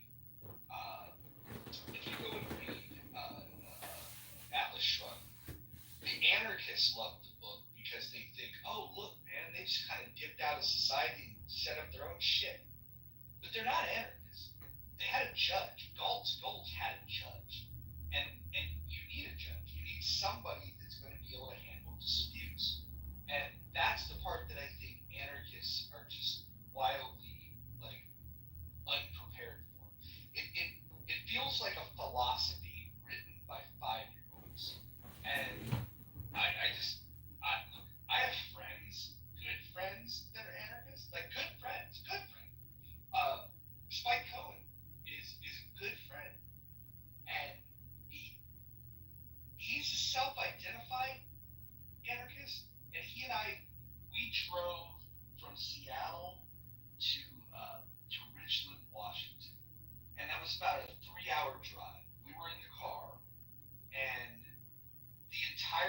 conversation was minarchy versus anarchy.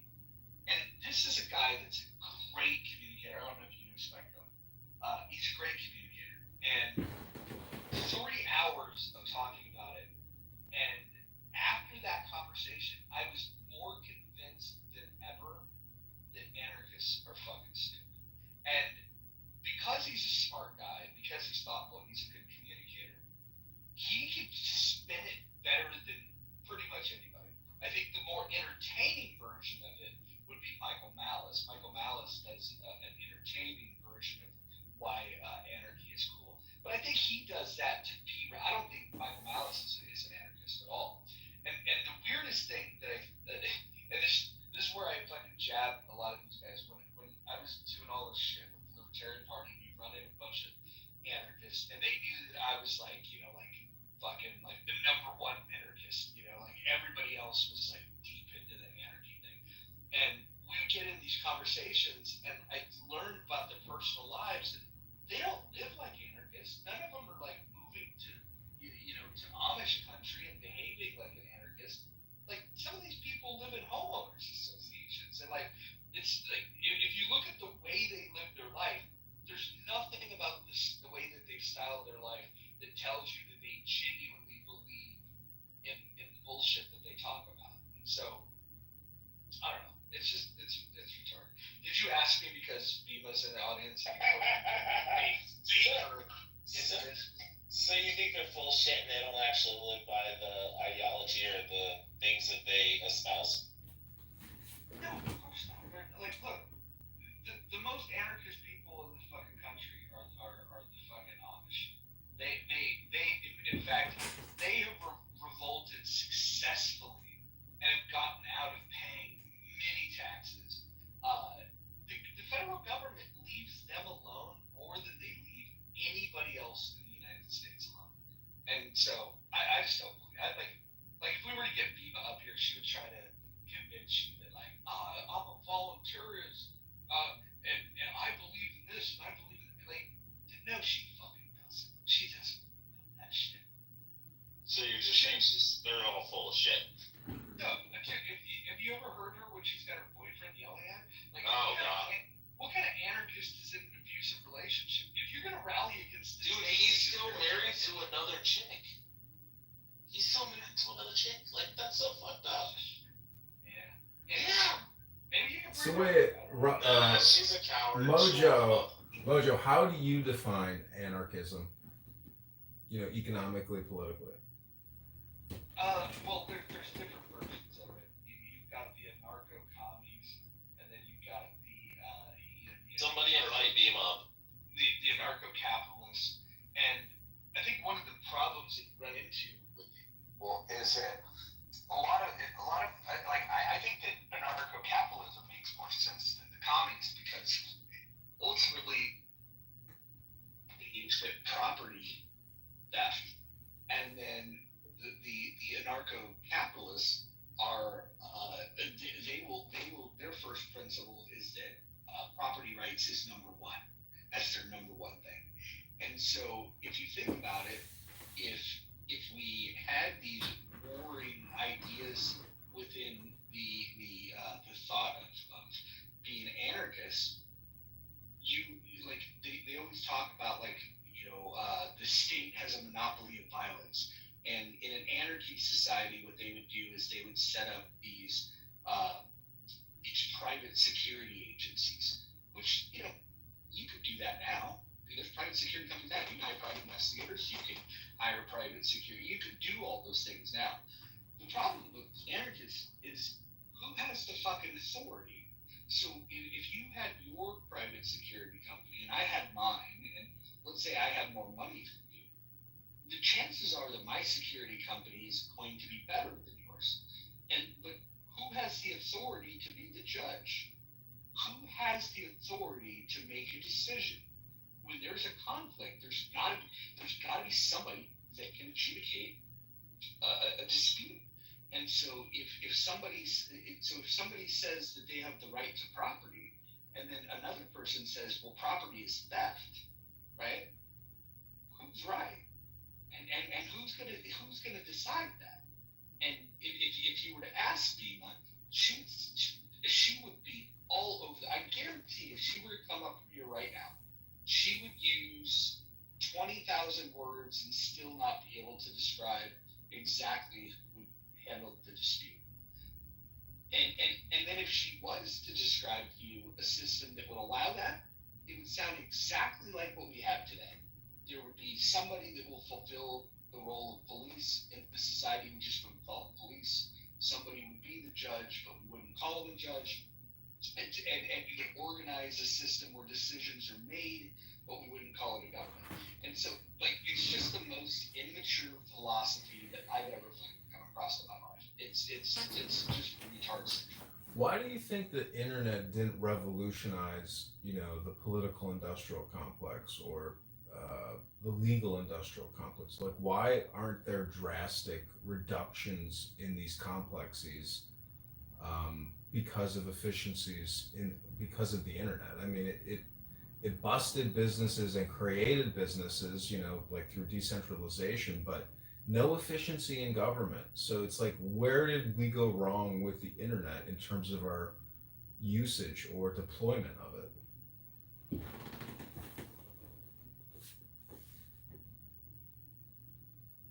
Well, I think part of the appeal to the internet is how decentralized it is.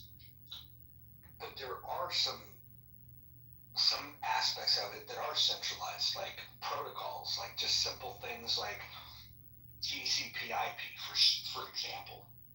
Like the internet, there's certain rules that you have to follow even for the internet, and organizations like ICANN come up and make these protocols agreeable, and then you have the tier one data centers that or the ISPs that are providing the bandwidth, and there's as decentralized as the internet appears, there's definitely some centralization.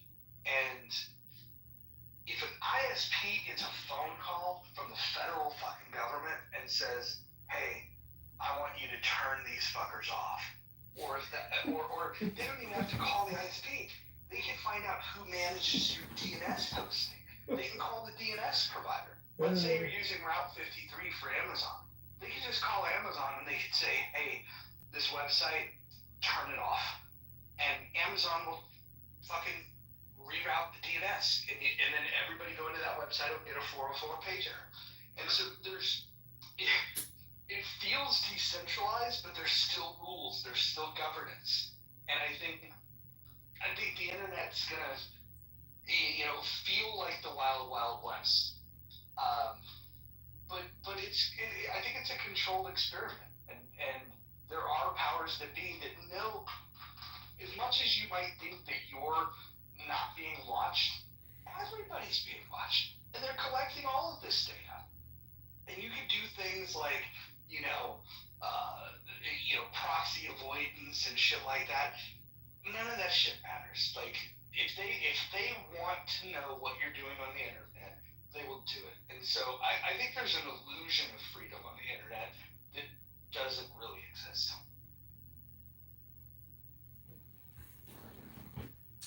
But don't you find that so much of life is just communication, and therefore, there's most people, a large percentage of your life is wasted communication. Organizations, whether it's government or religious or academic, that are just kind of spamming you with redundancy or useless information because it's not relevant anymore, or it's just traditional. So I'm just saying that, like, this app, the fact that there's no ads, there's only one little monetization nook for $5, and I think. Oh, you see what she said, Roger? I did. She said she won't come up because you're a mod, so you're no I longer a mod. was actually gonna say, you know what? I've never mod abused you one time, and I was actually about to offer to get out of the audience. It's okay. It's okay. As long as nobody mods her, No, she will kick me. we did what we did, but now we're interrupting. Let's let John finish. All I'm saying is that this app is like a case study in terms of, cost efficiency, I guess, but in terms of organization, education, and maybe future generations of how they will receive, education and information, versus sitting in a facility, in a classroom, in a college with all that overhead to basically house people. Um, you know, the commute, when I walk past the highway and I see just cars lined up as far as the eye can see, I'm just like, thank God I don't have to commute to a job right now. It's horrible. So I'm just saying that this free telephony, these free conference calls, though they always seem to be, comedy, roasting, and entertainment, um, in the future of America, if there is a financial crisis, and there is a drastic reduction in spending, it's apps like this. Like, I hate to sound like John Connor in fucking Terminator, but this app, kind of proves that, we can do things a lot more efficiently, because most people's jobs are just communication. We're not building anything here. We're shipping in everything in, and there's basically people that bring boxes to your houses now, whether it's some type of furniture item or a food item. I'm just saying everything is completely bitted up.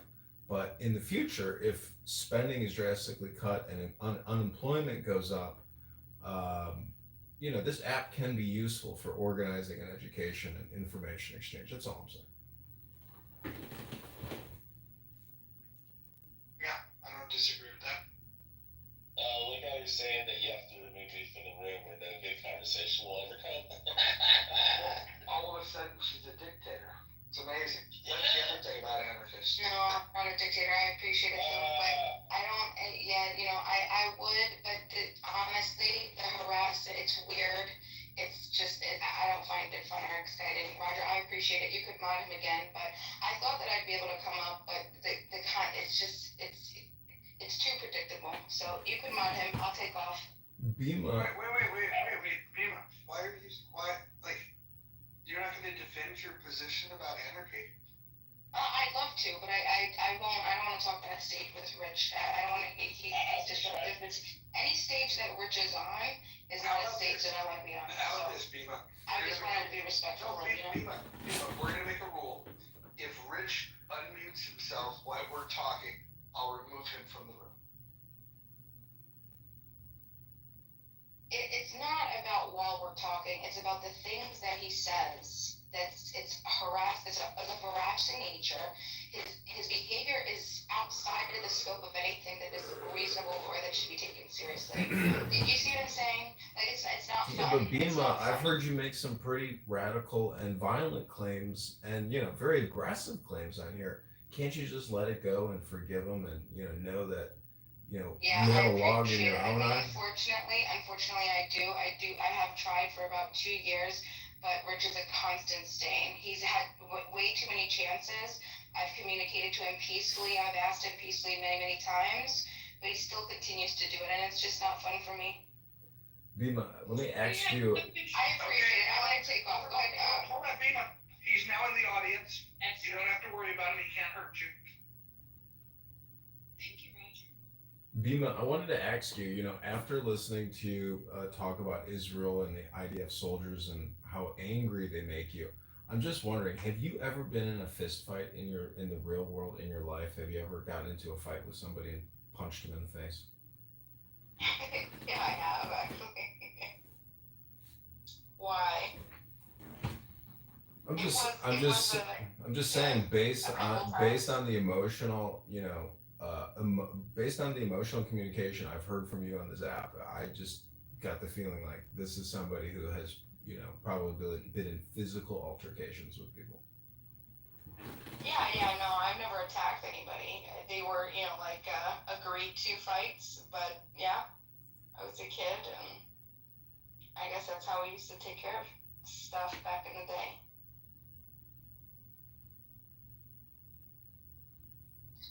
It was with a boy too, both times. It was two guys. One time we had boxing gloves, and another time it was raw fists. American or Edmund John, did you say ask, or ax? I was asking a question.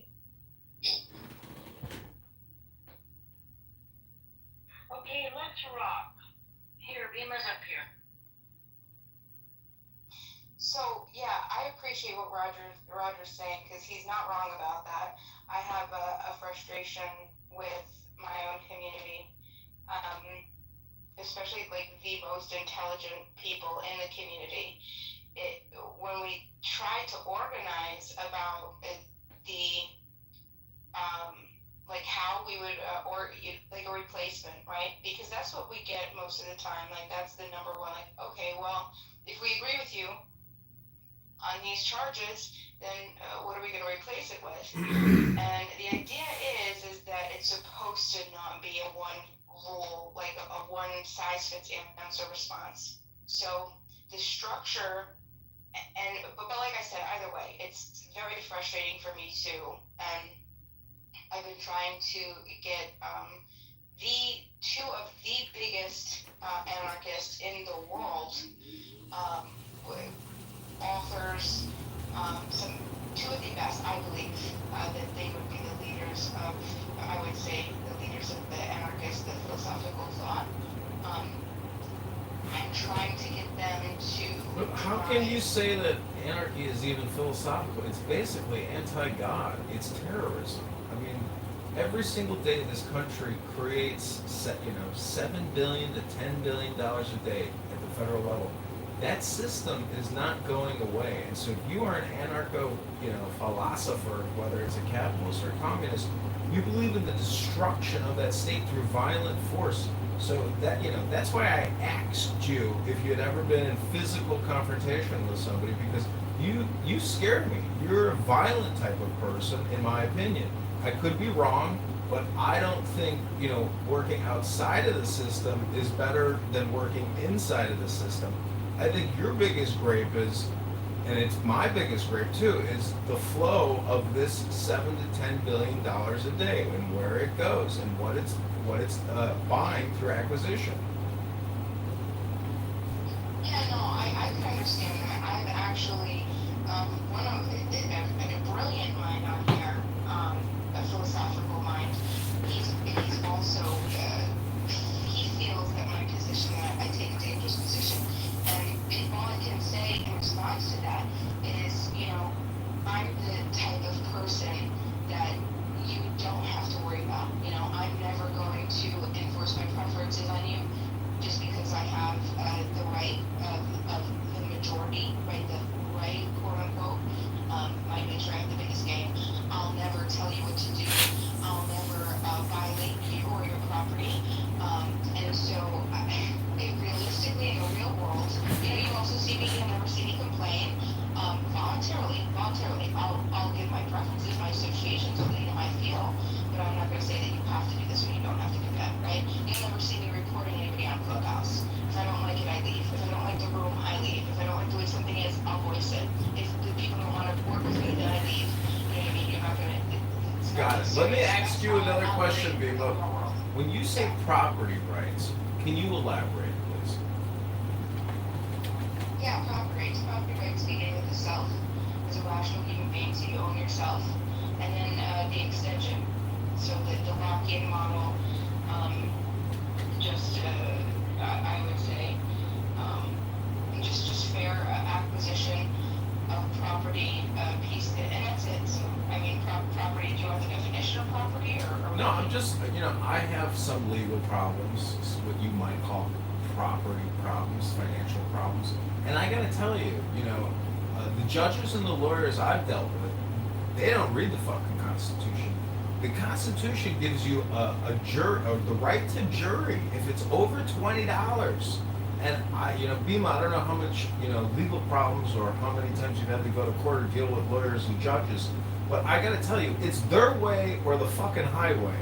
And so when you talk about property rights, I just wonder, have you ever dealt with property rights?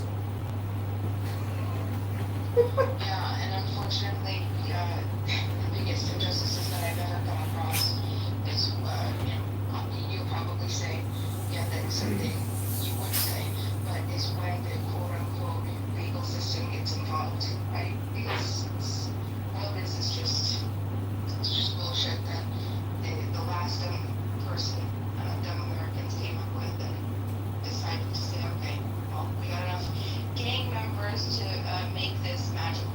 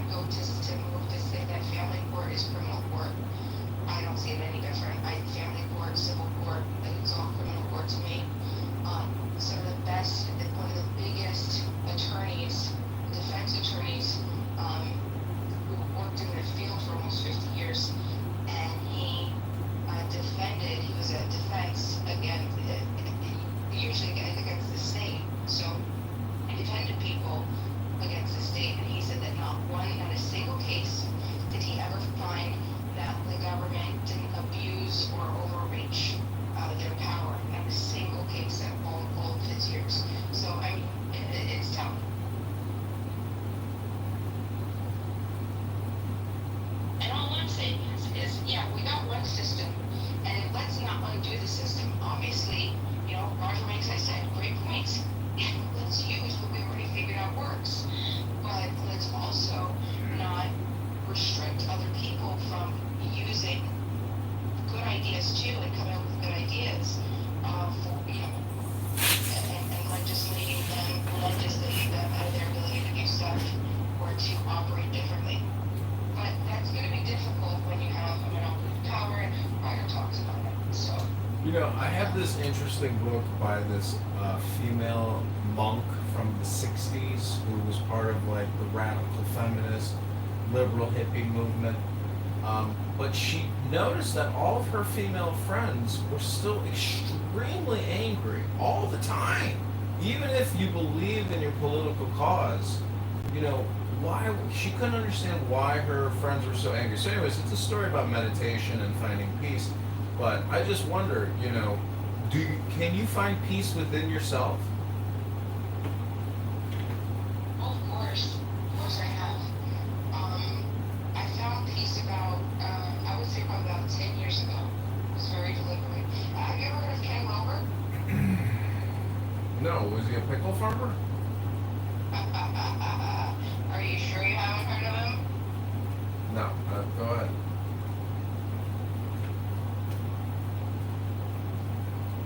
Well, anyway, he came up with a model, and it's very similar to a lot of the things you talk about. That sometimes like Zen Buddhism, Taoism, and as such, these types of things. So basically, he created this hierarchy of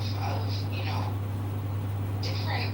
I would say they're archetypes, different levels of what you can achieve. It's like Maslow's hierarchy of needs, but it's for reaching spiritual just flow and freeness. So I think you should be able to be alone with yourself, and you should be happy and at peace and be able to die easy. You know what I mean? Like when I say die easy, I mean like if you're afraid to die or you don't feel that you accomplished, if you don't have a definite major purpose, if you don't have a meaning, if you have these types of things, they keep it from that. You gotta figure yourself out. Got it. But let me ask you a follow-up question to confirm that you have found peace. I think that abortion should be outlawed in this country, and that spending $1 billion a month to kill 100,000 children is murder and genocide. How does that make you feel? Is it women's health or is it murder? Yes, that's a great question. I think objectively, like scientifically, if we just look using science, we don't appeal to any type of, divine command theory, God, anything like that. I like to say, personhood begins at conception, because that's where each of us became a very specific type of human. And I would agree that it's murder. And I think the cultural mores have to change, and we have to adopt that. I think it would be much less as, what happens is the left and the right, they like to, I guess, skin each other, right? They want to attack each other, and they use different methods at different times, at different points, but they're doing the same exact thing.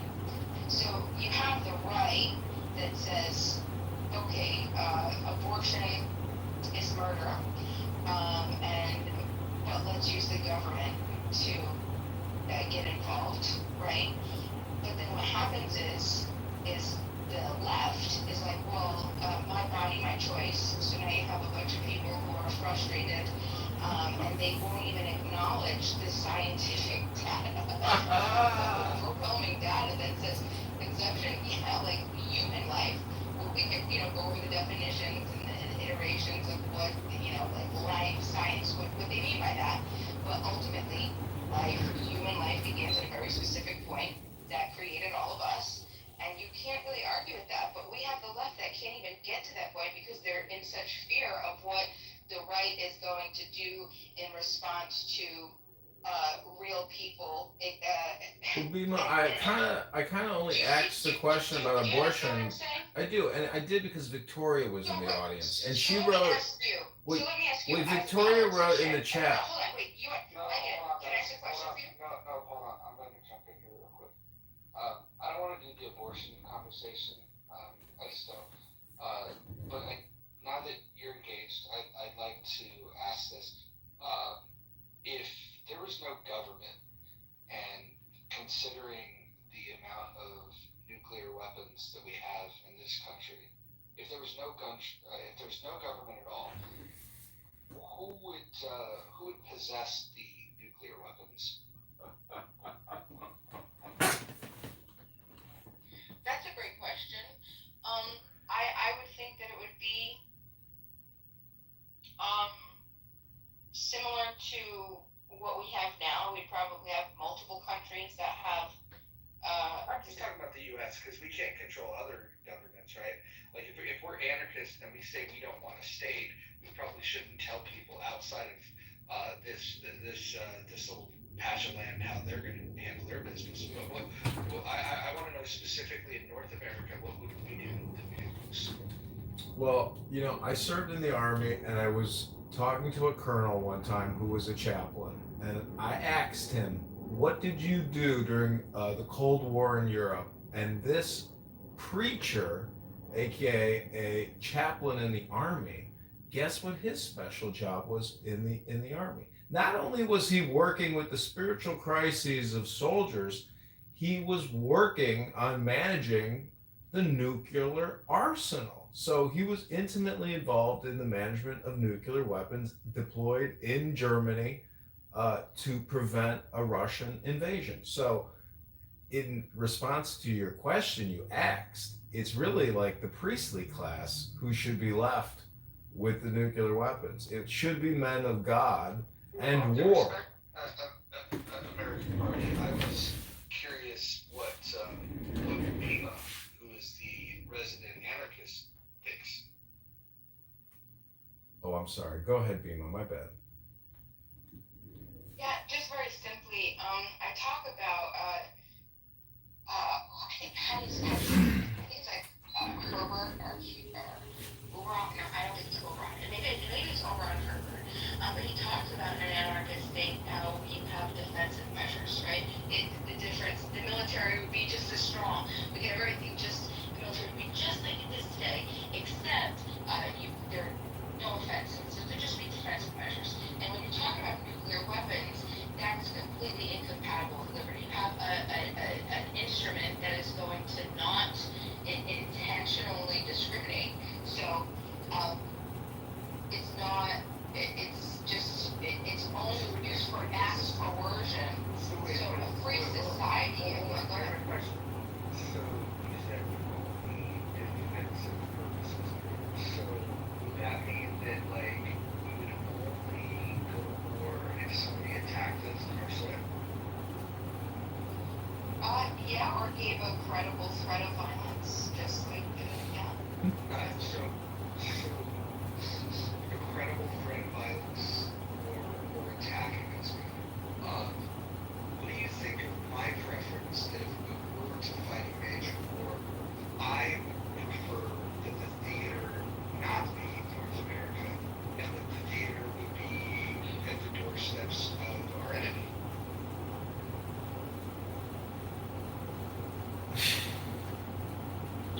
I mean, if you would be able to prove beyond a reasonable doubt that they have full intentions of attacking us, then I don't see what the problem is. Wait, Roger, why would you want to detonate nuclear weapons in a different part of the world other than your own part of the world? I didn't say that. I didn't say nuclear weapons. No, you can't do that. You can't use nuclear weapons. That's the whole point. You wouldn't use that. Why would you use that to indiscriminate? It's an indiscriminate tool, which is just going to kill a bunch of people. Okay, but how many nukes do you think we have in the U.S.? How many? Oh, I have no idea. Okay, so let's just assume. How many is 500? No, it's much larger than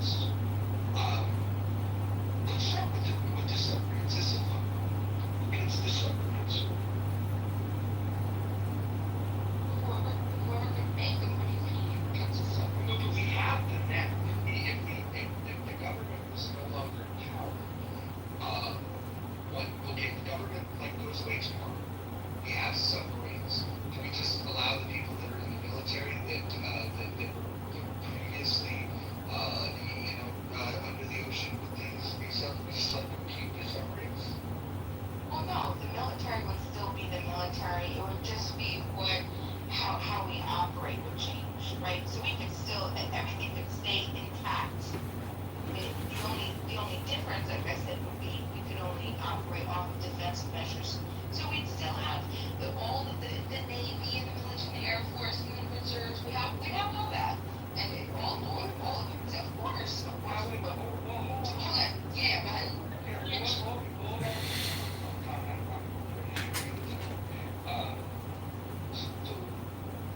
how would a soldier, or like, how would the submarine captain get paid? Like, who puts his payroll check into that direct deposit? Who funds that? that would be today. Today is the taxpayers. In my society, it would be the payers of the service, which would be mostly everybody. I think everybody on this stage would agree that you want a military. Is there anybody on this stage that would not as a, honestly, would you not want to pay into military to defend yourselves and your family? No, I would actually prefer to have tax rates as low as possible and not fund $1 trillion a year military industrial complex. I would prefer that we all get issued 357s with boxes of ammunition, and we build more rifle ranges, and we learn to defend ourselves cost affordably, cheaply, pragmatically. I would prefer that we all voted on people to manage the military. Alright, hold on. I want to ask a question to the chat, because, you guys are listening to this. There's some people that like the status quo. There's some people like myself that want to see a reduction of the size and scope of government. And then there's people like Pima that wants there to be no state whatsoever. And so my question would be, anyone put a one in the chat if you would feel comfortable if there was no government. Just a one in the chat. And then if you feel comfortable, and put a two in the chat if you think that would be suicide. Put a two if you think it would be suicide.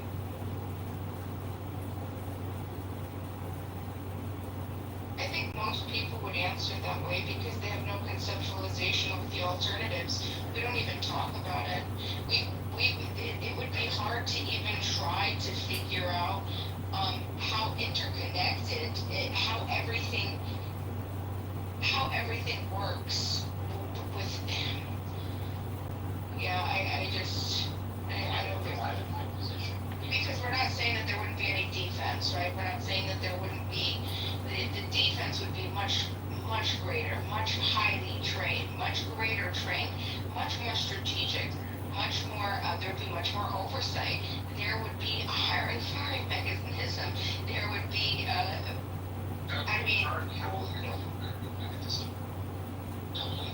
Hold on. Under whose authority? everybody who participates, everybody who wants to pay into the service, right? That's who. Wait a minute. So, okay. So we have silos in the Dakotas and elsewhere. We have a satellite communication in the state of Washington that communicates with the different part of the subs. Who tells the sub operators where they should be strategically positioned to deal with threats? Why do you think that these things would not be able to be figured out in a society where all we're doing is decentralizing the monopoly of force? We're not destroying society as we know it. We're enhancing our abilities to come together, create like minds, and offer alternatives, better solutions. Yeah. Okay, hold on.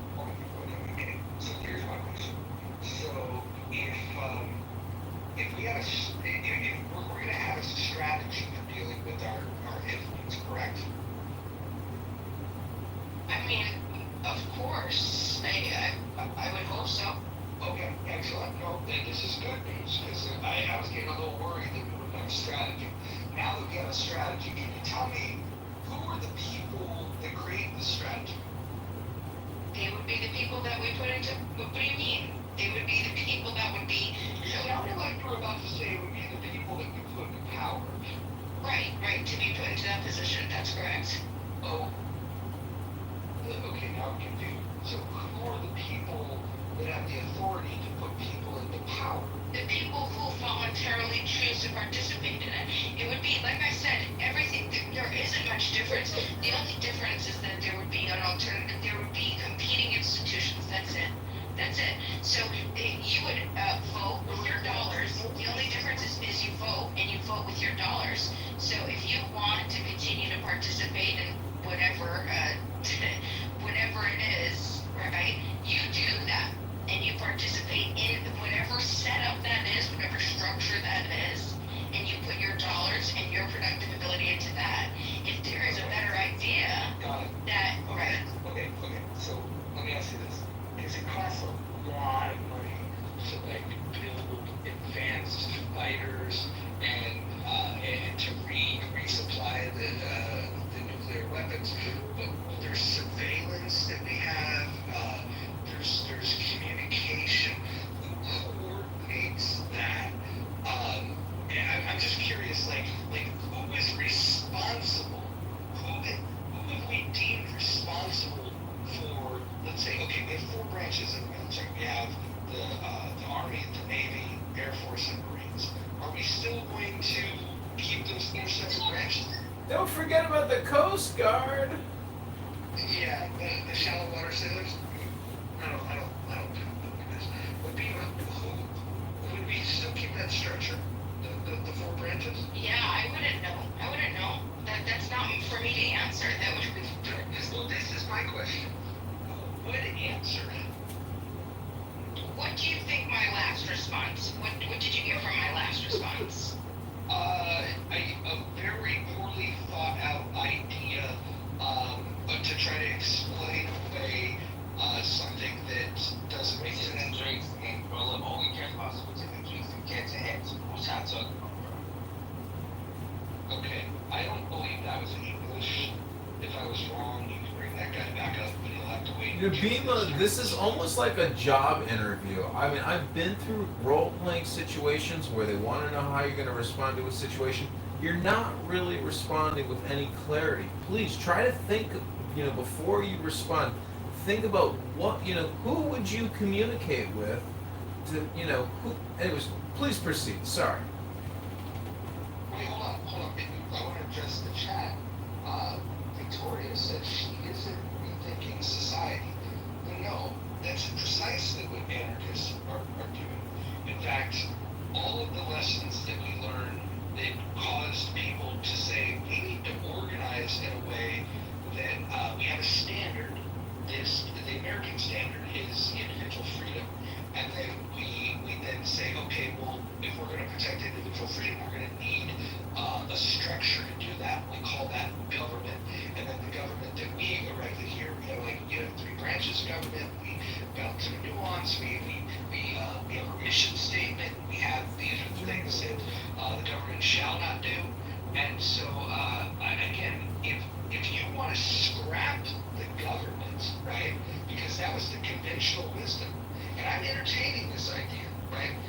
If we're going to scrap that idea, the only reason we would scrap it is because we have a better idea. And so what I'm asking for is with this better idea, how do we make sure that important things like the defense of our land, how do we make sure that we don't let that slip through the cracks? And I'm worried about things like central command and that sort of thing. Yeah, I still have the same answer for you, Roger. I know you're not gonna like it. People voluntarily come together, they pool their money together, they make defense forces, and those defense forces take care of the job. Effective, they get what they want. There is explicit consent. If they decide that those defense forces aren't doing what they need to be doing, then economic principles will tell us that a demand will be filled, right? The supply is there, demand will be filled. And then they'll be able to remove their productive ability and put it towards something else, put it towards the competing institution that could get the job done better. And that's it. If there's multiple, if there's 3,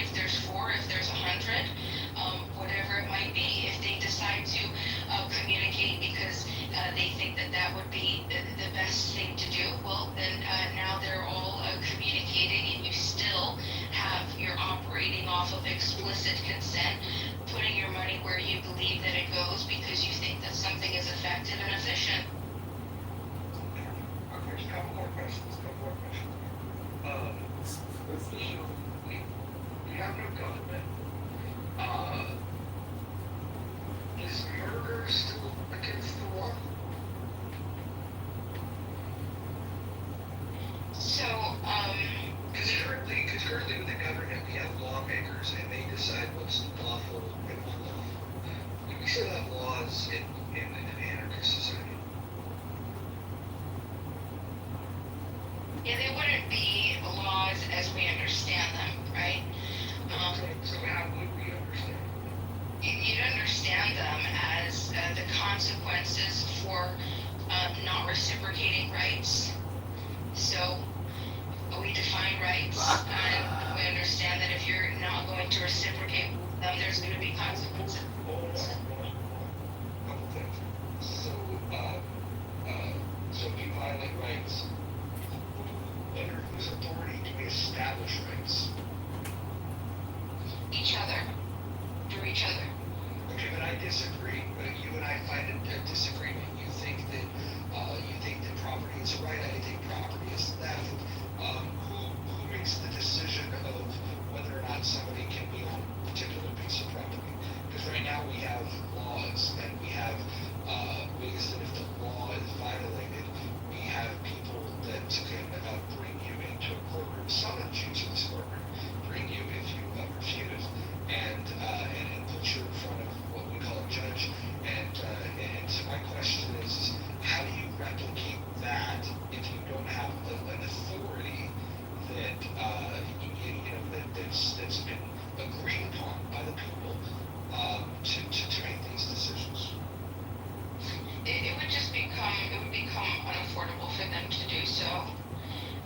There'd still be, societal mores and structures, and there'll be rules, something without laws that just, all that it's saying is that there isn't a one size fits all. So there'll be multiple, areas and jurisdictions where people come together and they decide this is how they want to live, right? And that's just basically how it would work. If you violate somebody's right, you stop reciprocating rights in a particular area or region, right? You'd be under that jurisdiction. You'd have to. What's the authority to that jurisdiction? Well, for the sake of communication, it would just be because that's where you would want to go. Most people, if you have, because there's a million different ways that this could work. You're asking me. Well, everybody has their own defense system. They have their own, DRO, which they subscribe to. They put their money into, and that's connected to everything else that they do. Like insurance, everything else. Yeah. Sure. Have you ever played the video game Sims or SimCity or any type of game like that? I mean, like when I was a kid on the computer. Yeah. That's where we typically play the game. Let's just say that we were playing SimCity, and you're building a city out, and what that game teaches us is that if you forget to do things, like for example, there's a thing called Roller Coaster Tycoon, and this is a sim game, and you build an amusement park, right?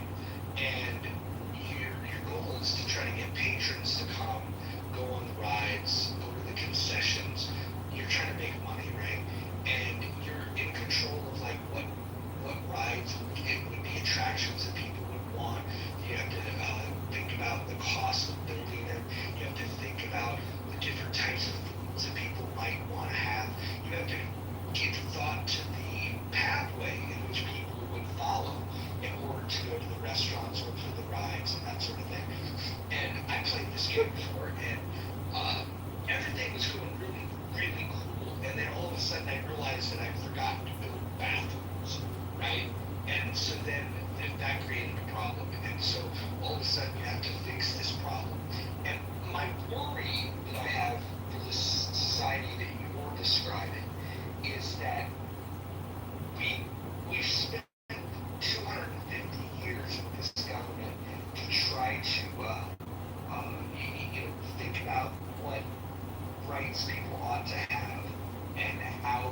best protect them. And while you and I are 100% in agreement that government overreaches and it violates those rights and it's done a piss poor job of protecting those rights, what I'm worried about though is that something as simple as the military, and I say simple in the sense that we all understand that you need the ability to fight against foreign foes because there are others that might not have your same value system, and throughout history, you know, these are called wars, and you can have others that may try to invade you, and so you have to have this military. I have not heard you say anything that would give me the confidence that we would be able to repel an invading force. And I'm concerned about that. Can you alleviate the concerns that I have about if, let's say, China and Russia decided to declare war on North America, and specifically the United States, but we wouldn't call it the United States because we have no government. I'm concerned about our ability to fight in that situation, and I'm worried about, like, if Russia sent the nukes, how we coordinate if we don't have a central command like we do today, a rapid response. And that rapid response can be from our submarines, it can be firing from those silos that we have, it can be mobilizing bombers that we have strategically placed. My question is, who controls those things? And I don't think you've done anything to help me feel better that we would be safer in your world. Can you, and I will go on in, please explain to me how and Alex, do not unmute yourself. You know what, I don't even trust you. I'm going to put you in the audience. Pino, go ahead and tell me how we're going to be safer militarily based on having no government. Yeah, I hate to beat a dead horse, but it would just be the same answer. It's the idea you're decentralizing. So you're going to have, instead of one army, one full, everybody knows the procedures of the army. You're going to have decentralized, basically militias that are going to be able to target their whatever target it's going to be.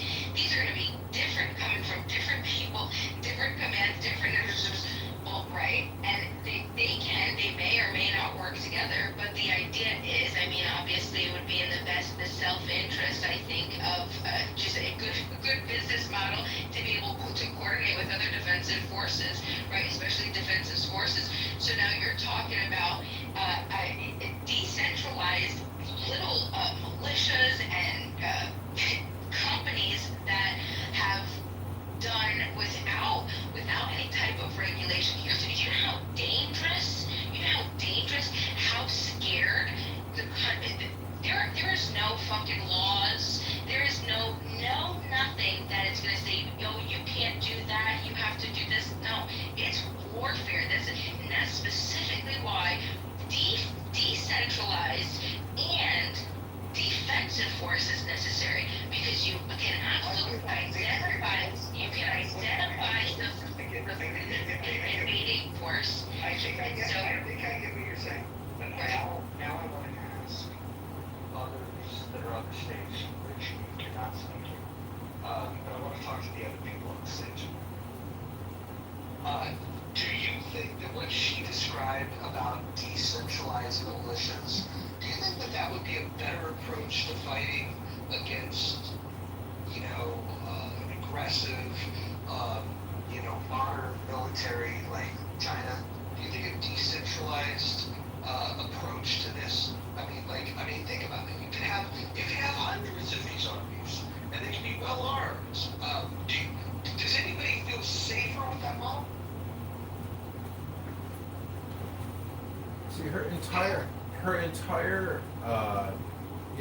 perspective about anarchism and this decentralization, it's just a rambling mess of nothingness, because it's literally using your imagination to say, what if But you know, everything runs on budgets, Bima. So if we're spending 10 billion a day and we take it to 2 billion, that means we got to get rid of a lot of stuff we don't need anymore, and we have to prioritize. So, you know, what you're kind of doing is a waste of time because everything is already fully organized, bidded up, and budgeted. So, Bima, I mean, you know, try to fucking stay focused here. Yeah, I mean, like, it budgeted in which way? In the budget that you were just complaining about, in the budget where we have a fiat dollar that has lost 90% of its purchasing power since 1975, in the world where in the past 50 years, homes went from $40,000 on average to $500,000, and we can't even get a two-party household to be able to afford a starter home. We went zero savings in the 1990s, and this can only, you talk to any economist, and this is only going to continue because we have to, by the systems creation, the deliberate systems creation, we cannot stop debt. If we stop the debt and we stop debt creation, the entire system, this is economics, this is not my opinion, the entire system will collapse. We have to continue to borrow, and that means we're going to have to, inflation is going to continue, everything else is, so what do you think is going to happen? There is, have you seen the evidence? Thank you, Marshall, thank you.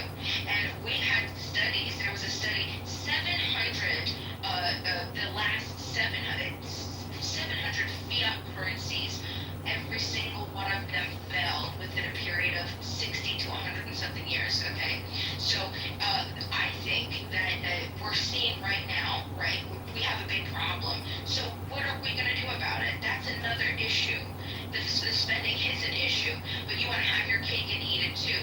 I say, you know, I don't have all the answers. I'm not a fucking economist. I'm also not, hold on, I'm not a military specialist. I'm also not a defense specialist. I'm also not a doctor. I'm also not, I'm fucking nobody, okay? But what I do know is when it comes down to it, every single one of us on this stage right now, I believe we have the same moral inherent authority when we're put onto this earth. So I think that it's all of our duty as human beings, beginning from the very bottom. The only thing that we're responsible to do is to not harm each other, okay? Starting from there, let's freely operate. You get maximum freedom, I get maximum freedom. Obviously, we're going to have to toe a very strict line of making sure we don't violate each other's freedom. So what is that line? Where is that line? And there's only one place that I've ever been told, and if anybody ever has anything that can... What is that line, Bima? That is the line of consent. It is not consent, Bima. That's not the important line. I hate to break it to you. Consent is the least arbitrary line above the state of nature. If state of nature is might makes right. So I don't believe you that got the lines, Bima. Consent is not all or nothing.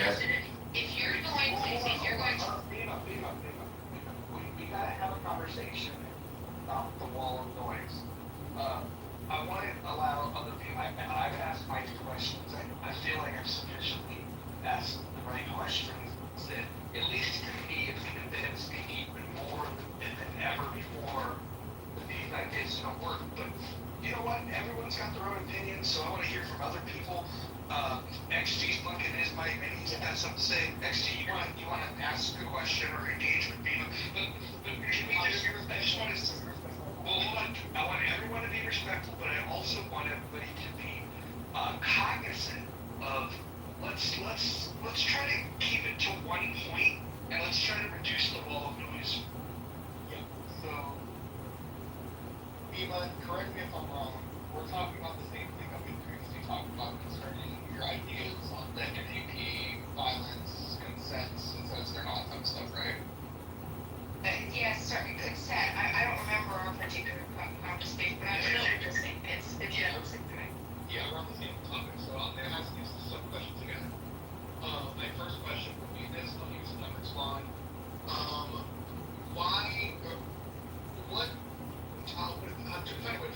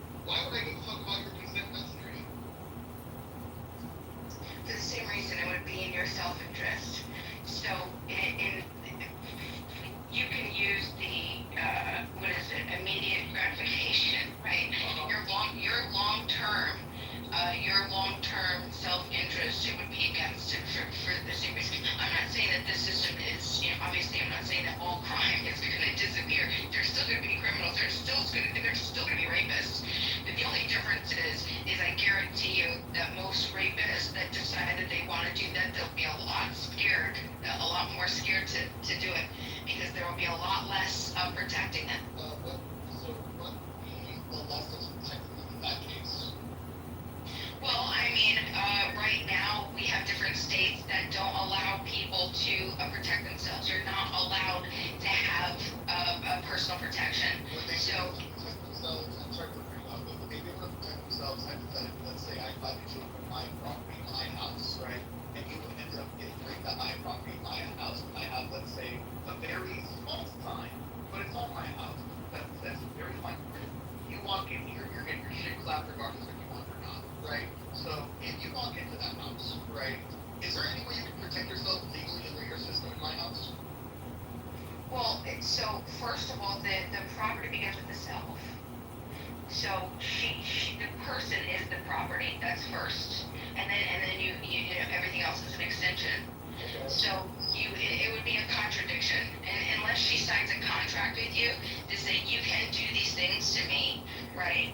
Then yeah, no, that's not gonna work. So if that's a contradiction, wouldn't it also be a contradiction to say that the person itself is property? Wouldn't property rights just be individual rights for them? Well, yeah, I'm not sure what you're saying. Individual Like, what I'm saying is, would my house even have the same rights that my house would be? Because technically, under your definition, a human would be property too. Where's the delineation between human property and non-human property? Yeah, it would be private property. So yeah, there wouldn't be. I mean, like the only delineation would be in the consequences, right? The negotiations for harm. Obviously, me walking on your grass is going to be me different. You know, be a difference in me cutting you. Right, but what's the governing body, or what's the power, or what's the incentive to enforce those consequences? Like, for example, I'm pretty sure last conversation we had, I had asked you on the lines of, let's say there's a tile on the floor, right? Just a 1 foot by 1 foot tile on the floor. And we both look at it, and we both say it's our property. And then you pull out a contract and say, well, actually, XG, it says in the contract it's Beavis property. And I say, well, fuck you. I don't care if it's Beavis property. There's nothing to enforce that. I'm gonna take the tile. What are you gonna do about it? You can't serve violence on me. So in that case, what happens to you? What happens to the tile? What happens to you? It's a contract. What happens to the enforcement? What is my consequence of that? Other than just me feeling bad for not acting in my own self-interest. Well, so first of all, it's you don't get you can't enforce violence. If you suffer reciprocating rights, you no longer have that moral authority. If the question is between who owns it and there's an honest property dispute, that would go just as it happens now. I mean, you would have to. There wouldn't be any difference. We have we have the structure here. It would be very similar, right? The only Wait, hold on. Yeah. So, you want to get rid of the government, and then you want to have a structure that's no different than what we have today? Correct. This is Right. So, because just real quick on that point that Roger brought up, the previous conversation that we had, I know that you may not remember, refresh a bit.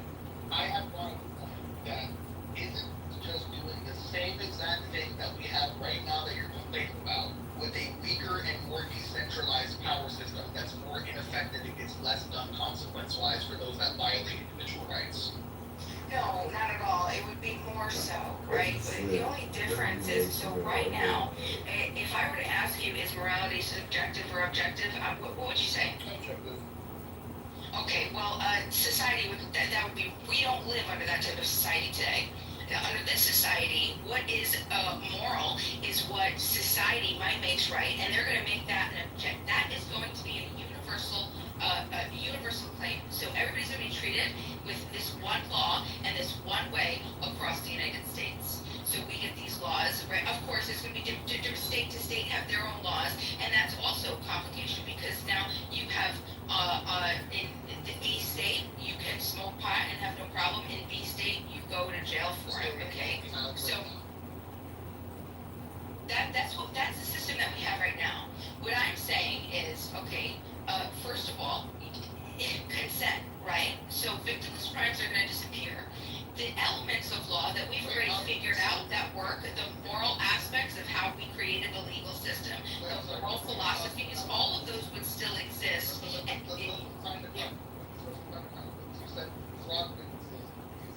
no, not fraud. Fraud is a crime. No, it's not a victimless crime. Fraud, you have someone who's been a victimless crime is where there is no victim. Is where you're not able to name a victim. If you can name it and say the state is the problem. Yeah, the state is the Hey, hold on. Again, you're doing the wall of noise thing. Yeah, victimless crime. If there is no crime, there's like smoking grass, man. If you're smoking grass, like, well, you know. I'm just trying to, not because they don't know about the private. I'm trying to understand what violence in first society would be defined as and what constitutes violence. Well, hold on. Let's get to the more interesting aspects of this. But my thing, I'm sure it's not wrong about maybe what they're doing last time, they couldn't get an answer to. Well, but you're not going to get an answer to any of it because, like, this is something that I have spoken to people that have been dedicated to these thoughts for a long time, and the answers are always vague. They're always similar. They're never good. It's just not well thought out. It's a very immature philosophy, but and it's a response to. This is where I give them credit. It's a response to a recognition that the state is overstepped and there's injustice because of the state. And so what it is a gross overreaction and an oversimplification of like utopia, and it doesn't pass any scrutiny from people that are on the left, people that are on the right, people that are in the middle. But the moment you start scrutinizing it, you get some really, really terrible responses. And in most cases, you don't get a response. Like, I don't know if you guys feel the same way, but I felt like when I was asking who controls the nukes, I don't feel like we got a straight answer there. I feel like we got an answer, but it wasn't a straight answer. I'm still confused on who's gonna be driving these submarines that have nuclear weapons. I guess like completely. I guess like for example, the one thing that I always pose as like a challenge is basically it's damn near the version of the ECP but for the ANCAPs instead. It's the fraud. It's the fraud problem that you have with the NAP because you'll say that violence can be used to may legitimately be used to prevent using force or fraud, but according to the NAP, the only legitimate use of force is to prevent or punish initiatory use of physical violence by others. And fraud is not physical violence. If I tell you that painting that you wanted to get was a genuine Renoir, for example, and it's not, I am not physically aggressed against you. If you buy it and you find out it's a fake, and then send the police or whatever protected private agency you have over to my house to get your money back, you're not aggressing against me. Then you end up aggressing against me. So not only does the prohibition on fraud, XC, you're not wrong, but you're now doing the wall of sound. I want to just let's keep this simple, man. I want somebody to explain this to me like I'm 5, right? Pretend I'm a 5-year-old kid and I'm like, you mean there's no government? Who's gonna protect us if there's a war? I think if Johnny goes to his mom and dad, the anarchists, and says, who would protect us if there's a war? I think they deserve a better answer than decentralized militias, because when Johnny turns, I don't know, 20, he's gonna ask a question like, you used to tell me about these privatized militias, but they trained in the woods with rifles, and China has a navy. What are we doing here, Mom? It just honey, China said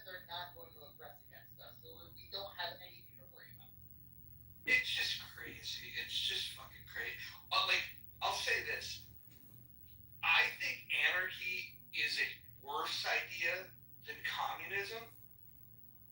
And the reason why is because we know what communism does, but anarchy, I think, would be a much more total collapse.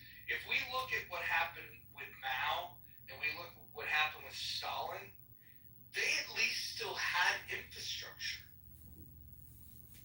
Well, in an anarchist society, there'd be no infrastructure.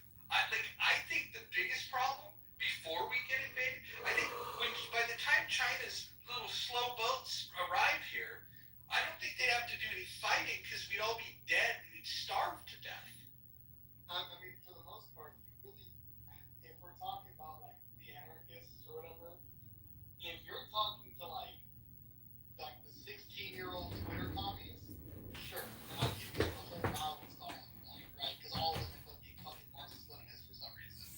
But if you're talking to like an actual commie that's willing to like stand up, as JD says, stand up as Klan, like 24/7, then they would also be anarchists because their number one, like, if they were to go off like principles, like just like you do with like property rights, individual rights, et cetera, for your principles, their principles would be three simple things: no state, no class, no money. And a dissolvement of state on there would immediately classify them as anarchists. So any actual communist or someone that's not too pussy to stand up getting critiques for being an anarchist, that would be on the left side, would be an actual communist. Anybody that says they're a commie but doesn't believe in anarchism is just LARPing or a Marxist-Leninist that's still trying to figure out how the ECP doesn't kill them.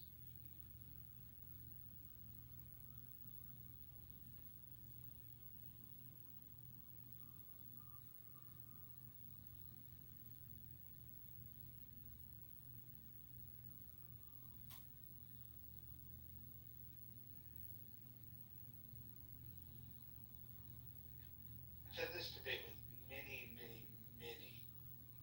anarchists, and I don't think that Bima does a bad job of articulating this position.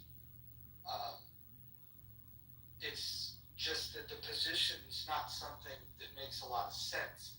And so I think she's, depending on how you look at it, she's equally good or equally bad at positioning this, because this is the position. You know what I mean? Like this is like the way she makes it sound. That's the way. You know, even if you were talking to a professor, or if you were talking like Michael Malice, because he's got a sense of humor, would probably put up a better fight. But that's probably it, because the problem is not her ability to articulate. It's that the position is hard to defend because it just doesn't hold up to scrutiny. Period. You can only play devil's advocate for so long until you start burning the hellfire with it. I don't think it's so much as I don't think that it's hard to defend at all in my mind. What's frustrating is that there are no conceptualizations, alternative conceptualizations of real world tangibility that can be explained in these conversations. So, you know, I can keep saying the same thing over and over and over. Like you said, like you just said, explain to me like I'm 5 years old. Like, who is going to come and protect us? And I mean, like, you didn't like the idea that I'm saying, hey, look, there's going to be contracts. People are going to wake up. They're going to go and make voluntary contracts with private enterprises. These are going to be efficient, effective, dangerous defense agencies, which are going to emerge just through the demand and the necessity of needing them. They're going to be funded directly from the individual, knowing exactly what they're funding.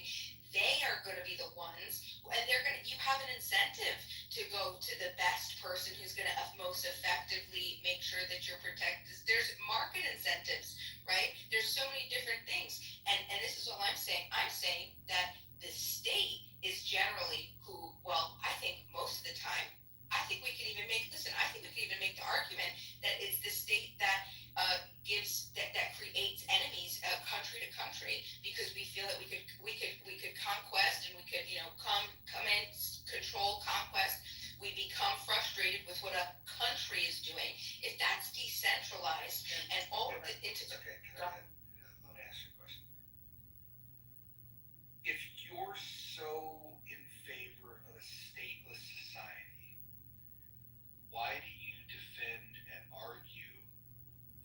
Palestinian statehood?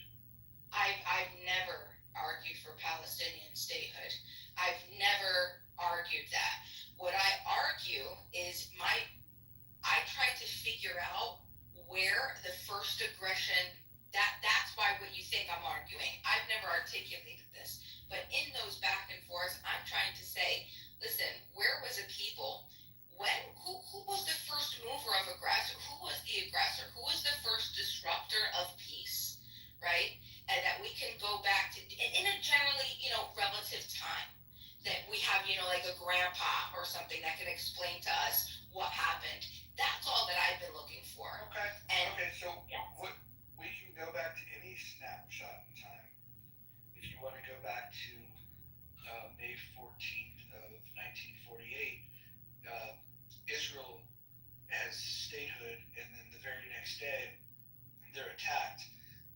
We can go through the entire timeline, but in every situation, they were the ones that was responding to aggression. I disagree, and this is. I know you do, but you're not basing that on any facts. Well, what I'm basing it off of is so far. This is what I found. I found that once so the Ottoman Empire had control, right? 1917. So everyone in this area that would be known as Palestine that we're referring to, okay? This was Ottoman Empire control. So we had Sharia law, we had Ottoman land codes, and Ottoman Empire, whatever was under Ottoman Empire. 1917 to 1920, you have the British military take over. Martial law, World War I, right? Under World War I powers. Okay, so now that area, that's how that area is controlled from 1917 to 1920. So at this point, now you're moving from moving slowly out of the World War I stage. Now we're talking about pre-mandate stage. Now we're saying, all right, well, let's figure out what we're going to do with this area known as Palestine. And what I saw was that in that moment, as you're in 1917, what area do you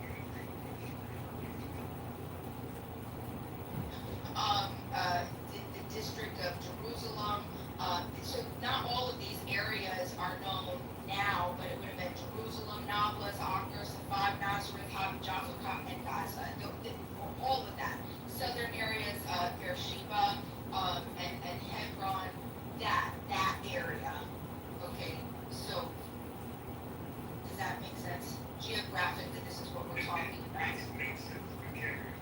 Okay, well, geographically, look up the British mandate for Palestine, right? Okay, so the 1922 League of Nations mandate will tell you what areas what areas we're talking about, right? They refer to it. Ask Herzl, he knows. He wrote it, A Jewish State in 1896. He wanted to fucking go and take over the barbarians, the barbaric people of Palestine, and move in. Okay, so maybe ask other of Zionism. Okay, so I don't know, but that's the area. So I hope it makes sense. So this is my issue.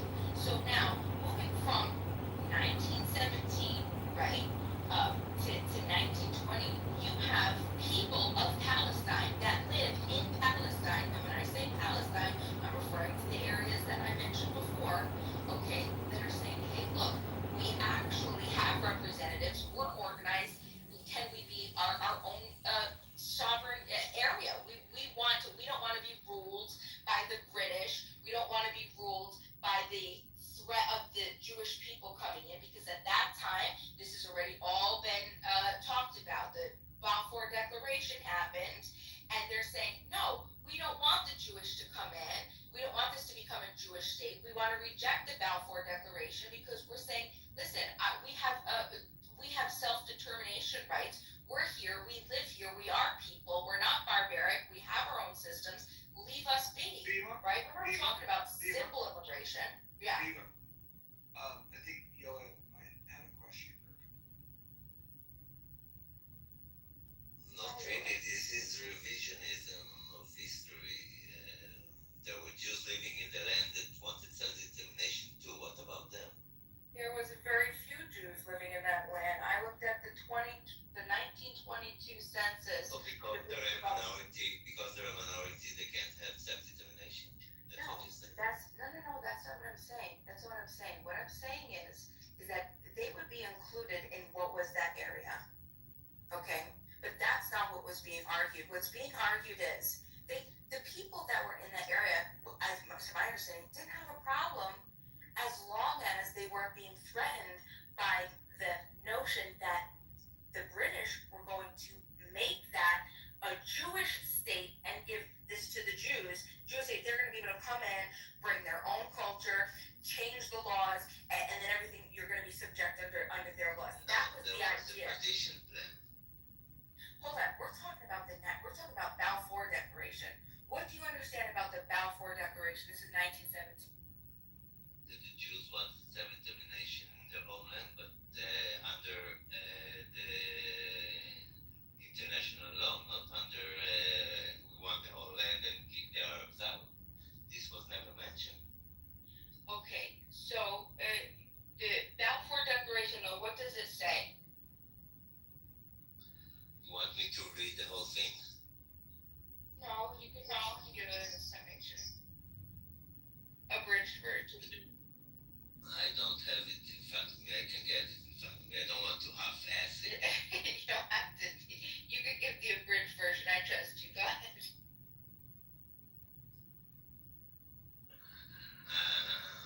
Not playing this If you're game. gonna half-ass it, make sure the ass is round.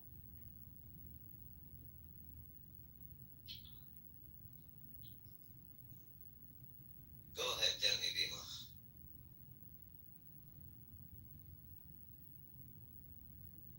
So it basically, what I understand it to be, it is saying that the British is saying we are going to create, or so they support a national home for the Jewish people, and that would be in Palestine. That's it. So saying yes, let's allow the Jews to come in, and they can have the nation. They can have this area of Palestine. The entire area? Well, I mean, like regions changed and stuff happened from 1920 or 1917, right? There's different. Little Arab nations started. There was a whole bunch of this. A lot of shit happened between them, but I'm talking about in 1917. Yeah. The area known as Palestine, the same area that Herzl says is Palestine, right? That he put it forward in a Jewish state. Okay, but that's not what happened. You're saying that the entire area was supposed to be Jewish, right? And that's not what happened historically. So your problem is with any declaration of a Jewish state, as I understand it, in that area. Or did I get you wrong? Was that a question? I'm sorry. Yeah, is your problem with any declaration of a Jewish state in that area? Yeah. There should be no declaration of any state. There should just be the people that live there, and they should just all live peacefully. The Jews, the Christians, the Arabs. But they didn't. The Arabs slaughtered the Jews. Yeah, well, they were being threatened. They were being told that the Jews are going to come in and get rid of the barbaric people of Palestine, and they're going to come in and they're going to, take up the. Of course, I'd be fucking scared too. Of course, I'm going to fight. So you're scared, so you slaughter women and children? That's your response? Well, no, I mean, I don't know where that comes from. Where 1921, 9, the Hebron massacre. Read about it. Well, we could start before then. I don't think that was the first issue. Was the first armed conflict was 1929. Maybe I'm wrong. I don't think it's. I think there's something before 1929. Well, it wasn't an armed conflict, it was a massacre, but yeah, there were fights between the Jews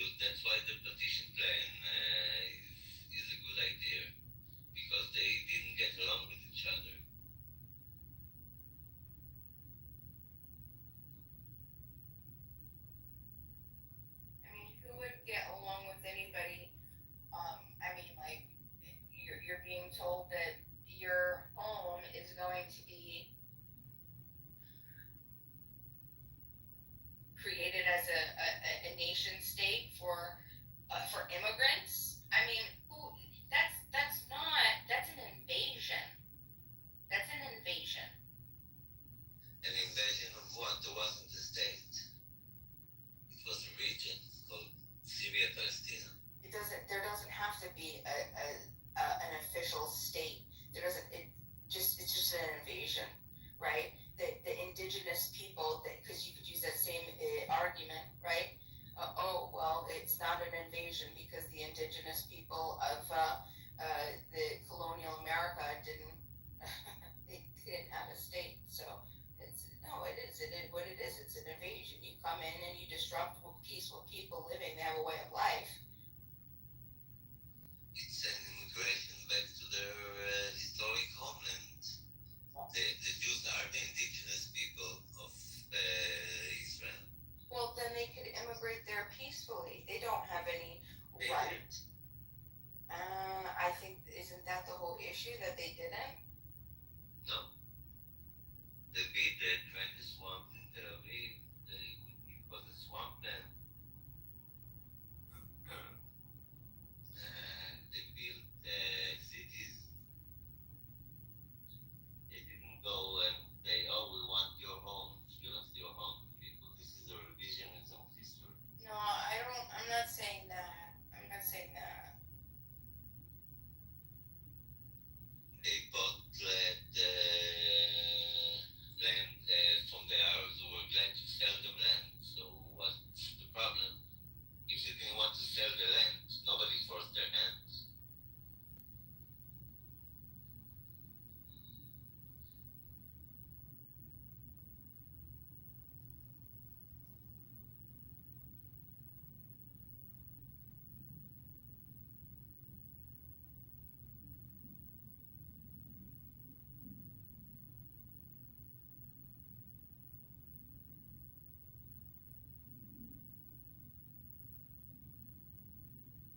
Alright, since we're not talking about anarchy, I would just like to thank you all, and I would like to thank Roger for being great salt for that.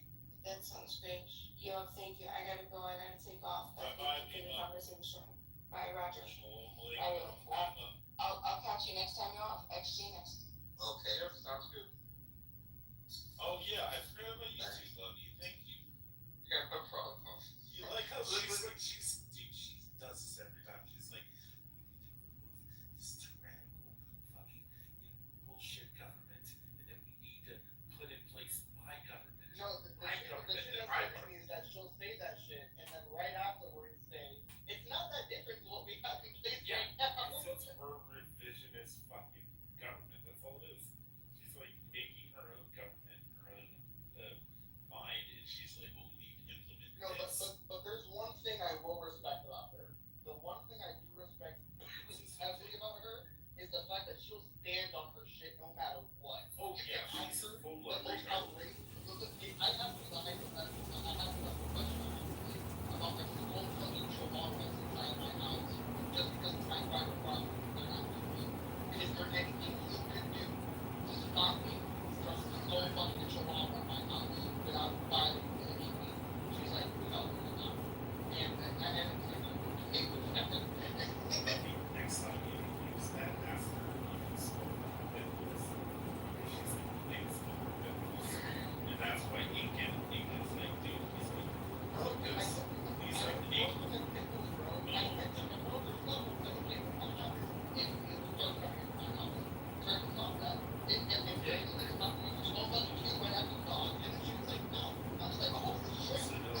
I appreciate the logical consistency, but I'm also baffled by what how really what is that thinking. well, he said, Incan, he was like, no, that's not even what he was. He's like, it's low gauge to the back of the fucking pimple's head, and just blast everyone out of the fucking double of it. And she started crashing out, and he's like, he's like, there's some organization where the United States tried to eliminate, ban, and destroy every pimple in the US. So you went over there, you can make it 5 over,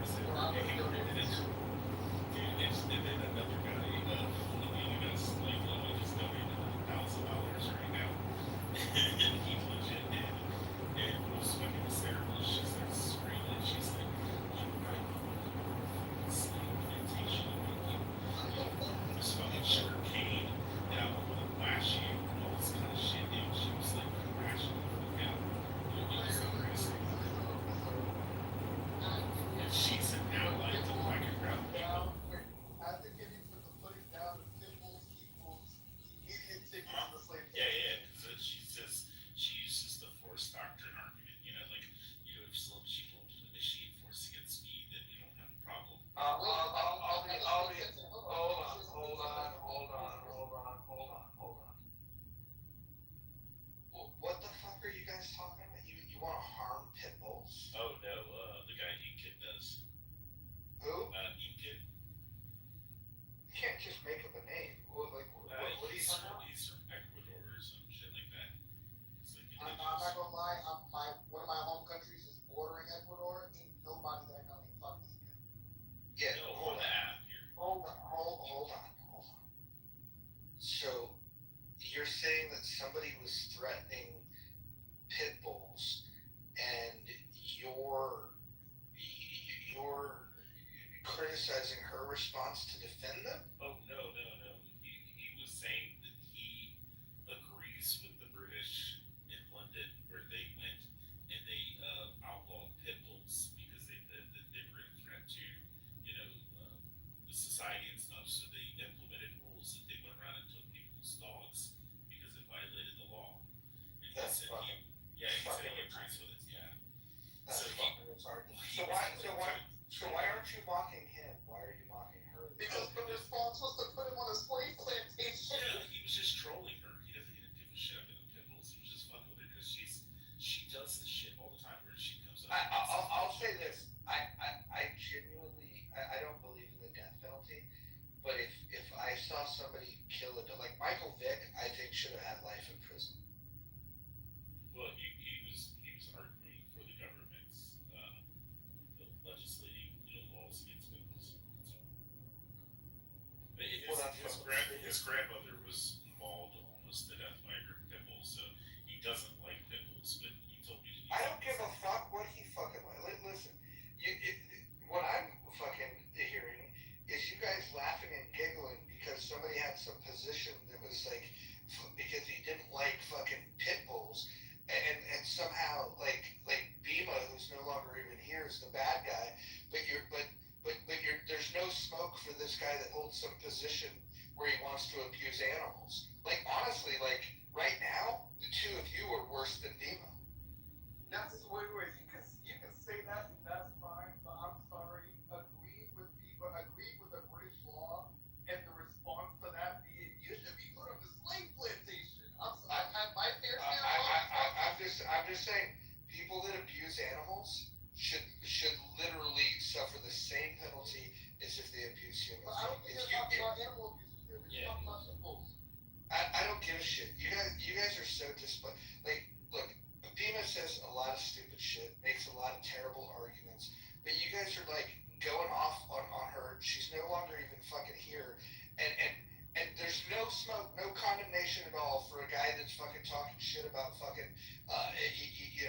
that's got these ridiculous positions about animals. Fuck that. I would feed that guy to the dogs. Fuck him. Which dogs specifically? Pit bulls? Yeah, don't talk shit about animals in front of me, dude. Fuck you guys. You guys are fucking retards. What about ants? Oh, you're hilarious. Keep it going. You guys are so tough talking about the anarchist that's not here to defend herself, and you guys won't speak up about animals. Like honestly, like this is some cowardly shit. Like this is the kind of shit that makes me think that you guys have never been in a fist fight in your fucking lives. You guys are talking like little faggot pussies. Yeah, I'm not cool. I don't like pit bulls. No, you guys are talking like faggot pussies. I mean, I like dogs. I'm a big fan of pit bulls. Once I started looking at the numbers and realized that it's like 95% of all deaths associated with dogs are pit bull. So I mean, I do think that the British government has a valid point in saying that you can't have those dogs that they want outlaw. Yeah, I would rather fucking outlaw people than outlaw these fucking dogs. Listen, the fucking dogs don't grow up fucking just violent. If you have a pit bull that's fucking attacking people, it's because of how it was trained. It's because of the owner. And if you guys are so stupid that you don't understand that, you guys really shouldn't talk about it. So are pit bulls just like Nissan Altima with dog breeds that always gravitate for the worst possible fucking? Yeah, you guys are fucking stupid, dude. I'll fucking look. We can talk about a lot of things, but like you guys are fucking retards.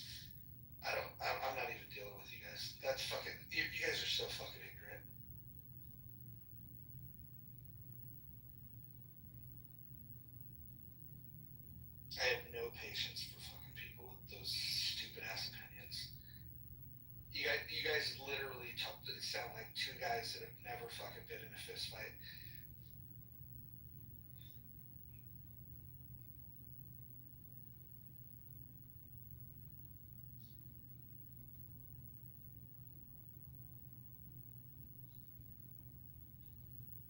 It's fucking gross.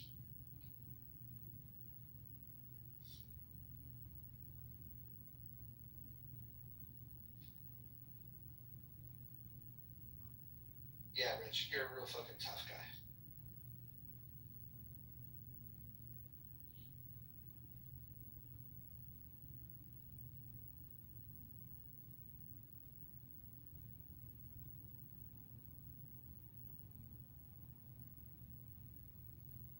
People that won't defend animals would never defend women, would never defend children. I don't trust people that don't fucking protect animals. I think it's fucking gay as fuck. Some weak ass shit. Some faggotry.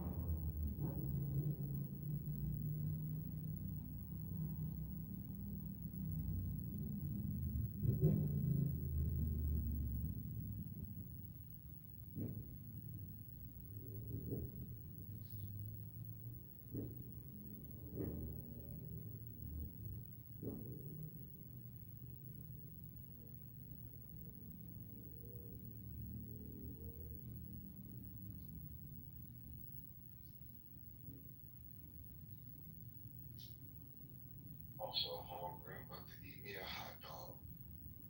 Talk to y'all later.